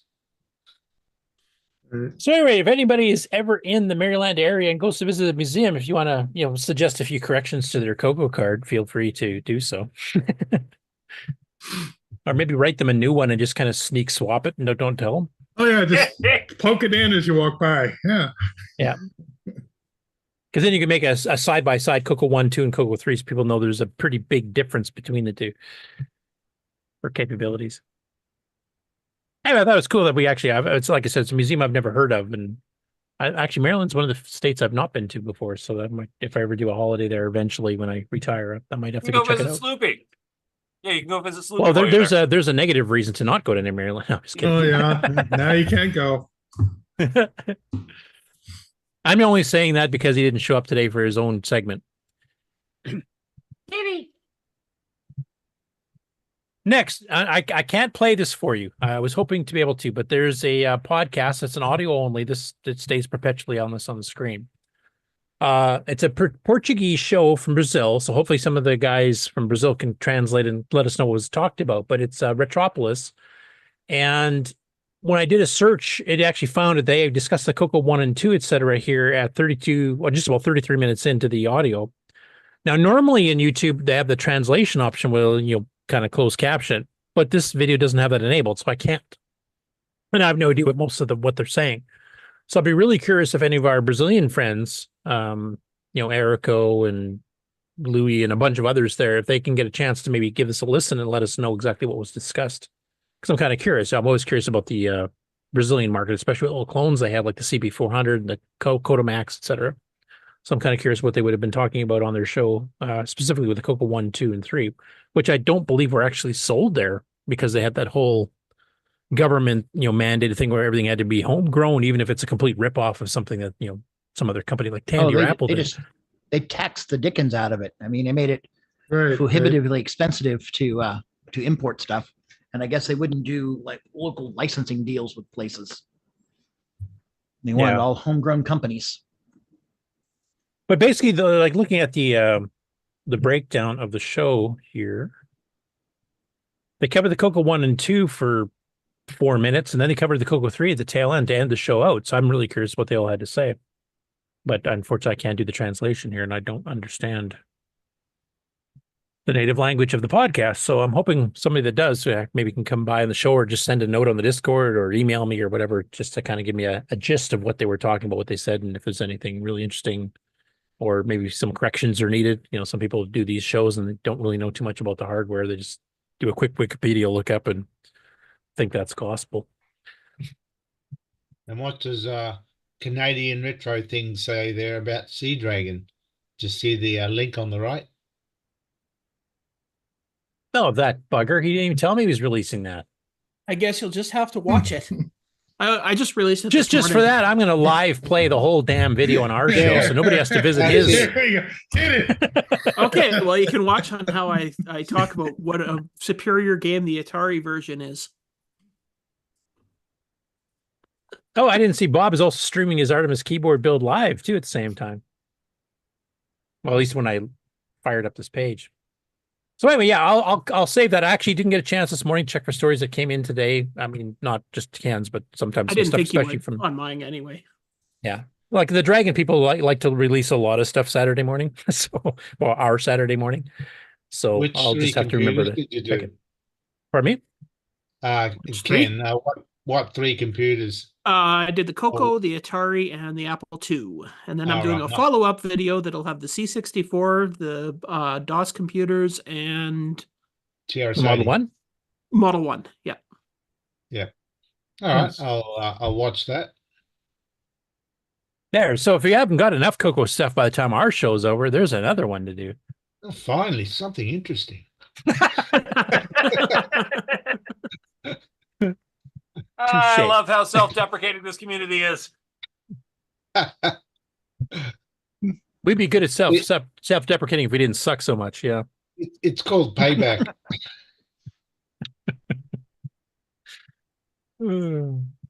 Okay, so this next batch here is a whole bunch of Dragon-related stuff because one of the original authors came up and has been digging through boxes. They actually had some separate stuff I'm not even showing today where they're trying to get their old Dragons running and they're having some issues. They would fire up and run for a little bit and then crash, so they're getting some help from the community to get those fixed. But a guy named Roy Coates is actually one of the guys that did ports to the Dragon from the Spectrum of Jet Set Willie and Manic Miner and the Talisman and some other stuff too. And there's some interesting stuff he's been digging out of old boxes that he's been finding here. So I'm just going to go through some of these posts individually. There's more, like I mentioned, if you want to see some of the, his trying to fire his old Dragon 32s up, etc. So the first one here, actually, there's one up over here too that he kind of covered, which I won't be covering this particular one. It was an ad for a board by CompuSense that was way too expensive for its time, basically to put a 609 into a PC. So you actually do your development on a PC. Kind of like the 609 board for the Apple II, for example. But I'm sure Mark is familiar with. I have one. A clone. You have one. That one actually ran OS 9, though, so it was useful. Oh, yeah, I know. Level 1. Yep. So the first one here, he said and I'll just read it off the screen here for the audio listeners. He said, for what it's worth, I've just added Rebellion Cast to the files area. So when he was digging through his stuff here, he found a few games that he wrote that he forgot he did. It's kind of like we were talking about George Jansen earlier.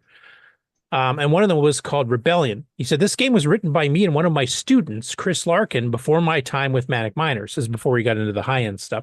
The game was offered to Microdeal, hence the branding, which you'd have to see the screen running, was promptly rejected. He says, I've long lost touch with Chris, but I very much doubt he'd mind this being available now. It's pretty awful, but uploaded for posterity. You'll need a joystick. And then he says, edit, I almost forgot the weird tune at the end is actually the theme to Match of the Day played backwards. Having transcribed the sheet music to the Dragon, I approached the copyright owners for permission to use it. They'd never had someone ask about using their music on a computer before and had no idea how to handle that. Having been told it would have to go through the board and, have basically big meetings internally to see if we could use the music.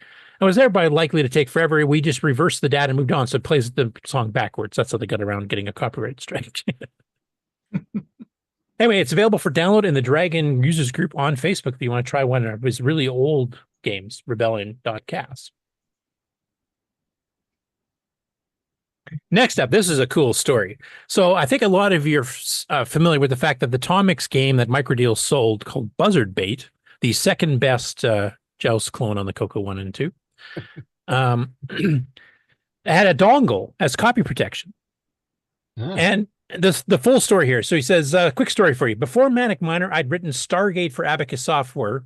And then he says, in parentheses, don't look it up. It's pathetic.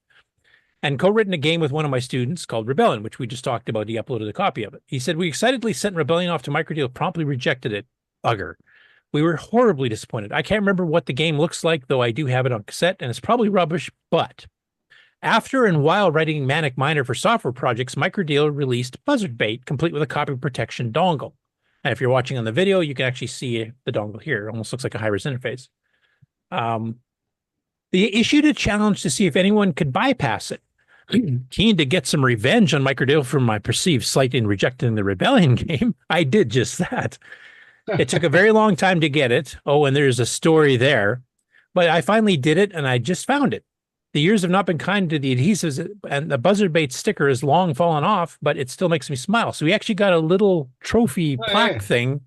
The Broken Dongle Award, presented to Roy Coates, presented at the 6809 convention in April 1986 from Microdeal for breaking the protection. Oh, cool. So an anti-piracy thing actually got this guy an award for breaking the piracy from the company that made it in the first place. I don't think I've ever heard of that before. Has anybody else on any other platform? No. Mark or some of you I've guys? had bug bounties before, but not like that. Right? The Broken Dongle Award, which might take a whole different context nowadays. So that's a fascinating bit of history. I'm glad he found that. That's cool. Next up, for anyone with an interest in the Manic Miner Jet Set Willie story, I just found this. It's about 20 millimeters thick and gives both textual and graphical data for Jet Set Willie 2. And he goes, why did I never do Jet Set Willie 2? So he actually received the the assets. Well, actually not received it. He figured them out. Because as he mentions in a different post, and I think we'll be covering it in shortly, back then you didn't get the original source. If you're porting from one platform to another, you never got the source. You never even got like graph paper with the graphics. You basically loaded the game up on screen and kind of wrote down where the pixels were and what colors they were. And then you entered that stuff raw yourself. So that he did this with Jet Set Willie 2. He got all the graphics figured out. He kind of figured out how much memory he's going to be using for graphics, how much memory for data, how much memory for the program. And he found some of those old notes here, but he never finished it. He never actually got past this point. He basically just got the assets going. Now, he did mention in the comments, because people were asking, well, if you got all this and you wrote the original Jet Set Willie port, would you consider doing it now? He says, yes. He's actually going through some of the other discs, which we'll be showing shortly, going through his development tools and stuff. And he's actually considering going back and actually porting Jet Set Willie 2, which of course would work on the CoCo then with very minor tweaks as well. So there's a possibility you might be seeing Jet Set Willie 2 for the first time on the 6809 based machines. So he did Jet Set Willie 1 for the Dragon. Yeah, and Manic Miner. And the Talisman and some other stuff that he's not as impressed with. Check it out. Yeah. So how many of you are thinking about Clive Sinclair saying, the man who brought you Jet Set Willie, and going off on his rant there just about now?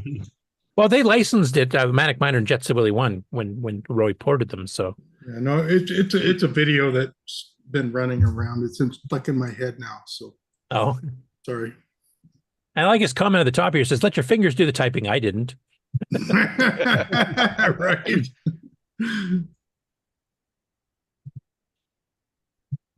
So here he's going through the other box stuff he found. So he said, box 4, not as exciting as I'd hoped, but at least I found copies of Jet Set Willie and Mooncrest. Wish I still had a dot matrix printer too. So this contains pictures of tapes, including, the ones like Jet Set Willie's got a bunch of the Dragon 3264 version that he wrote, then the original Spectrum version as well. Then some stuff that he didn't write, like Mooncrest, Rommel's Revenge, Phantom Slayer, Fire Force, Advanced Music System. This one here caught people's eye in the Dragon community. It's called Stargate by Abacus Software, which he did write. It's not on the archive. It has never been found before. So this is a new to the community, even though it's a 1982 or 83 game. So he's actually going to try to get that one copied over as well, like he did Rebellion earlier, and actually get it uploaded so people can actually give it a shot too. So hopefully the tape works. I haven't heard if he hit any errors with it, but by the looks of it, he's managed to resurrect a couple games that have not been archived before. And of course, those shouldn't be too hard to convert over to the CoCo. In fact, I think these two, Stargate and Rebellion, I think are in BASIC. So those will be some new games for Jim Carrey to port to the MC10. But it's fun when he goes through these old boxes he hasn't opened in 40 years, and he's actually finding stuff that nobody has archived. Next up, Bob. In the chat, I like David Lord's development procedure. Just try to increase the time between run and crash. Yes, sir. Eventually you reach a threshold and it's ship it. Right. Yeah. That's my EOU mantra now. Okay, then he's going through the other boxes stuff he's been pulling out. So there's box 5, the thought process. Lastly, from box 5 are many handwritten notes outlining methods, code snippets, etc. examples below. So the first one here is kind of a table of how he's setting up the data for sprites. So number of sprites, sprite type, constant X or Y, minimum position, maximum position, direction, current position, sprite number, cycles per move, counters, distance to move, width and pixels, etc. So this is all kind of notes on how he's setting up the structures internally for doing his sprites. And I'm not sure if this is for Jet Set or if this is for Manic Miner.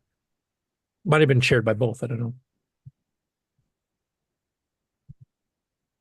And there's another graph here, and I can't remember the names of the levels between the two, but basically has the name of the level here, like Central Cavern, the Cold Room. I think this is Manic Miner.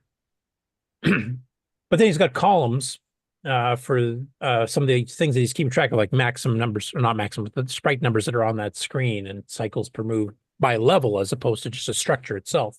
So these are all programming notes when he's actually setting up the game. Very cool. And I got to say, he's got pretty damn good handwriting for a programmer. I'm not even near that. Right. Sorry, somebody was about to say something else? I just say it's very interesting. Yeah, and he's got boxes of this how stuff. they go about about doing the process. And just think about trying to disassemble or rework this program without this data. Yeah. You know, having to figure out all these numbers yourself from the code. No, thanks. This is nice. Thank you.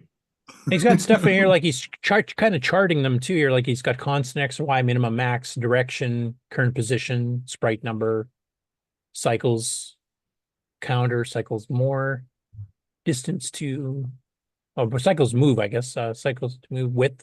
So a lot of structural stuff here, and then organized by the level, which if you've played Manic Miner or Jet Set Willy, it's screen oriented. You solve a screen or get past the screen onto the next screen type thing.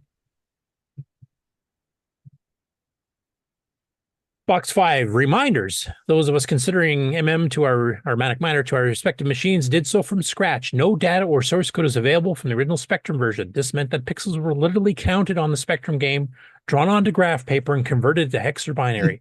Very, very labor intensive, but we didn't care about that back then. It was all new and amazingly good fun. And I will mention Doug Maston did the same thing for doing the graphics for Contras that he did to Sundog. He actually just watched the Nintendo version and did the same thing. He transcribed it by hand. And you can see he's got like the boot that crushes you at the end. Over here on the left, he's got a ghost figure here in various animation poses. Oh, he didn't ringing find the telephone. He didn't find the 8 square per cube graph paper. No, you could buy that back in the day. Yeah, I assume he just had whatever, cheap whatever he had was available at school or whatever. You got to divide 8 into 10, and now I got to carry the 2. But you can see these are like animation cells. Here's a blinking eye. The previous one was a ringing telephone. The ghost waving around.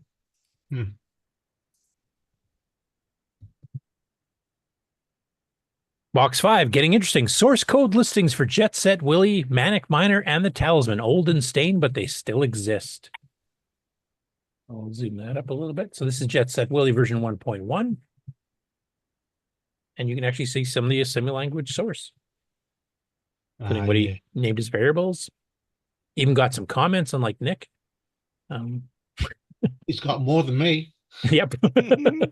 E&E dump, scrap program. Okay. That makes sense.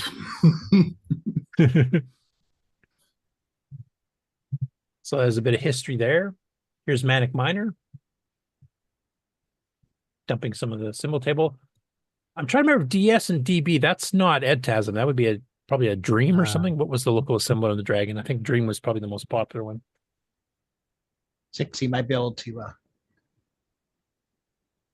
Yeah, Dream.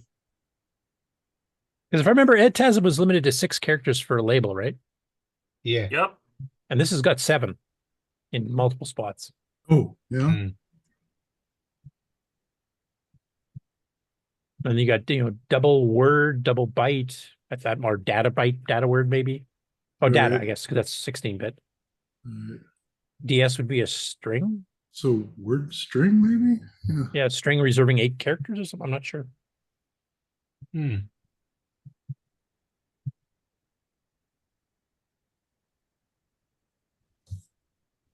Oh, TSC assembler. Okay, this is a Flex assembler. I recognize this. So there, you guys were wondering about Flex. There you go. Yeah, there you go. This is what you can do with Those Flex. games were written in Flex and ported.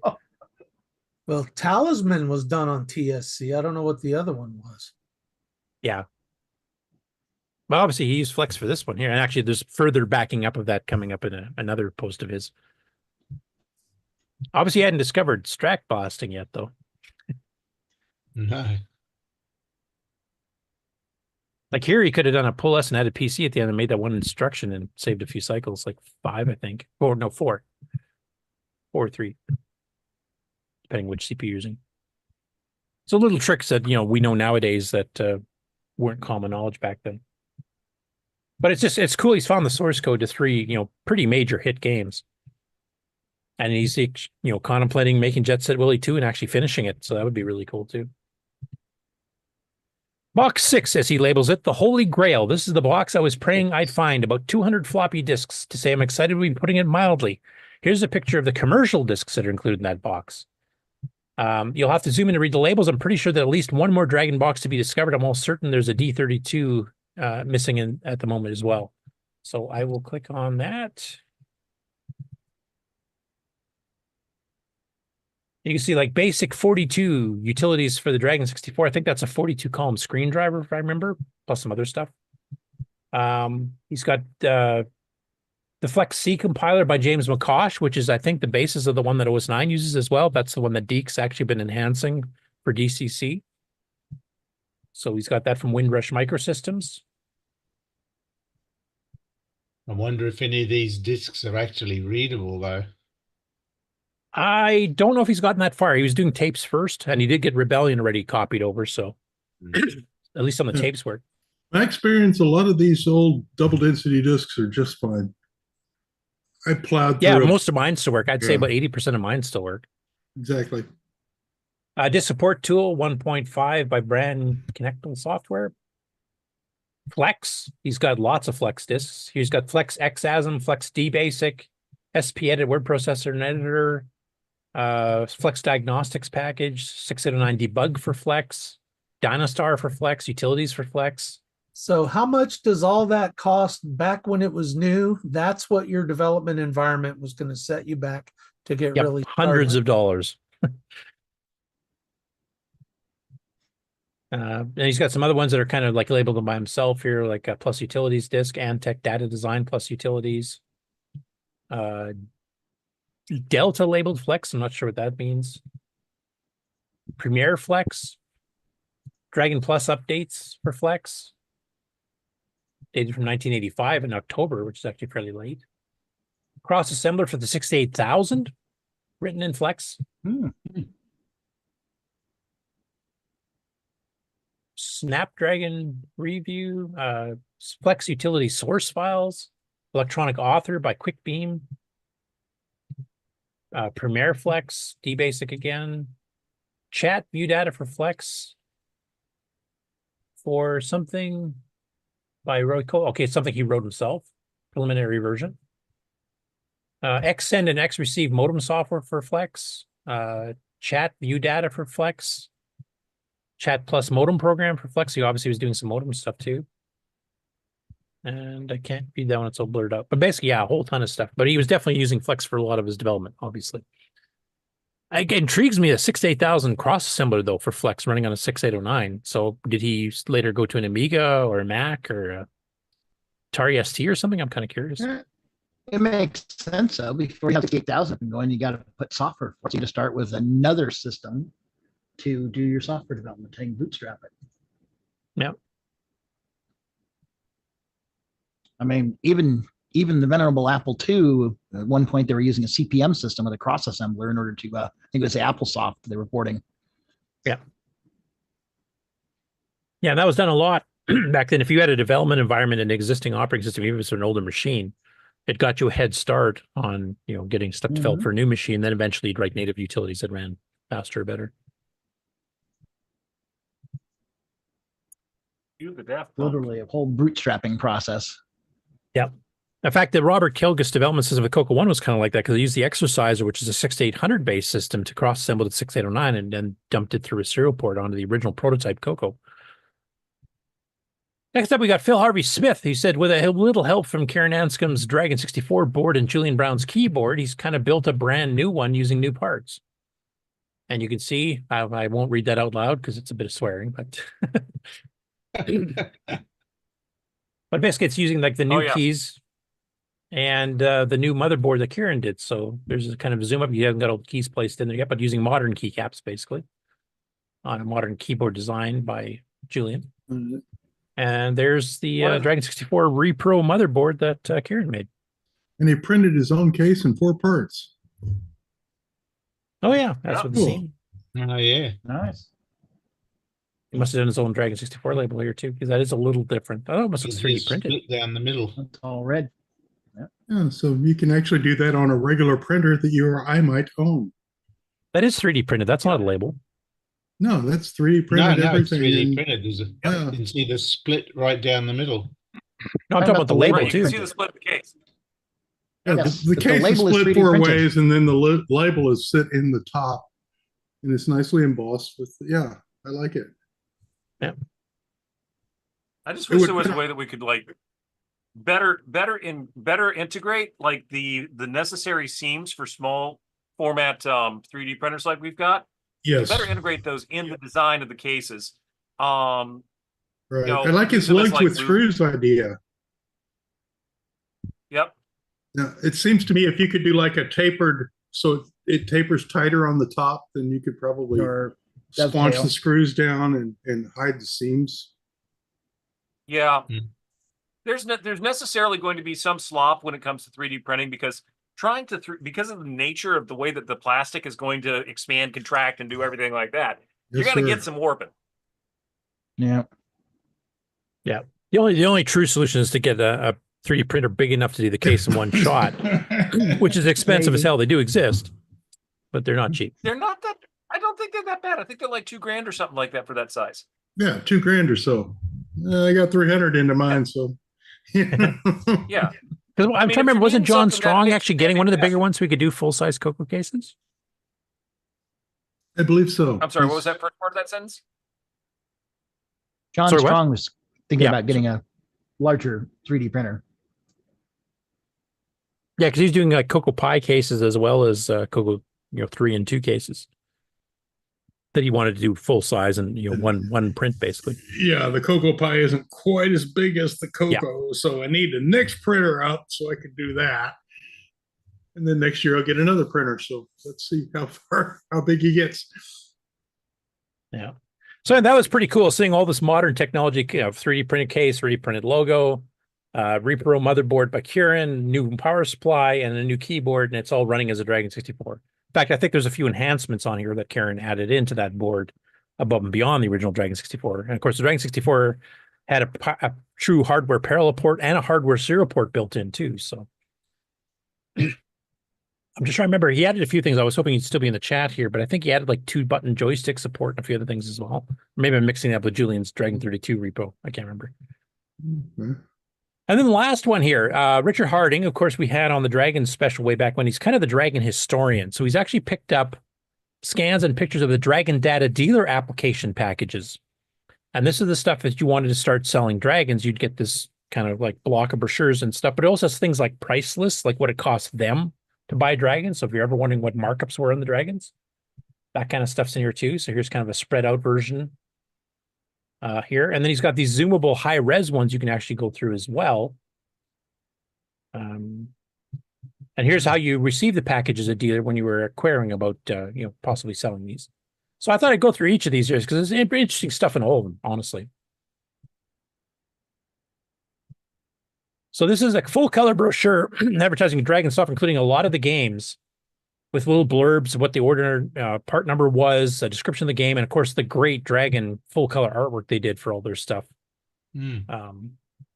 Chess here, this is Cyrus Chess, which later Tandy ended up selling in the States years later.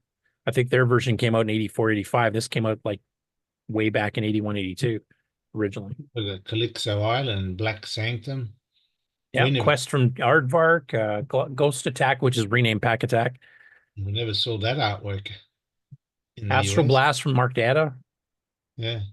Cave Hunter from Mark Data. Flag's an original. I believe it's an original one from Dragon Data itself.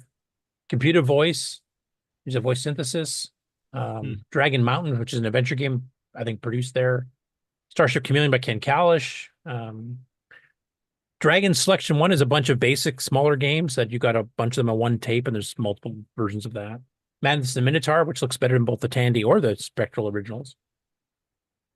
Color Berserk from Mark Data. Rail Runner from Computerware. Mansion of Doom, I think, was an original.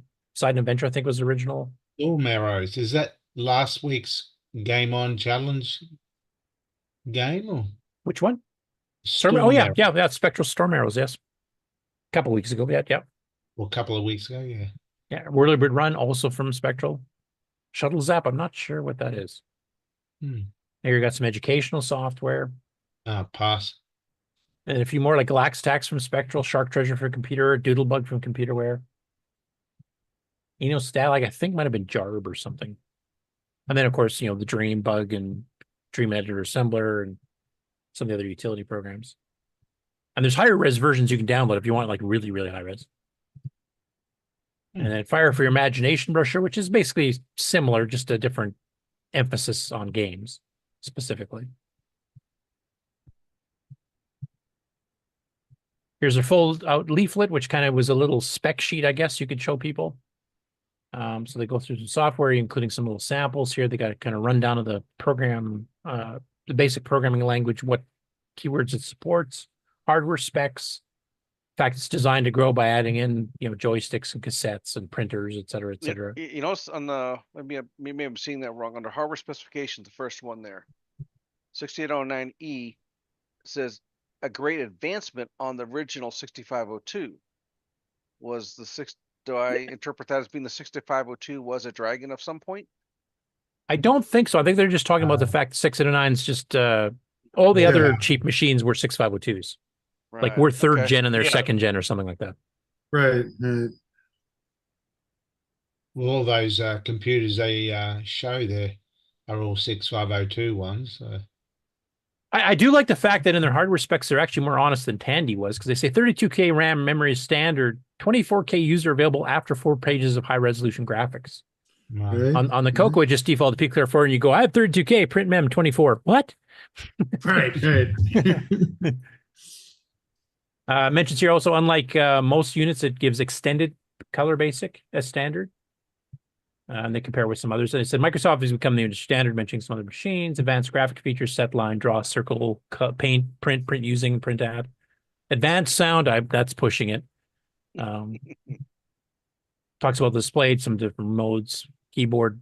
Honestly, one of the best parts of the Dragon, it had one of the best keyboards of any of the cheap machines out there at the time, period. Yes, sir. Bit of basic, a bit of pointing out what's all in there, including Centronics printer output, joysticks, etc.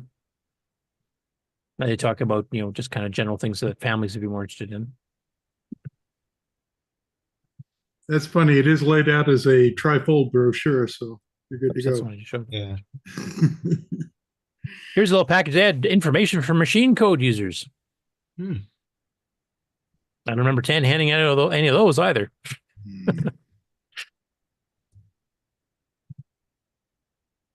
And then if you're specifically going to be a dealer, the first thing they had up was the application for a credit account. So what happens if you send that in now? Cool. Well, we know the building's still there, but it's definitely not Dragon anymore. So, and of course, this is not going to load now, I suppose.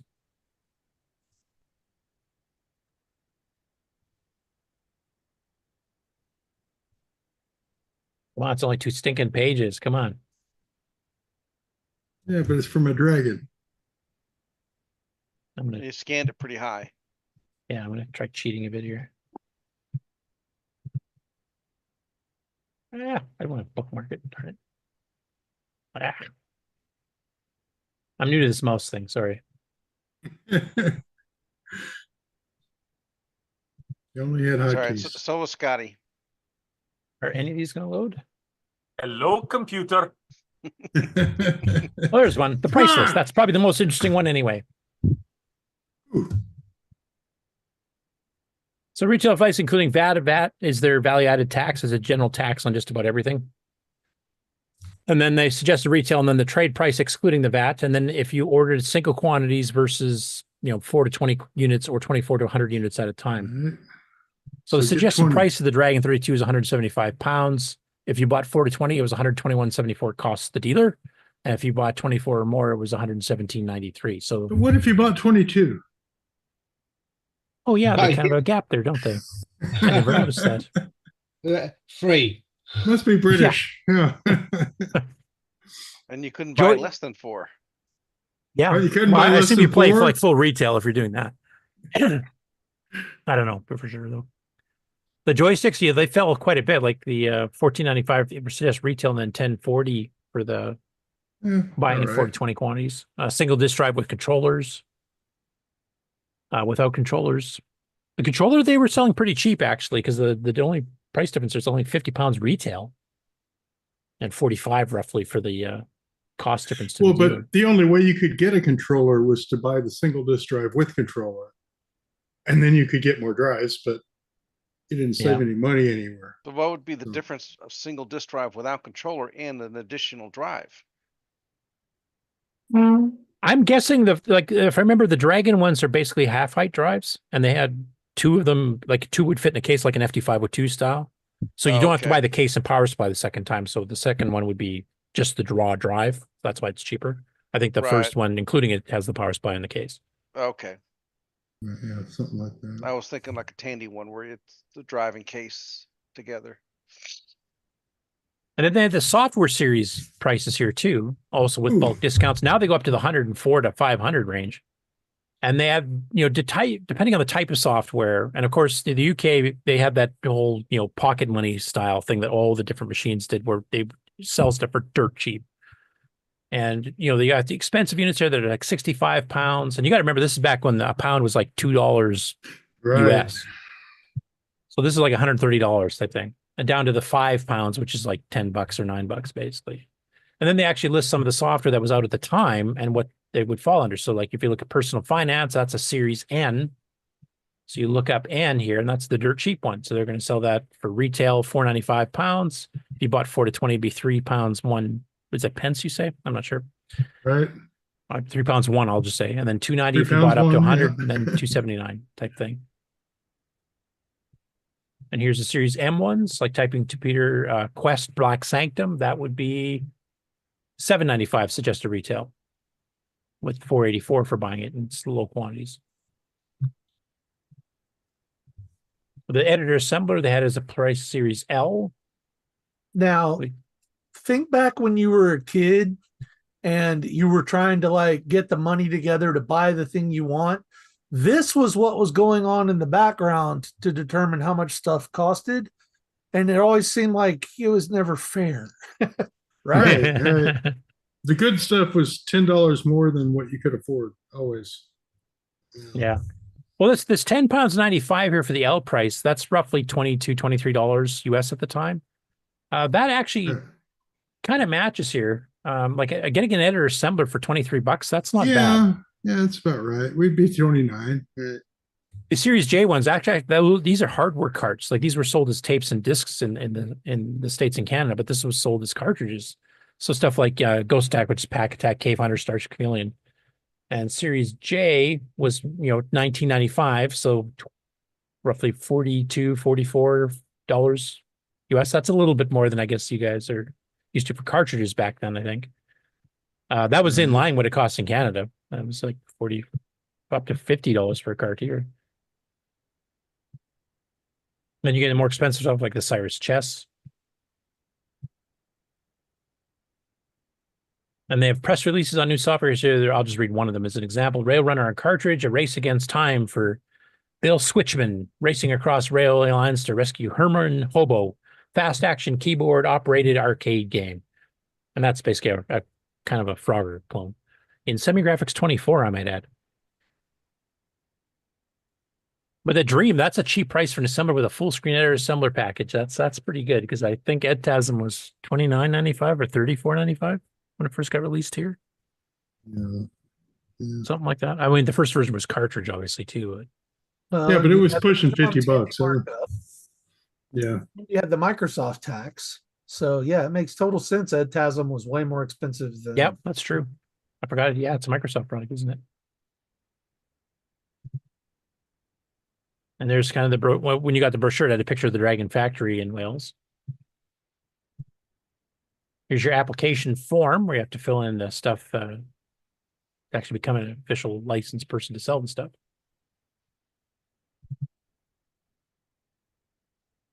A sample cover letter with some stuff blacked out, of course. And this is early on. So the Dragon, I think, officially went on sale in August. So this is whoever's copy this was here. The dealer was applying for it before the Dragon got officially released. And here's the application form for a credit account.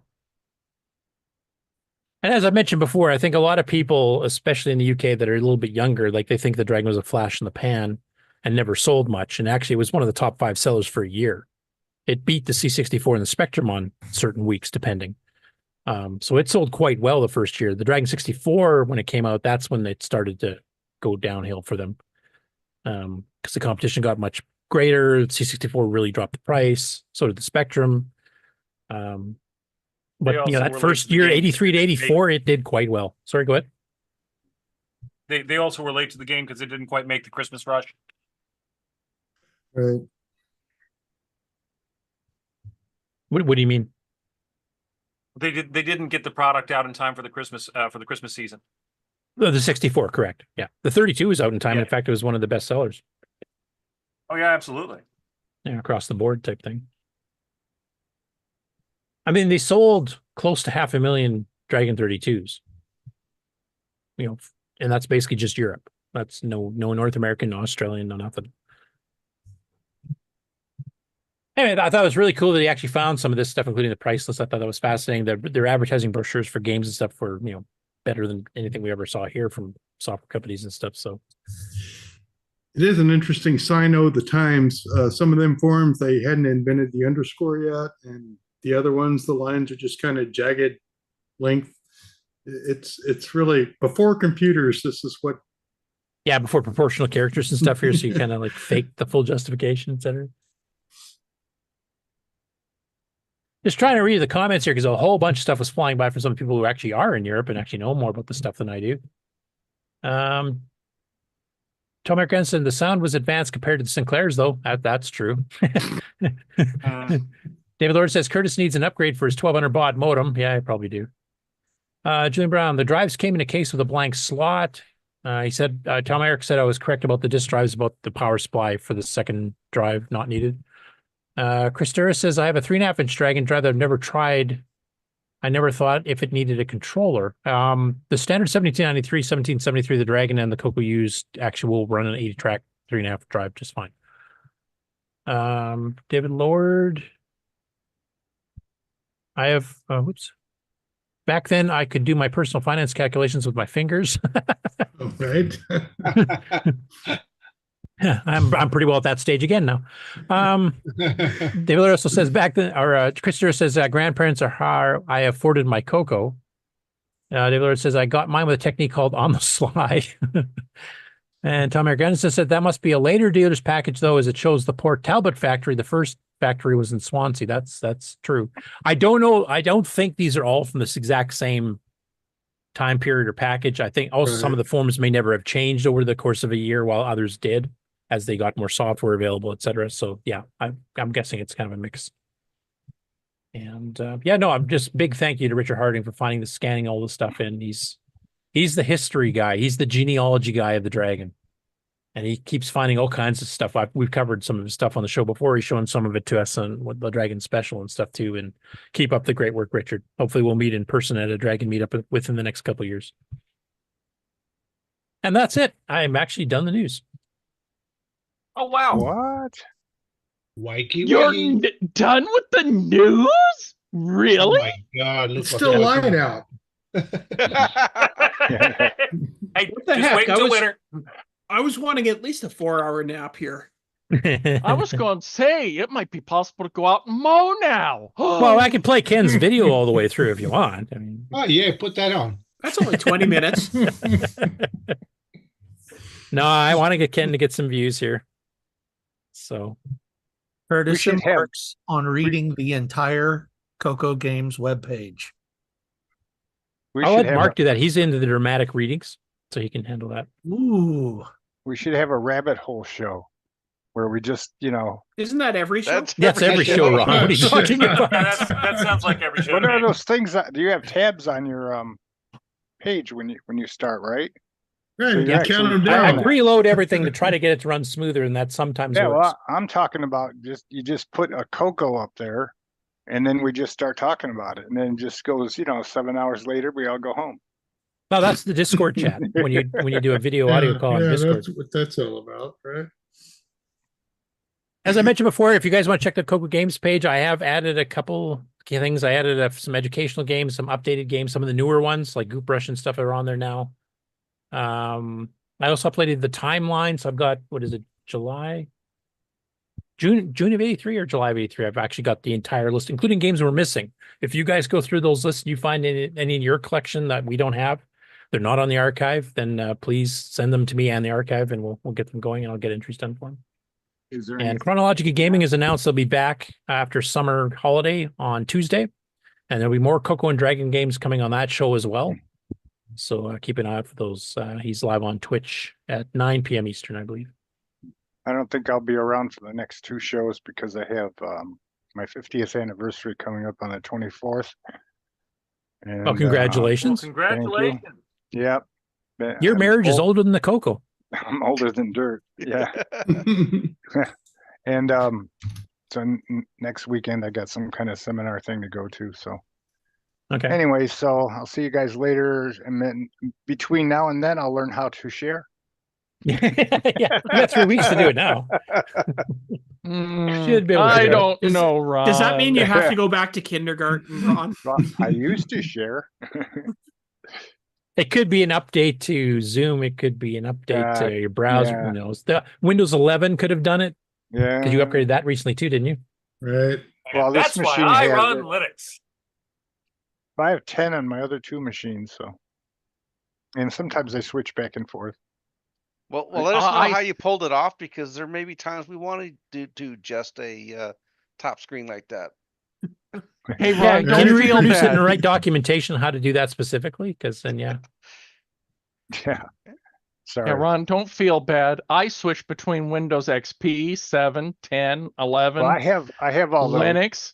I do. I have a 7 machine down there that I pull up every once in a while. It runs smooth and fast, and it has low memory and mechanical hard drive. Well, the main reason I keep my old Acer netbook still around with Windows 7 on it is because of the Altera programming tools. Don't like the 10 and 11 because of the driver enforcement. Yeah. No.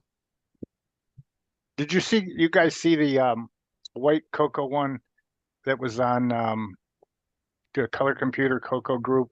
It had all the holes punched in it. Yeah, it looked like it was a mount for a cooler or something, or a fan. Would you say that case is destroyed now? Nah, well, I mean, it's still got, if you're a collector, yeah. integrity. Like if you collect for having Right. machines on display. On the other end, if you're one of the hackers that used to rip open a CoCo and wire stuff all over the place, no. Well, a lot of people say you can take some baking soda and fill those holes and put super glue in and then sand it. You can't. That'll work. No, you won't never get the pebble finish back on it. So Yeah, I guess not. Cut it as a square. I would just mount LEDs into every one of those holes, and then you can actually have like there a you little go. You can use screensaver the running. cheap round ones. You don't need the fancy ones.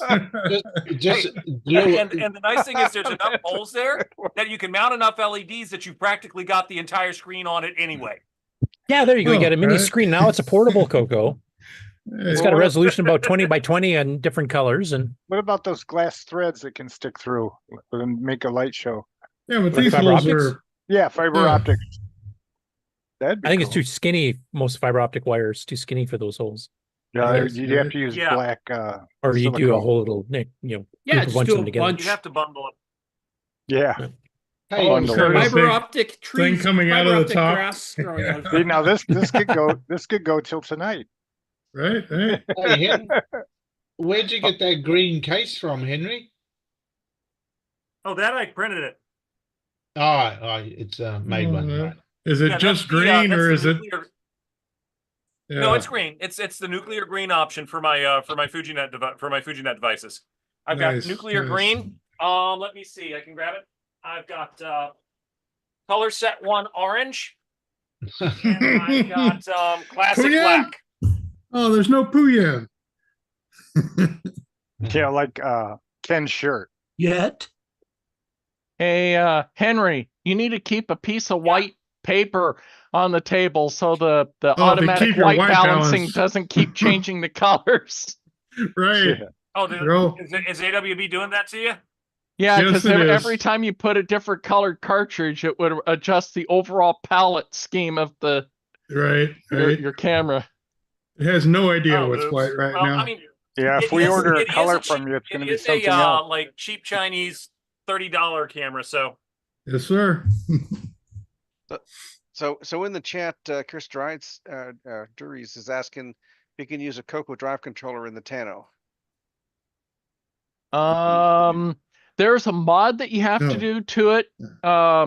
You have to change Yeah, because it uses a different IRQ, doesn't it? It uses FIRQ. Yes, not it AMI. uses IRQs instead of the standard way the CoCo does it. Plus, the addressing is flipped. So, like the FF48 and the FF40, or the FF48 and the FF40 are flipped. So the addresses that would come after the FF48 on and the FF40 to the FF47, those two sections are just flipped. So basically you need to flip those around and then the IRQ stuff.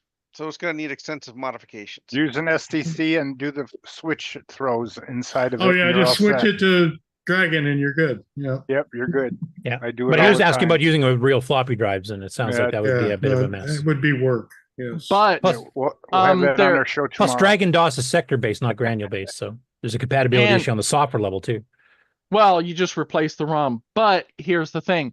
There's a gentleman that, if I don't remember his name, but there's a reproduction Dragon DOS or a Dragon floppy controller that has a GoTech built into it, as well as having the regular floppy external connector on it. So you can still use real floppies on it as well. That would be a good solution. Yeah. You can copy your real floppies to the GoTech directly. Like an STC does? Well, it's basically has the GoTech built into the floppy controller. It's not really an Right. SDC. It's got both sets of hardware on the card, but you still have the little rotary button and the other stuff. That was, I think I got that in 2018. So that was before COVID. I just never got a chance So to we're not even sure if actually it's still being test it. manufactured then. No, I'm not sure, but it was relatively popular because the guy also sold an external floppy kit, which was 3.5, but he used the laptop 3.5-inch floppy drives. So, because they're, the ribbon cable's tiny. Really? Oh yes, Nick. You love those floppies. Here comes the God, creepy. here we go. Oh boy. This concludes another episode of the CoCoNation, the world's leading live interactive talk show featuring the Tandy Color Computer. For all things the CoCoNation, visit us on the web at thecoconation.com. We'd love to hear from you. Send feedback, suggestions, even segments via email to show@thecoconation.com. The CoCoNation show would not exist without the community and its cast and crew. The CoCoNation theme song, copyright 2022, D. Bruce Moore. Mixed, mastered, and produced by D. Bruce Moore. The CoCoNation is over. Join us on the CoCo Discord server. CoCo forever.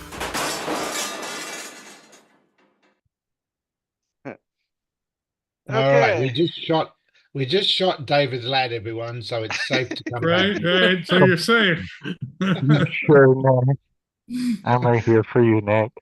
Uh-oh. You need to put a cocoa cooler on it. Yeah. Or just drill a bunch of holes. Oh, that would hide all those holes. Yeah. Good That's right. idea. IBM DOS, see? 210. That's old. That goes back a bit. So, all right. So next Thursday, Game On Challenge. Yes. And next week we'll be here, presumably. So, But for now, bye. Time to solder. Bye, everyone. Till next week.